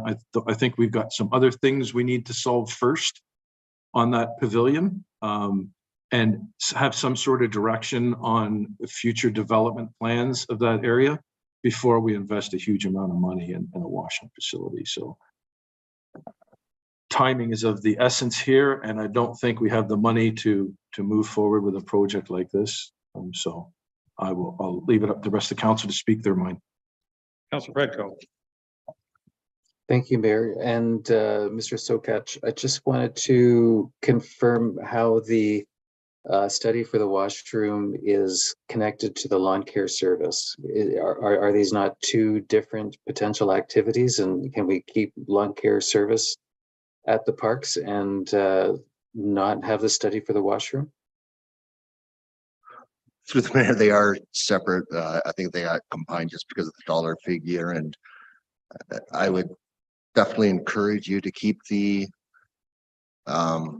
grass cutting in there, the grass cutting contractor, so we can keep up with that. So if we kept the lawn cutting service, what would the potential savings be to not have the washroom study? I believe it's on the range of 10 to 15,000. Yeah, is what's in the budget or proposed the proposed budget. 15,000.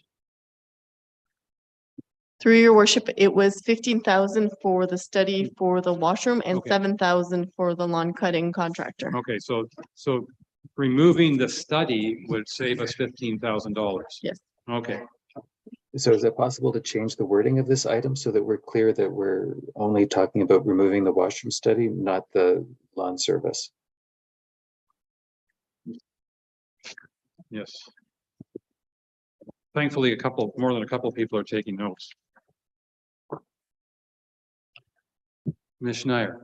Your worship, this study was for parking. I know the resolution is a little bit misconstrued, but this particular study was for parking in washrooms in Honey Harbor. And it has been an ongoing issue for many years. And I think that was one of the final resolutions that the CAG did bring forward for the study, but it wasn't parking and lawn care. It was washrooms and lawn care. It was parking and washrooms.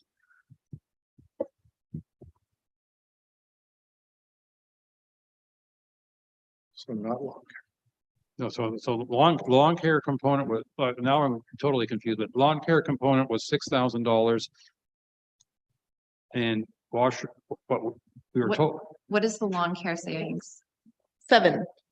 but 50 and 70 feet was That does 22. not match up. I understand where you're coming. But what I want clarification here is we were told that we're going to spend $15,000 to determine how best to put a permanent washroom in that area. And parking. But parking would be a whole separate challenge, I would think, well, it is a whole separate challenge. Right. Clerk Way. If I may just perhaps provide some context to the conversation that took place at the CAG and that whole project. I believe it was the CAG are the ones who definitely passed this resolution.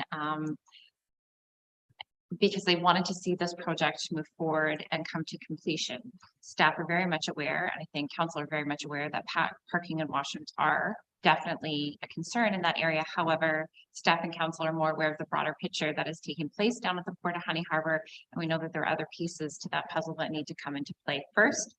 And so as much as, yes, parking is a concern in that area, and yes, we know washrooms are necessary in that area, I believe the CAG wanted this resolution to kind of continue this project to move forward. So from a staff's perspective, even if we're not funding for it this year, that doesn't mean it's off of our radar. If that helps provide some clarification on that. That makes a lot of sense. Councillor Cooper. I'm just saying thank you to the clerk, because I do believe we have, shall we say, other fish to fry at the moment, but something for the future to think about. Thank you. Boy, are we staying here until dinner and having a fish fry? Very nice. Any other comments on this item? Oh. I want to go to remove contingency cost for finance. This is just removing some. Sorry, I got my speaker on. I just realized that, Councilor Bocheck. I pushed this button too often the wrong way sometimes. So the next item is remove contingency costs for finance and IT consulting, which is basically removing a cushion, if I can call it, in our budget for things that might come up in finance and IT. Is that correct? Any comments on this contingency? Councilor Jarvis? Yeah, I'd be reluctant to remove any contingency funds. I know that hacking is a significant factor in a lot of IT situations these days, but personal and corporate and municipal. And I'd rather have the funds set aside in case we got into a situation where we had to clean up some significant issues with regards to our system, unless I could be assured that that's being considered already within this recommendation. I'd like to keep the money in the budget. Thank you. Councilor Graziano. Thank you, Your Worship. We currently on average spend or have budgeted roughly around $628,500 towards IT expenditures this year. And I find that number to be incredibly high, almost $750,000 towards IT. And I would question whether we could endeavor to find far more than $20,000 in savings in this specific area. I would like to see or be so bold to challenge our staff to try to at least find $100,000 in IT savings this year, if not more. $20,000, I just don't think cuts it. Thank you. Thank you. Councilor Fredco.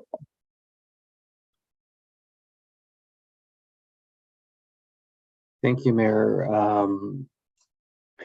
I think I believe there's contingency money elsewhere in the budget for IT, but if this is specifically for the risk of a security breach where our systems are hacked or private information has been compromised, could you please confirm what kind of cybersecurity insurance we have and what the deductible is on that? Through your worship, I can't recall off the top of my head what the cost for the cyber insurance is, that portion of our insurance policy. However, I'm aware that the deductible is $25,000 per incident. So that's what we need to front if ever there's a breach of any kind that costs above $25,000, and anything below $25,000 would be fully covered through this contingency. Having an IT background and having worked with this kind of contingency, $20,000 isn't going to be adequate. So I think we would have to be considering the working reserve fund anyway. The best thing to do is avoid having a security breach. In that regard, I think this $20,000 is fairly minor, and it could be removed. If we had a breach, there would probably be more than one breach anyway, and we would be looking at a larger conversation about how to recover from it. Thank you, Councilor Bocheck. Thank you, Mr. Mayor. And I'm going to go way off topic here, but I'm only going to take 20 seconds and then I'll get off it. I see accountant. I think we really need to move to change our IT outlook completely. I know in my corporate world, we took everything offline, and the software that's being sold to us today demands that you go online to get updates, you go online to interact, online to go between department and department. We took everything that wasn't social media and took everything that wasn't information to the public offline. Our accounting, all our internal works is completely offline. We have no cyber threat. Our insurance went way, way down in price. I just, my 20 seconds is up, but we should look at really contouring the way we look at our IT department and how can we like Councillor Pretko said, how can we stop the exposure to cyber threat? Thank you. And I'm going to take a quite different, okay, go ahead, Councillor Cooper. I'd be happy if you went in front of me, but since you have let me go here, I'd just like to echo what I just heard, because I think the amount that we're spending on IT is very concerning. And so I would encourage at least an examination of this. And I'd point out that we have on council 2, if not 3, pretty highly evolved IT specialists. They may be somewhat retired these days, but it doesn't mean they can't take a look at these things, or at least give some help to our staff. So once again, I'm a big fan of taking advantage of the talent that's available to us. Thank you.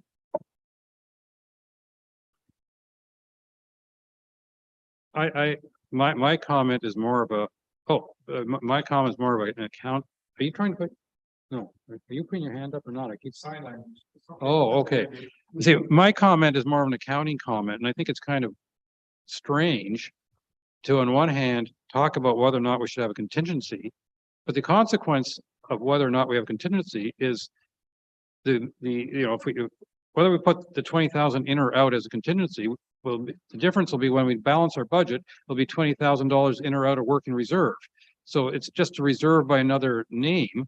So if we have a contingency, we're taking 20,000 that would have been in our working reserve, and we're allocating it to specifically as a contingency IT reserve in effect. And so what's the difference? It's going to have the same net cash flow consequence, because if we have a problem in IT, the money's going to come out of their bank. And if we don't have the IT consequence, the money's not going to come out of our bank, and the contingency just carries on. So to me, it's kind of a, it's strange accounting, because it's not going to affect our cash flow in any way. Whether we put that 20,000 in one box or another box, it might satisfy Ms. Boutiette, because she can spend 20,000 more without coming to council. But other than that, what do we achieve? I'm not sure. Ms. Boutiette. Through your worship, the difference is whether or not we're taxing for it in 2023. Fair enough. Councillor Cooper. No, thank you, Mayor. Terrific sort of an analysis by somebody trained in the finance world, and lovely. Doesn't take away from the fact of what I think others have said. No. And I'm sure you weren't trying to take, I just want to reinforce that let's take advantage of the IT knowledge that we have available to us, and see if we can find some ways to reduce our IT spend burn. Thank you. All right. Number 13. Eliminate funding for waste management studies. And of course, I presume you're referring to the studies that we did because district weren't doing them for us. Any comment on this? Yeah. Yes, Councillor Cooper, followed by Councillor Bochek. I just want to make sure I understand. Study. Microphone. Mic's off. I think we had 25,000 set aside for a study. Something different, because it's supposed to be presented tonight. Oh, Brian, you're not muted. Thanks, Brian. But if that's the case, I would have thought the study is pretty much completed. I haven't seen I don't recall seeing the report, but or the final report. But is that what we're talking about here? Somebody answer that? Yeah, I can answer that through you, Mr. Mayor. Yes, so the 25,000 last year was related to getting a study done. We're almost there. We're waiting for the district to provide the consultant some data so they can actually finalize their report, and then council will hopefully get it before long. This extra $20,000 would be to assist the township drive forward or help to facilitate a made in Georgian Bay Township solution for the marina waste bin sites. And at the end of the day, it is, waste is a district matter. We are still engaging informally with the district on trying to have a made in GBT solution. What this does, however, is say we are removing a contingency. Again, I'm talking contingency. We're removing $20,000 to say if we need to go it alone or have our own consultants do something in parallel, then we wouldn't have that money in the budget. So if I could just continue, then thank you. And so this is sort of the next money set aside for the next phase of this, and it's a pretty big question for the township, for half our population, and pretty hot topic. So I would support leaving this in there, and obviously I think we may need to bring in a consultant, but I think we also need to at some point bring in our community members that are very familiar with this issue, even some of our councillors, and involve them in the process. So thank you. Thank you. Councillor Wojcik, followed by Councillor Graziano. Thank you, Mr. Mayor. I'm sorry, my mic was left open. I was having my lunch because when you called lunch, it was only 9:30 in the morning here. I think this should be left in. I think the waste is very important to the marina business and to the island dwellers out on Georgian Bay. And I don't think the district is going to do their due diligence, and we need to represent ourselves at the district level. So I'm encouraged that this report will bring forward some valuable information. Thank you. Councillor Graziano, please. Thank you, Your Worship. My constituents through the course of the summer as I was campaigning were up in arms with respect to the current state of our waste management.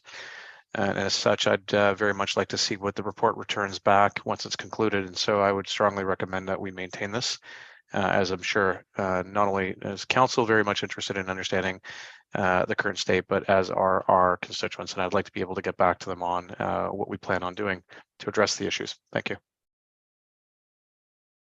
Thank you. Next on our list, reduce council and staff training and development. Any comments on that? I think Councillor Graziano actually has made a couple of comments already on it, but over to you, Councillor Graziano.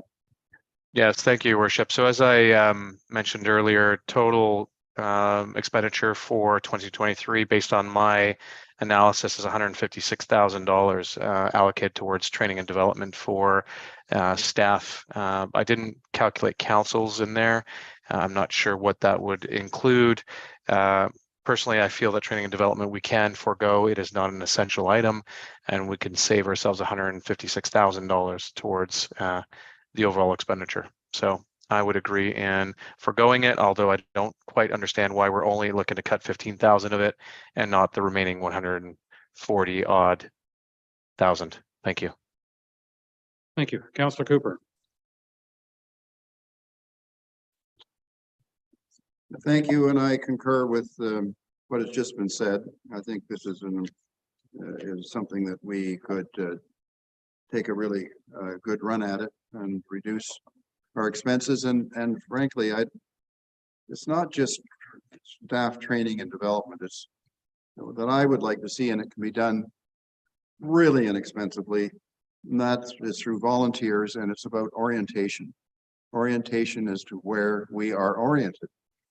Georgian Bay, and learning about the various parts of Georgian Bay I think it could be helpful to our staff, to our council, to our constituents, to have a much better understanding of this very complicated and complex place. And most of it could be done on a volunteer basis. So thank you. Thank you. Councillor Wojcik. Thank you. And through you, Mr. Mayor, I know that the training and the training seminars in my first year were of great value. I attended them all. Thank you very much for paying for them. I think as a returning counselor, I mean, 9 years later, I don't need to hear the same stuff over and over again. You're wasting your money on me, probably Councillor Cooper, and a few others of us that have been around for a while. So I think that without eliminating it, I think there's a need to contour it. And I think that the training should probably be almost a mandatory training for the the first onset of a new counselor or new employees, new staff members. Training is vitally important. So I have room to contour it so that we give the people that need the education the resources to gain that knowledge. Okay, thank you. Any other comments? Councillor Jarvis. Yeah, only in agreement with what was just stated by Councilor Bochek. I think I mean, we can cut a little bit around the edges, but I think that certainly with the staff training, I think is something we should continue on with. It's part of the growth of our staff and productivity. We could probably cut back a bit on training for council, but I think it's very important that council do continue with the training process. We're always learning. So I'd have a hard time reducing this by very much, notwithstanding comments made by Councilor Graziano. I'm sure all the other monies in training have already been taken into consideration, and that's why we're down to this amount. And I'm not too keen on cutting it. Thanks. Thank you. Councillor Predko. Yes, I also concur that I think for engaged employees, we're trying to develop the staff. I don't want to eliminate learning opportunities and essentially maintaining certifications and other required trainings. And whether or not we have too much or too little training for counselors, I think it's a matter of trying to target this to the experience of the counselor, which I will leave that with Mr. Mariotti to determine for the time being. Mr. Mayor? CEO Mariotti. I would thank you, Mr. Mayor. I'd like to thank councillors for their input on the training for staff, because as you know, it's very important. And not just from a attraction and retention component, it's huge. Township staff recognizes that the township wants to invest in its staff, but there's also the component from a regulatory and legal perspective. Not only that, but also from a licensing perspective. We have registered planners that have to be, we have to pay their dues every year. We have to help them go through the different certifications. We have Mr. Sokash, who is a professional engineer. We have Ms. Bouthelette, who is a professional finance. I'm not sure of the term, but I think council gets my drift. So, the other aspect is we can stop going to conferences, and we can stop having memberships. And if you would like to go into a black hole, that is council's choice. However, I would highly recommend that we maintain on the good path that we are going on. Thank you. Thank you. Okay, Councillor Trevor, I presume that hand is from last time. I'm going to move on to removal of costs for advertising, $10,000. Any comments on that, please?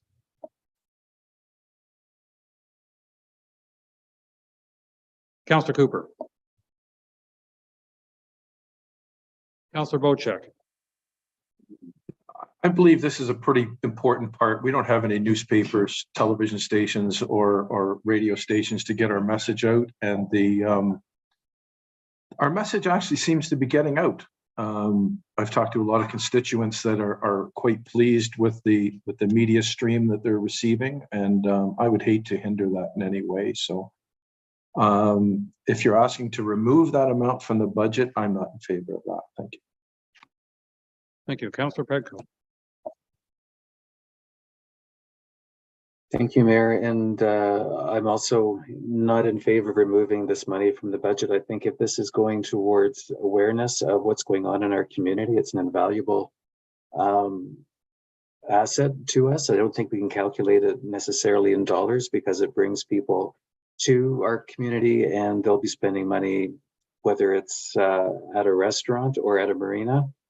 And as well, it provides the professionalism of our township. I think the banners are a great example of where, you know, I'm assuming, given the graphic that's been provided to us, that the banners that are in our communities are one of the elements that are paid for with this advertising budget. And right now they're looking old and tired, and that's not the image that we want to portray to residents and for people that are visiting our township. So I think this money really is well spent on maintaining the image and awareness of our community. Thank you. Councillor Graziano. Thank you, Worship. Again, for the $10,000 investment versus the return on the investment, I think is far greater than the $10,000 expenditure. I would rather us pull the $10,000 from any one of the many areas that I've defined today, whether training development, whether memberships, whether consulting fees, solicitor fees, whether technology, subcontracting fees, and any one of those areas. But I'm sure we can find an easier place to pull $10,000 rather than hindering our ability to communicate with our constituents. Thank you. Thank you. Councillor Jarvis. A number of people know how I feel about social media, but I think it's a necessity here. I would prefer we still had newspapers and we could advertise that way. But given that, what comes out is important. What's already been said is obvious, I think, to everybody, that we need to create more and more awareness of our communities, and it's a good way to do it. I would not be keen on removing this from the budget.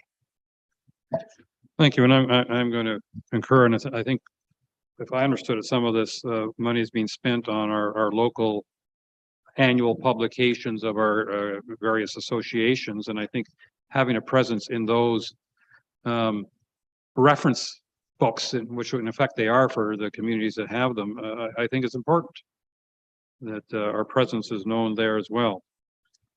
Next, cottage, we're getting close. Number 16, discontinue cottage pump program. Any comments there? It's the fire pump program. Councillor Predko, followed by Councillor Hazelton, please. Thank you, Mayor. And again, this is an essential service. I don't think we can rely on our cottage associations to take over the management of the pumps. Having sat on a cottage association for 10 years, I know that these pumps that are around Go Home Lake are used sporadically to put out fires. So they're bush fires, there's fires that are created by campers, and there's fires at people's cottages. And in all of these situations, somebody on the lake is able to take one of those fire pumps that's been maintained by the township. So we know it's got gas, we know it's been maintained, and they've put out fires and saved, you know, a bush fire from turning into a forest fire, or turning a small cottage fire into a devastating fire. And I just don't think that the township or the associations have the organization and the resources to properly maintain this equipment. And it would be a shame to lose that. So I would not be in favor of this saving. Thank you. Councillor Hazelton. I look at this as the first line of defense for water access properties. And without it, there is no line of defense. The likelihood of getting a fireboat out to a water access property up and down the shoreline is pretty slim. And for 10 grand to service this is a pittance, and we need to continue it. Thank you. Thank you. Councillor Bocek, please. Thank you, Mr. Mayor, and I'll direct my question to Chad if he's still online here. Yeah, so ultimately, without fire hydrants, we don't have much of a choice. I don't think we're running fire hydrants up to the island properties. The reason for removing this amount, Chad, the only thing that I could surmise why you would do this is because of the conversation you had with us a couple of weeks ago about entering into an agreement with a fire training facility in Wabashine, and there was made mention at that time about the fire pumps and the servicing of fire pumps, etc. My question to you is, by removing this $10,000 from the budget, were you going to rely on a third-party source to do the maintenance and care of these fire pumps? And that would be included in the funding that we're giving them? Through your mayor, yes and no, because we still have water access pumps and, that third party pump, company would have to have the ability, to go out to those, pumps. And obviously we'd have to make arrangements for that, with staff to go out with them to do that. The whole idea surrounding this on the list is I've been, and many of you have seen me at cottage communities, or meetings, talking about these pumps as a fire prevention tool, not a firefighting tool. We get calls all the time from insurance companies and they, asking closest fire department, and also they have a fire pump, at their property. Does this count as a firefighting tool? And technically, no, because there's no staff with it. So the idea of these pumps is to, should be, is to water down properties, bring it out if you're going to have a large burn or something in that nature. But it is a liability on the township, because if we're encouraging them to use them as a firefighting tool, they're not trained, they're not wearing the proper PPE and those kind of things. Because we've had incidences in the past that, where were very close calls where people could have been hurt. Last summer, there was a structure fire caused by fireworks, and I happened to be first there, with a bunch of cottagers who were using our pumps and some of our residents' pumps, and the fireworks were still being shot around the property, and somebody could have been seriously injured. And then another instance, there was a submarine cable, and it was the cause of the bushfire, and people were in bare feet, spreading water around, and somebody could have been seriously electrocuted during that incident. So that's why we've been this is a topic to be debated about, and where the township lies in liability with these pumps. So I don't know if that fully answers your question, Brian, but I just some insight. Thank you. It's all valuable information at this point in time. It's just, we've been dealing with these fire pumps for a long time, and there just has to be a better solution. So I appreciate all the information you've given us today, Chad. Thank you. Councillor Councillor Graziano. Thank you, Worship. Going back to the term used earlier, no brainer. I think this is absolutely no brainer to keep on. I can't believe that we would even consider compromising this service, especially when it pertains to the fact that we have a lot of island cottages. And to Councillor Hazelton's point, this is the first line of defense for majority of those island cottagers. So I would not be inclined to remove this as a service to our constituents. Thank you, Councillor Cooper. I just want to clarify something. Actually, our first line of defense legally is public education. So putting our sources maybe into more public education may be valuable, but I just thought I'd share that. Thank you. Councillor Cooper, please. Where is that hand? Thank you. And I just wanted to say, Chad, that's an excellent point that you've made. It was where I was initially going to go with this comment. And one more is that anything that you can do out in those communities to educate and in fact, educate with respect to the use. Going back probably prior to your time with us, I recall a fire at the north end of Bosley Island. And it was the volunteer firefighters that put the fire out, not our fire department.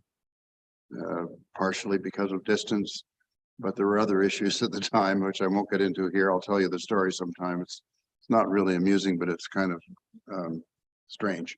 So I think we do have some volunteers that have been very helpful to keep, if we take Bosley Island, for example, it's massive, hundreds and hundreds of acres, and to have that set off at the north end, the northwest end on a windy day would be a huge disaster. So good on us for having those volunteers there. And Some have their own equipment, some have the equipment that's available through the township. Thank you. I would not support getting rid of this. And to your point, when we do have structure fires out in the bay, or fires, there is a lot of residents that do have their own pumps. And so anytime we arrive at a structure fire, there is a mixture of our pumps in the program and residents. I would put the number half to half. Yeah, and then the confusion starts, right? Once we arrive. Thank you. Councillor Jarvis. Yeah, just in light of comments just made, my preference is, until you just spoke there, Brad, my preference is to maintain them, and because there's a level of consistency when you've got these pumps out there and everybody knows they work, they've got gas, the hoses have been checked, that type of thing. And that's an assurance for the communities. On the other hand, you mix that in with private owners' pumps. I mean, my theory is that people are gonna have pumps anyway, and indeed they already do. But I think to have some sort of level of consistency in their maintenance is a bonus. And again, I think from my perspective, we're better off having that in place, despite the fact that we're mixing it in, unfortunately, in a way, with privately owned pumps. Like I said, I think we're all going to have them anyway, whether they're serviced by our fire department or not, emergency services department. But I think it's better that there's that consistency in place. All right, thank you very much. I, for one, can't believe that you're doing all this college program maintenance for only $10,000. I think that's impressive, frankly. We're very fortunate to have our staff that do it, but it is time consuming to go out to all these pumps twice a year to service them. I am struggling sometimes to get them done in a timely manner, but yeah. I mean, I wish it was the case that your staff was only used for preventive measures like this instead of having to go to actual emergency calls, but oh well, unfortunately, doesn't always work out that way. Right. All right. We're getting very close. I don't know if anybody needs a break or just go on through to the end. Okay, we're going on through. Good. Reduce roadside brushing. Any comments on this proposed $9,000 savings?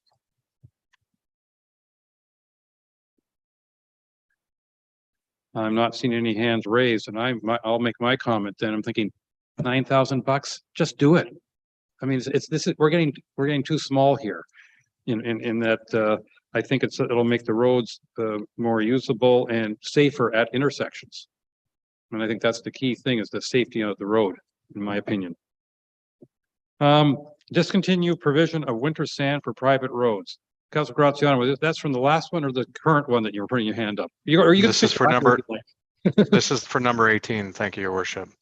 And so I think you spoke most elegantly with respect to this being a safety issue for our roads. I know that on my road on Sanctuary, as I mentioned to council today, there's a very steep hill that we have to navigate both downwards and upwards in the winter months. And without the salts, we are put in a very precarious situation. Having campaigned throughout the course of the summer, fortunately it was done through summertime. There's a lot of roads specifically in my ward, that have, again, some very hard hills to navigate. And for those that are full-time residences who live down those roads, I can only imagine what they have to endure, which would be something similar to myself.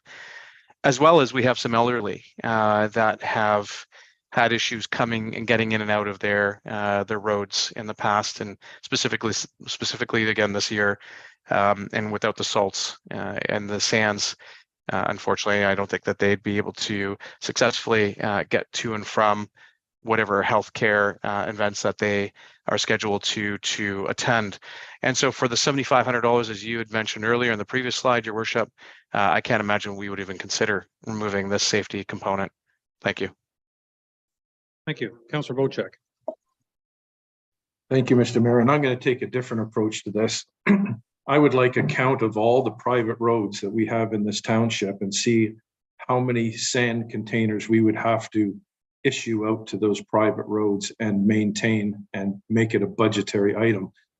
The people that live in those cottages on the private roads pay the same taxes as everybody else. And they're not getting the advantage of snow plows and salters and everything else. They're having to pay for their own rate maintenance themselves. I can tell you, as a guy who's plowed private roads in this township for over 30 years, there's many times when my plow truck would get stuck and I would have to walk a kilometer to get to one of those sand bins and fill my bucket and take it back and get myself unstuck. We live in a cottage community, remote properties. We don't need to be penalizing people on private roads. They pay the same taxes as everybody else. So I would encourage that we look at expanding this program instead of removing it. Thank you.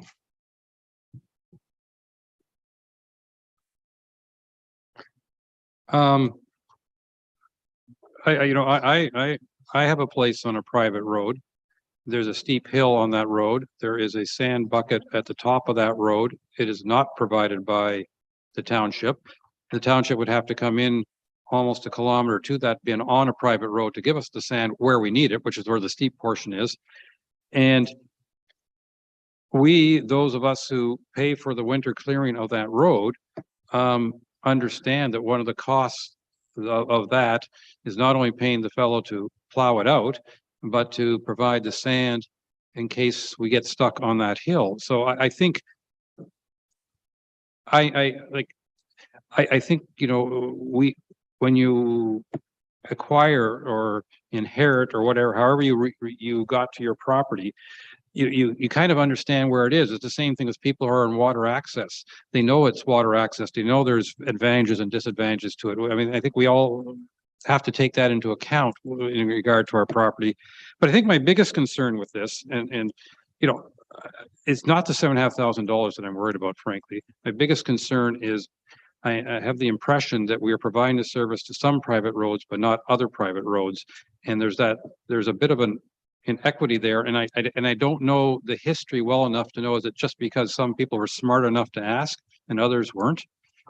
And are we going to find the case that now that we've raised the profile of this, who knows how many other private roads might be saying to Mr. Sokash, can you put a bin at the end of our road? Or if we put a bin there, will you fill it for us? I don't know, but that's my unknown in regard to this. Councillor Hazelton, please. I would just like to ask that if we do keep these winter sand items in place, can we also arrange for funded ice scoot rides to water access properties in the wintertime so we can inspect our properties? It's kind of like a same kind of thing. If you get stuck, you can't get there. Well, if we can't, anyways. It's awful nice to get a fire truck or an ambulance in these private roads. And if you get an ice storm in the middle of the day and your contractor hasn't been able to sand it, at least there's something there that can be used to get emergency vehicles in and out. So I don't think it's a fair comparison. So you're saying that ice scoot rides in times of emergency out in the bay is equivalent? Not a debate I want to get into right now, but we will have that debate. Councillor Graziano, you had an additional remark? Yeah, I would agree with Brian, with Councillor Bochek here, specifically in the fact that you know, for $7,500, it's a no-brainer. I would hate to see a fatality over the course of the next 3 years occur on a icy road where there's a slope and someone unfortunately goes over the side and hits a tree and succumbs to those injuries for a $7,500 cost. With respect to perhaps broadening this service, I would absolutely support that. Perhaps through the $10,000 advertising budget, we could advertise that we do offer this service for roads that need it. But it's a no-brainer to me. $7,500 for a safety issue. Come on. All right, Councillor Jarvis. Over to Mr. Sokach. Thank you. So I just wanted to clarify one thing. It's $7,500 for 7 roads right now. There's, I think, between 50 and 100 private roads. So a little bit of math will expand that, but there will be a follow-up report if council wants to continue with this. I'm sorry, could you repeat those numbers one more time? How many private, I think there's 70 to 100, 50 to 100. Private roads. Yeah, And this 7,500 is being spent on 7 roads, you said? that's correct. Okay, that's an interesting perspective. If I may, Please. Mr. Mayor, it's obviously it's our job to give council full information. So as Mr. Sokash has said, it's 7,500 7. We have 50 plus. It's also the liability aspect on the reverse side. So now if there's an expectation that those sand bins are to be kept full, there is a storm, that bin is empty and someone does kill themselves as per Councillor Graziano, then we are now liable because we have been providing that service. So the $7,500 removal here would also mean to say that we are protecting ourselves, because when you purchase a house on a private road, and I used to live on a private road, I had to plow my own road. I knew what I was buying. So it's been a great service to those 7 roads up to now. I don't know how historically we've serviced 7 roads and not the other 50 plus, but we do really need to ratify this one way or the other. Councillor Cooper. Well, I see this as a low amount. It sounds like it could be a much higher amount. So that would be, and it was a cautionary comment from our mayor. And I would also like to say that, what's good for the goose is good for the gander. So I'd like very much to see solid waste collection at the end of my dock. Thank you very much. How many millions do you think that's going to be for dock service? But that's off topic here a little bit, but Mr. Sokash.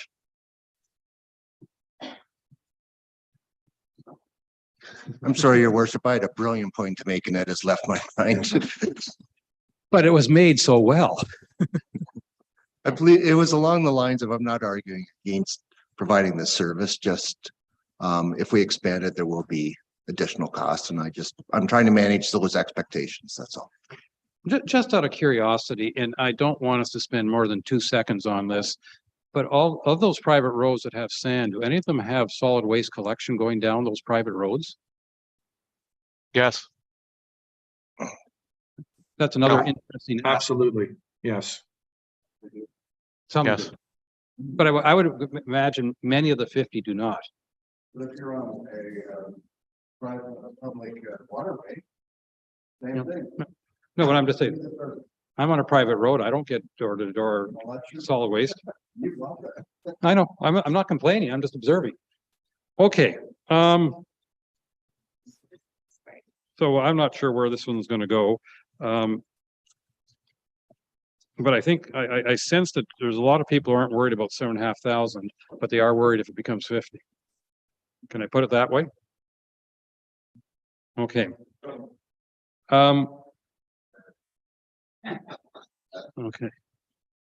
My last item here, number 19, is eliminate recruiter funding of 75,000. That was, of course, based on the resolution that this council passed a few weeks back. Any comments on that? Councillor Hazelton. First question to our CAO. Can you give us an update on the offers that have been accepted, people who have started, and people who you expect to accept? Through the mayor, I will pass that over to Ms. Seymour, because she has the nitty-gritty details. And in terms of the director role, I am talking tonight with the headhunter. I do believe that we have some potential candidates, but other than that, I'll pass it over to Ms. Seymour. Thank you. Through the mayor, I'm pleased to share that we did have one planner start on Monday, Shania. So if you haven't had a chance to meet her yet, I'm sure you will soon.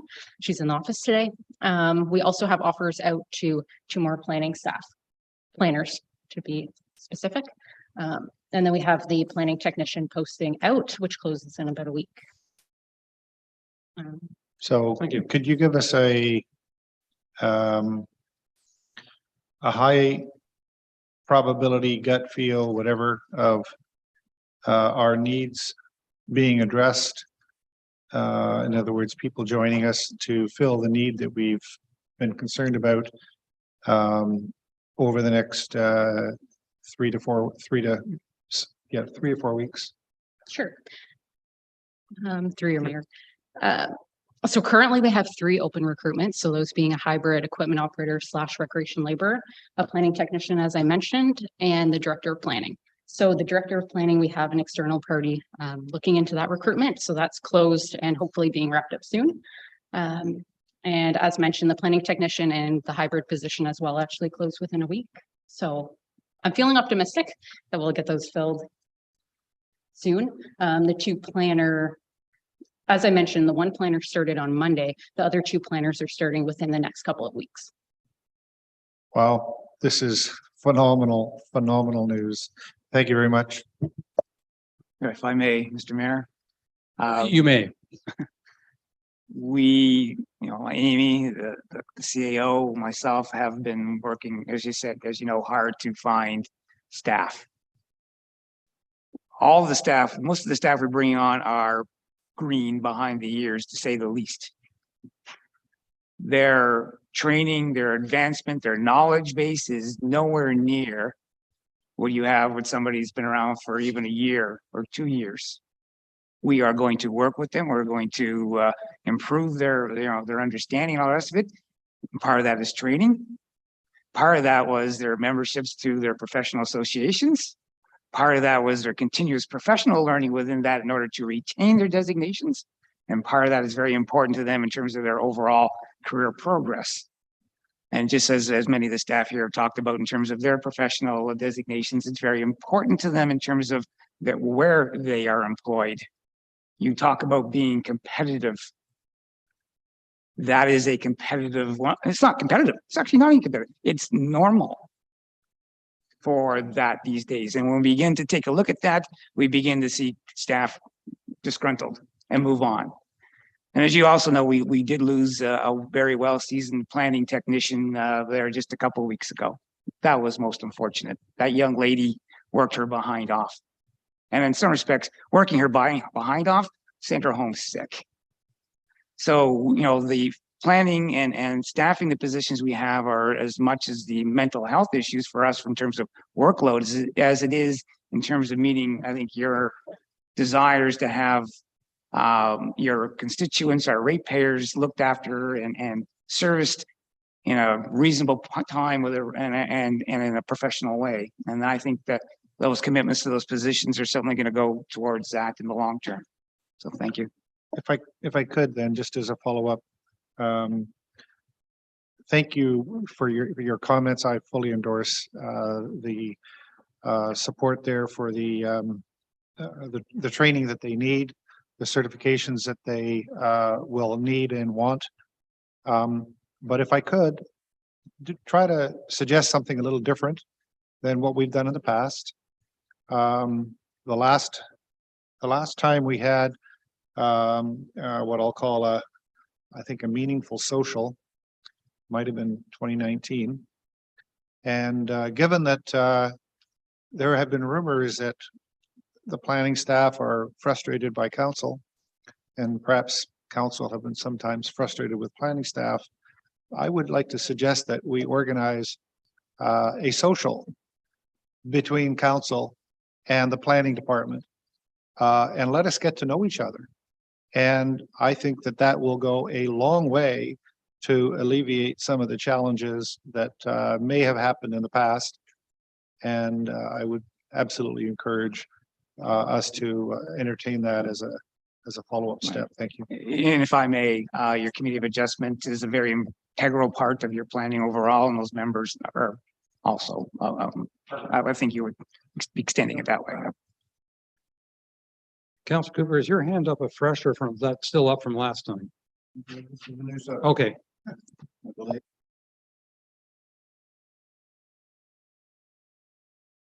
I'm certainly pleased to hear that we're starting to move down the road to bring on some new people in the planning, and I think that's very important. So congratulations on that. I sent out something recently this past week to some of you regarding the planning turnover that we've had at the Township of Georgian Bay in planning, and it's been astoundingly poor results over the years, and we've got to do better. I'm hopeful that we bring on people, particularly being mindful that this isn't urban planning, it's rural. And some of the planners that we've had, many of the planners that where we've had turnover have come from an urban environment, a very much a pro-development environment. I'm not against development, but I'm pointing out that our environment is very important to us. So I think we need to make sure that we're bringing on people that are attuned to the environment as opposed to putting together subdivisions and mark them.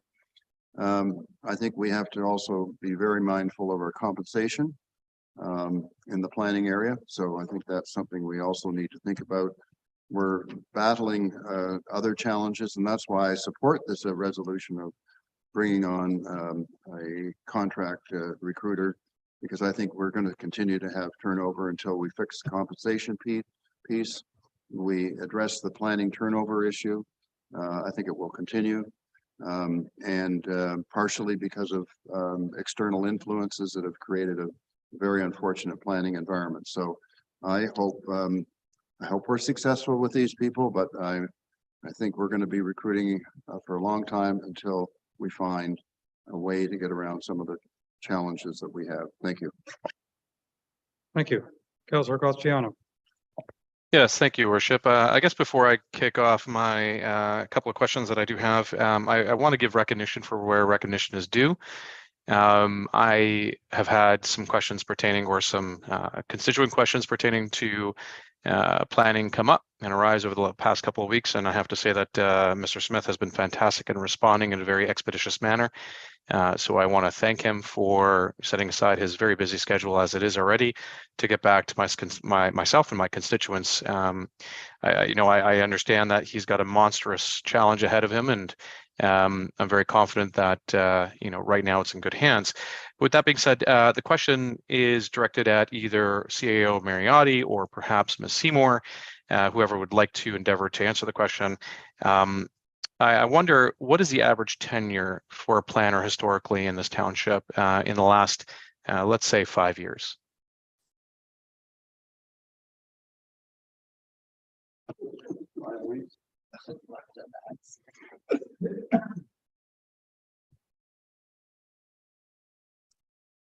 So I don't have that off the top of my head. I'm happy to look back in our history and find it. I will say I've been here since 2017. I've found that planners last maybe a year, not quite a year. Our most recent 2 planners lasted 8 or so months. So definitely the turnover and the retention is an issue. Okay, great. And I appreciate that. And then just kind of on that same point, Ms. Seymour, and thank you for answering that question. How many did we lose in the year of 2022 to 2023? Planning staff, senior staff, all within planning. Again, to be honest, I'll probably have to get back to you on that one. But I know in 2022, we lost 2 planners. Do we not lose and a director? 3 Thank you. 3. So pretty much. And what's the normal size of the department at its fullest capacity? We should have 7. That would be 4 actually with our recent resignation too, would it not? 2022 and 2023? 2023, yes, we've had 1. So that would be greater than 50% of our turnover within our department. And so my next question to our CAO is, this resolution doesn't cost us anything, does it? At the current time, it's slated for $75,000, but it doesn't go back towards the reserves if in the event that it's not utilized by end of year. Is that correct? Yes, maybe Ms. Bouffalette can correct me, but yes, it does, because we have to budget for this. So this is the equivalent of a 1.5% increase to the budget. And this, if I may finish? Yes, please. This resolution is actually to assist in hiring staff. And your questions, Councillor Graziano, are related to turnover of staff.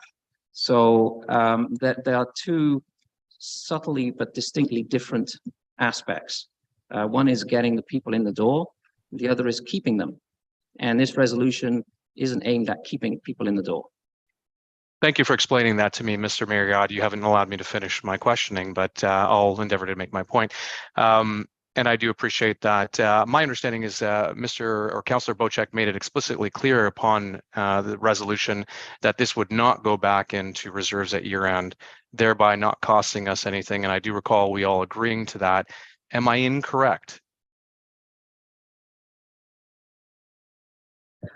Through your worship, I read the resolution quite a few times, and if we're taxing for it and if it's not used, we have to transfer it to either the general reserve or a specific reserve. So I wasn't present at the time where this motion was passed. So I don't know how accounting wise we can tax 75,000 to the people and give it back to them at year end if we don't use it. I'm happy to review the tapes and send you the YouTube video comments that were made at the time. My point being is that with the state of turnover that we have seen historically, as well as with the state of the turnover that we've seen within a period of 1 year, do we not feel that this would be prudent to maintain this as an option should we have to execute on an expeditious manner and go ahead and enact or hire a temporary recruiter to help us should we lose staff to the same extent that we have in the past year as well as in previous years? And that's my final comment. Thank you. And if I may respond, the key again is to retain staff. It's not to bring staff in quickly. You can bring staff in very quickly, but you also need quality staff, and that takes time. So the turnover is a very different matter that we have to work together between council and staff. That was my final comment. May I, your worship, respond to Mr. Mariotti? Yes. Thank you. Mr. Mariotti, I appreciate the difference between retention and recruitment. Thank you. Unfortunately, recruiting is recruiting and retention is retention. And you have all the tools in your toolbox to retain staff as much as you possibly can. We have seen the averages, we have seen the stats, and would it not be prudent that we maintain this in place in case that our retention issues continue to perpetuate as they have in previous years? Thank you. Councillor Bocek.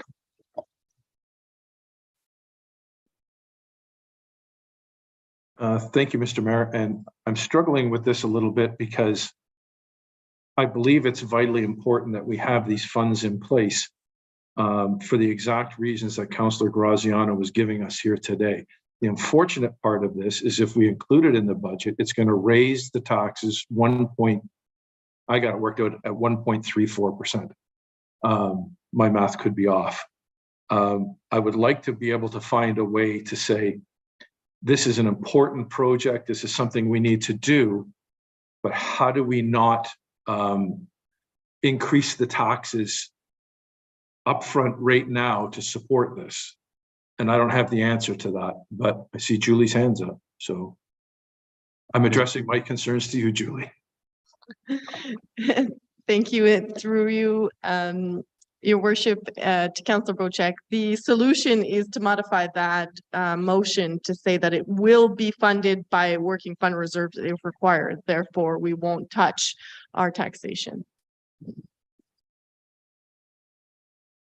Thank you. And so, go ahead, please. So if we move to fund this from a reserve and then we don't need it, then the reserve wouldn't be affected. But if we use taxation, we would have to increase the taxes. And then if we don't use it, we can't return the amount. So to me, to phrase some of my other councillors, this one's a no-brainer to move in that direction. And I'll leave it at that for now. Councillor Cooper. Just briefly, I certainly see no reason that we couldn't move that resolution, change that resolution to read in a different way. We need to provide the flexibility to deal with potential challenges in the future as it pertains to recruitment. And I would just add that you know, retention isn't necessarily just separated from recruitment. if you recruit the wrong people, you have a problem with retention. And I think you need to win on both sides. So thank you. Councilor Graziano. Thank you, Your Worship. I would not have any issue with regards to amending the motion to draw from the working funds rather than from taxation as well. Thank you. Ms. Way, I don't know if this has an urgency, or can we resolve it now, or you'd like to do it with a little more time to prepare the appropriate motion? Since we're in a council meeting, could we not put a motion on the floor to rescind the previous? This is one of the reasons I'm introduce? talking in this way at the moment, Oh, okay. or the reason. Ms. Way. Clerk Way, I may have a solution. All these budget talks are going to be formalized by a bylaw, and the reserve transactions are a clause of that bylaw, and it will be corrected at that time if that's okay with you. Okay, that sounds great. All right, thank you. I want to make one comment on all this, and it started with a couple of remarks that Councillor Hazelton made and went on, and that's in regard to retention. We made reference to the fact that this year we've already lost one person from planning. Last year we lost 3 people from planning. The year before we lost 2 people anyway that comes immediately to mind from planning. That does not include the people at JL Richards who said they don't want to work for the township of Georgian Bay after having worked for us for a while.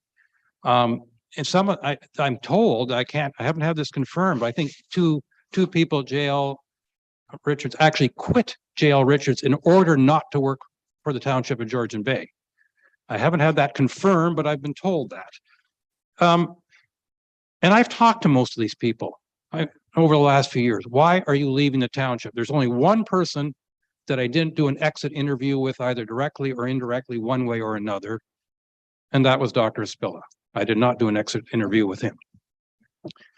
And everybody had different stories, but every single story included 2 items very clearly. One, overwork. There was too much on their plate to handle here, and they could go to another municipality who would have a fairer workload. And 2, lack of respect, mostly from council. We are losing people, every single one, because they're not respected by council. So I think when we're talking about planning from council, we better sure as hell have a mirror in front of us while we're doing the talking.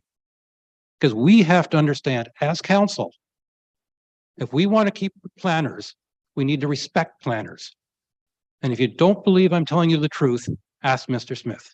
Because I think, I could be wrong, I don't want to speak for him, but I think that's what we heard from him. Just, was it 1 or 2 weeks ago? I can't remember with time. I think it was 2 weeks ago. And I think this is extremely important for all of us to understand. If council is not going to respect planners, if council is not going to respect staff, then we cannot blame staff if we don't think they're doing the job we expect. And I think we have to keep that in mind going forward. If we want to have success in our planning department, we got to respect our planners, their professional qualifications, and the fact that every planner I'm talking about who's left here actually worked above and beyond their job description for us. Thank you.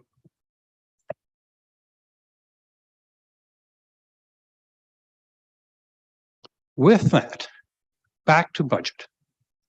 We've now gone through the list. I think this has been a very good discussion. We've shared with staff a lot of our thoughts on all these items. We've heard from a number of councillors that say they may have other suggestions, and I'm hoping that those councillors will share those suggestions with staff and with council via our clerk. And I think I'm going to suggest at this point, maybe it's time to wind up this meeting, take a short break, and then go into our committee of the, is it committee of the whole meeting?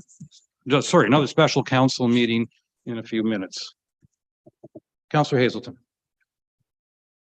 So I heard Councillor Cooper say that there are a variety of other items that we need to be considering so that this item list is useful perhaps, but not exhaustive. And we have had a couple of questions from councillors along the way about, is this in there? Is that in there? That kind of thing. So Councillor Predko asked about large item pickup. Question is it in or out as part of this consideration? And I think we want to make sure that we flush out those other items. Otherwise, we're going to have another half story when we discuss this next time.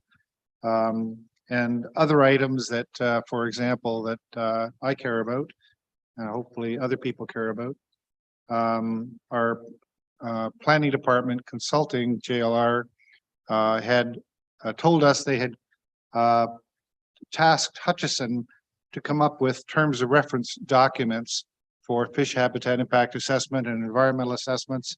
And I want us to lose sight of the value of those terms of reference documents. There's another one that's slipping my mind at the moment, but there are other things that are budget related items that, okay. The other key one that Jennifer Goodette had promised us a guidebook that would be basically the planner's Bible on when they are to initiate requests for this study or that study or whatever.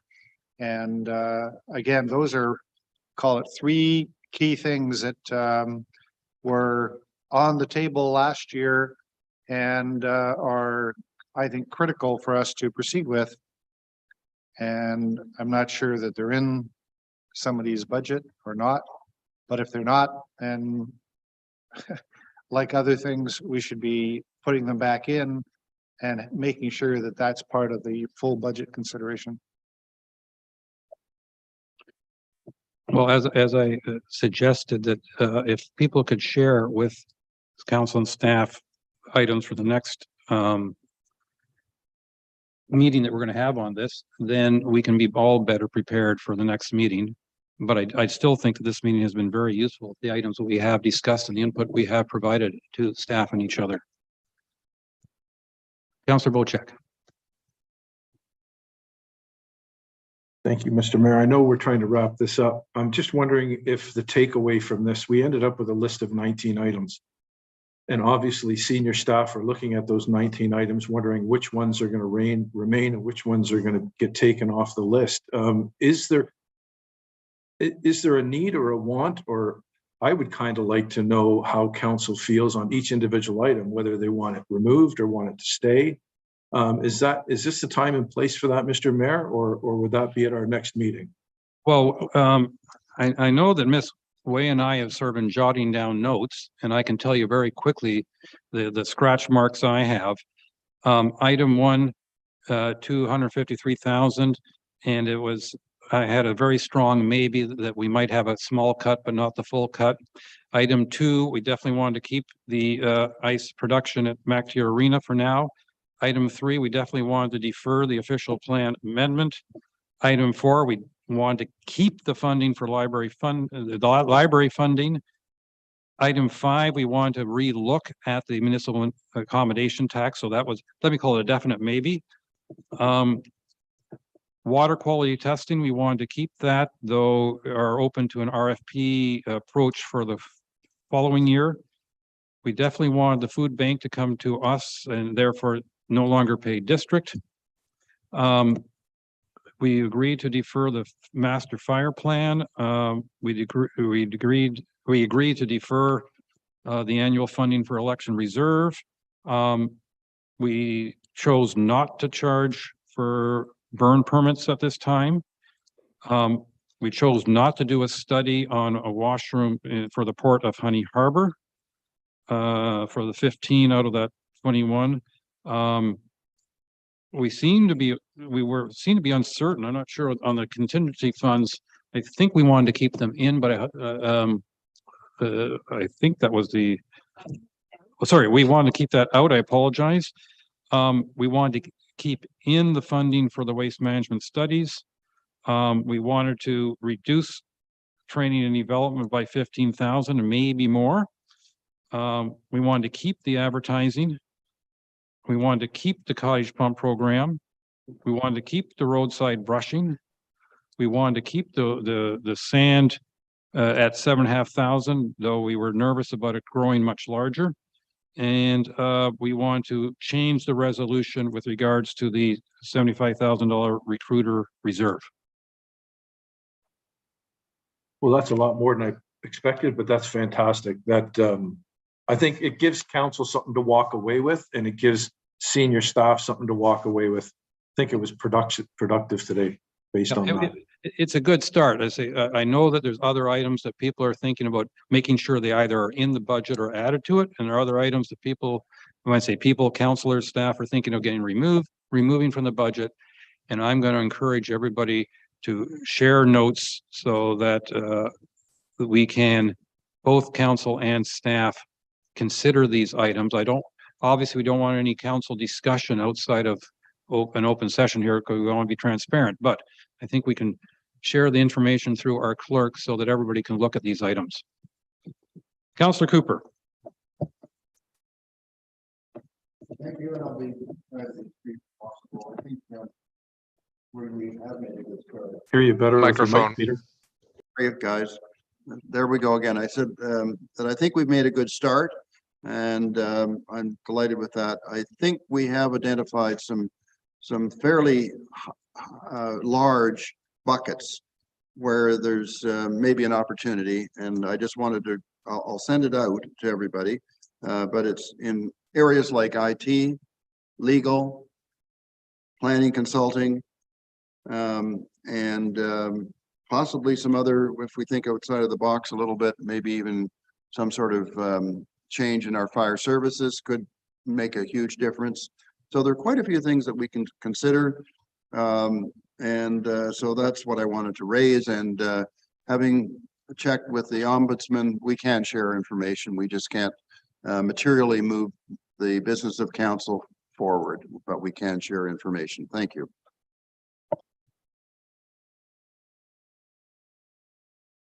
My turn. Councillor Predko, please, followed by Councillor Graziano. Thank you, Mayor. I'll just be very quick. If we're able to, and I don't know if this timing works, but we have a light agenda for the COW next Tuesday.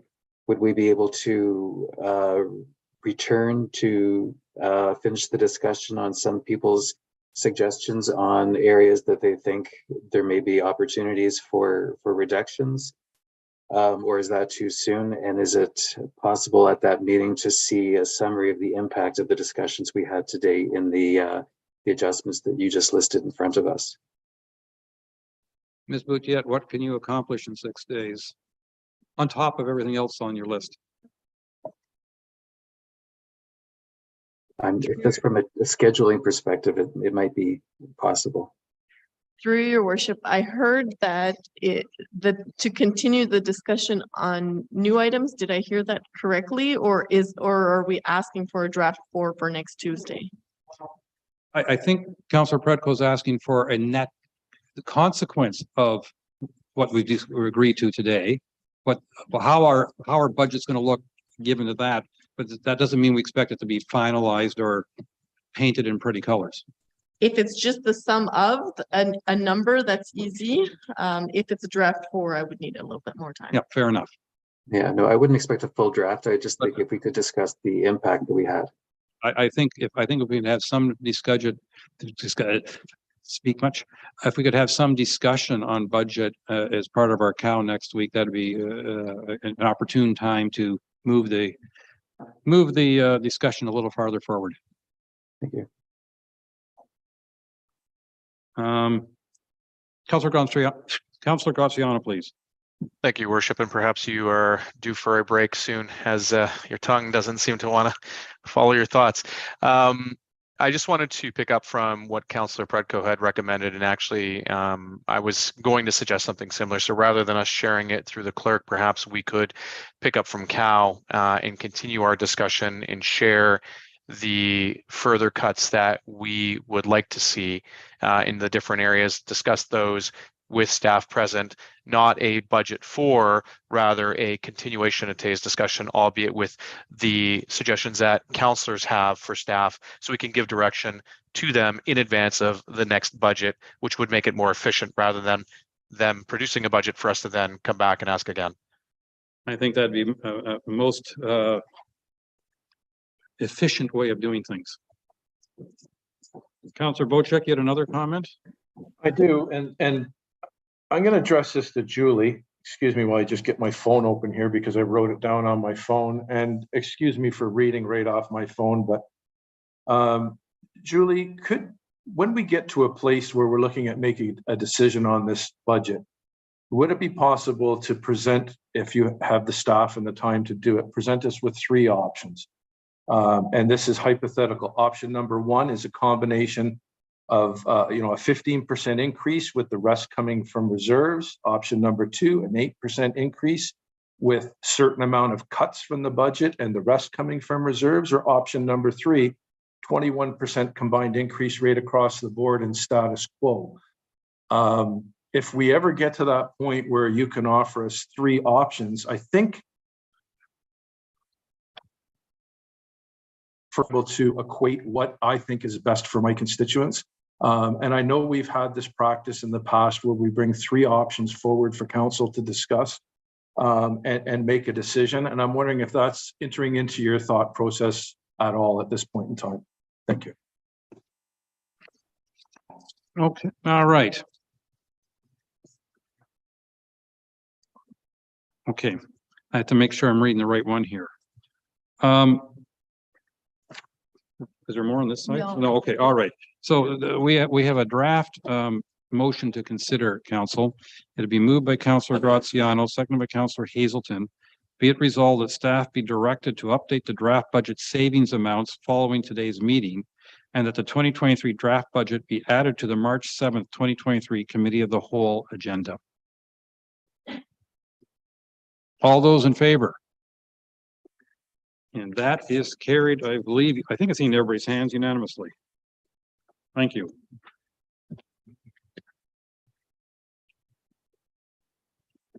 Moved by Councillor Jarvis, seconded by Councillor Predko. Be it resolved, the council adopts bylaw 2023-027 to confirm the proceedings of the March 1st, 2023 special council meeting. All those in favor?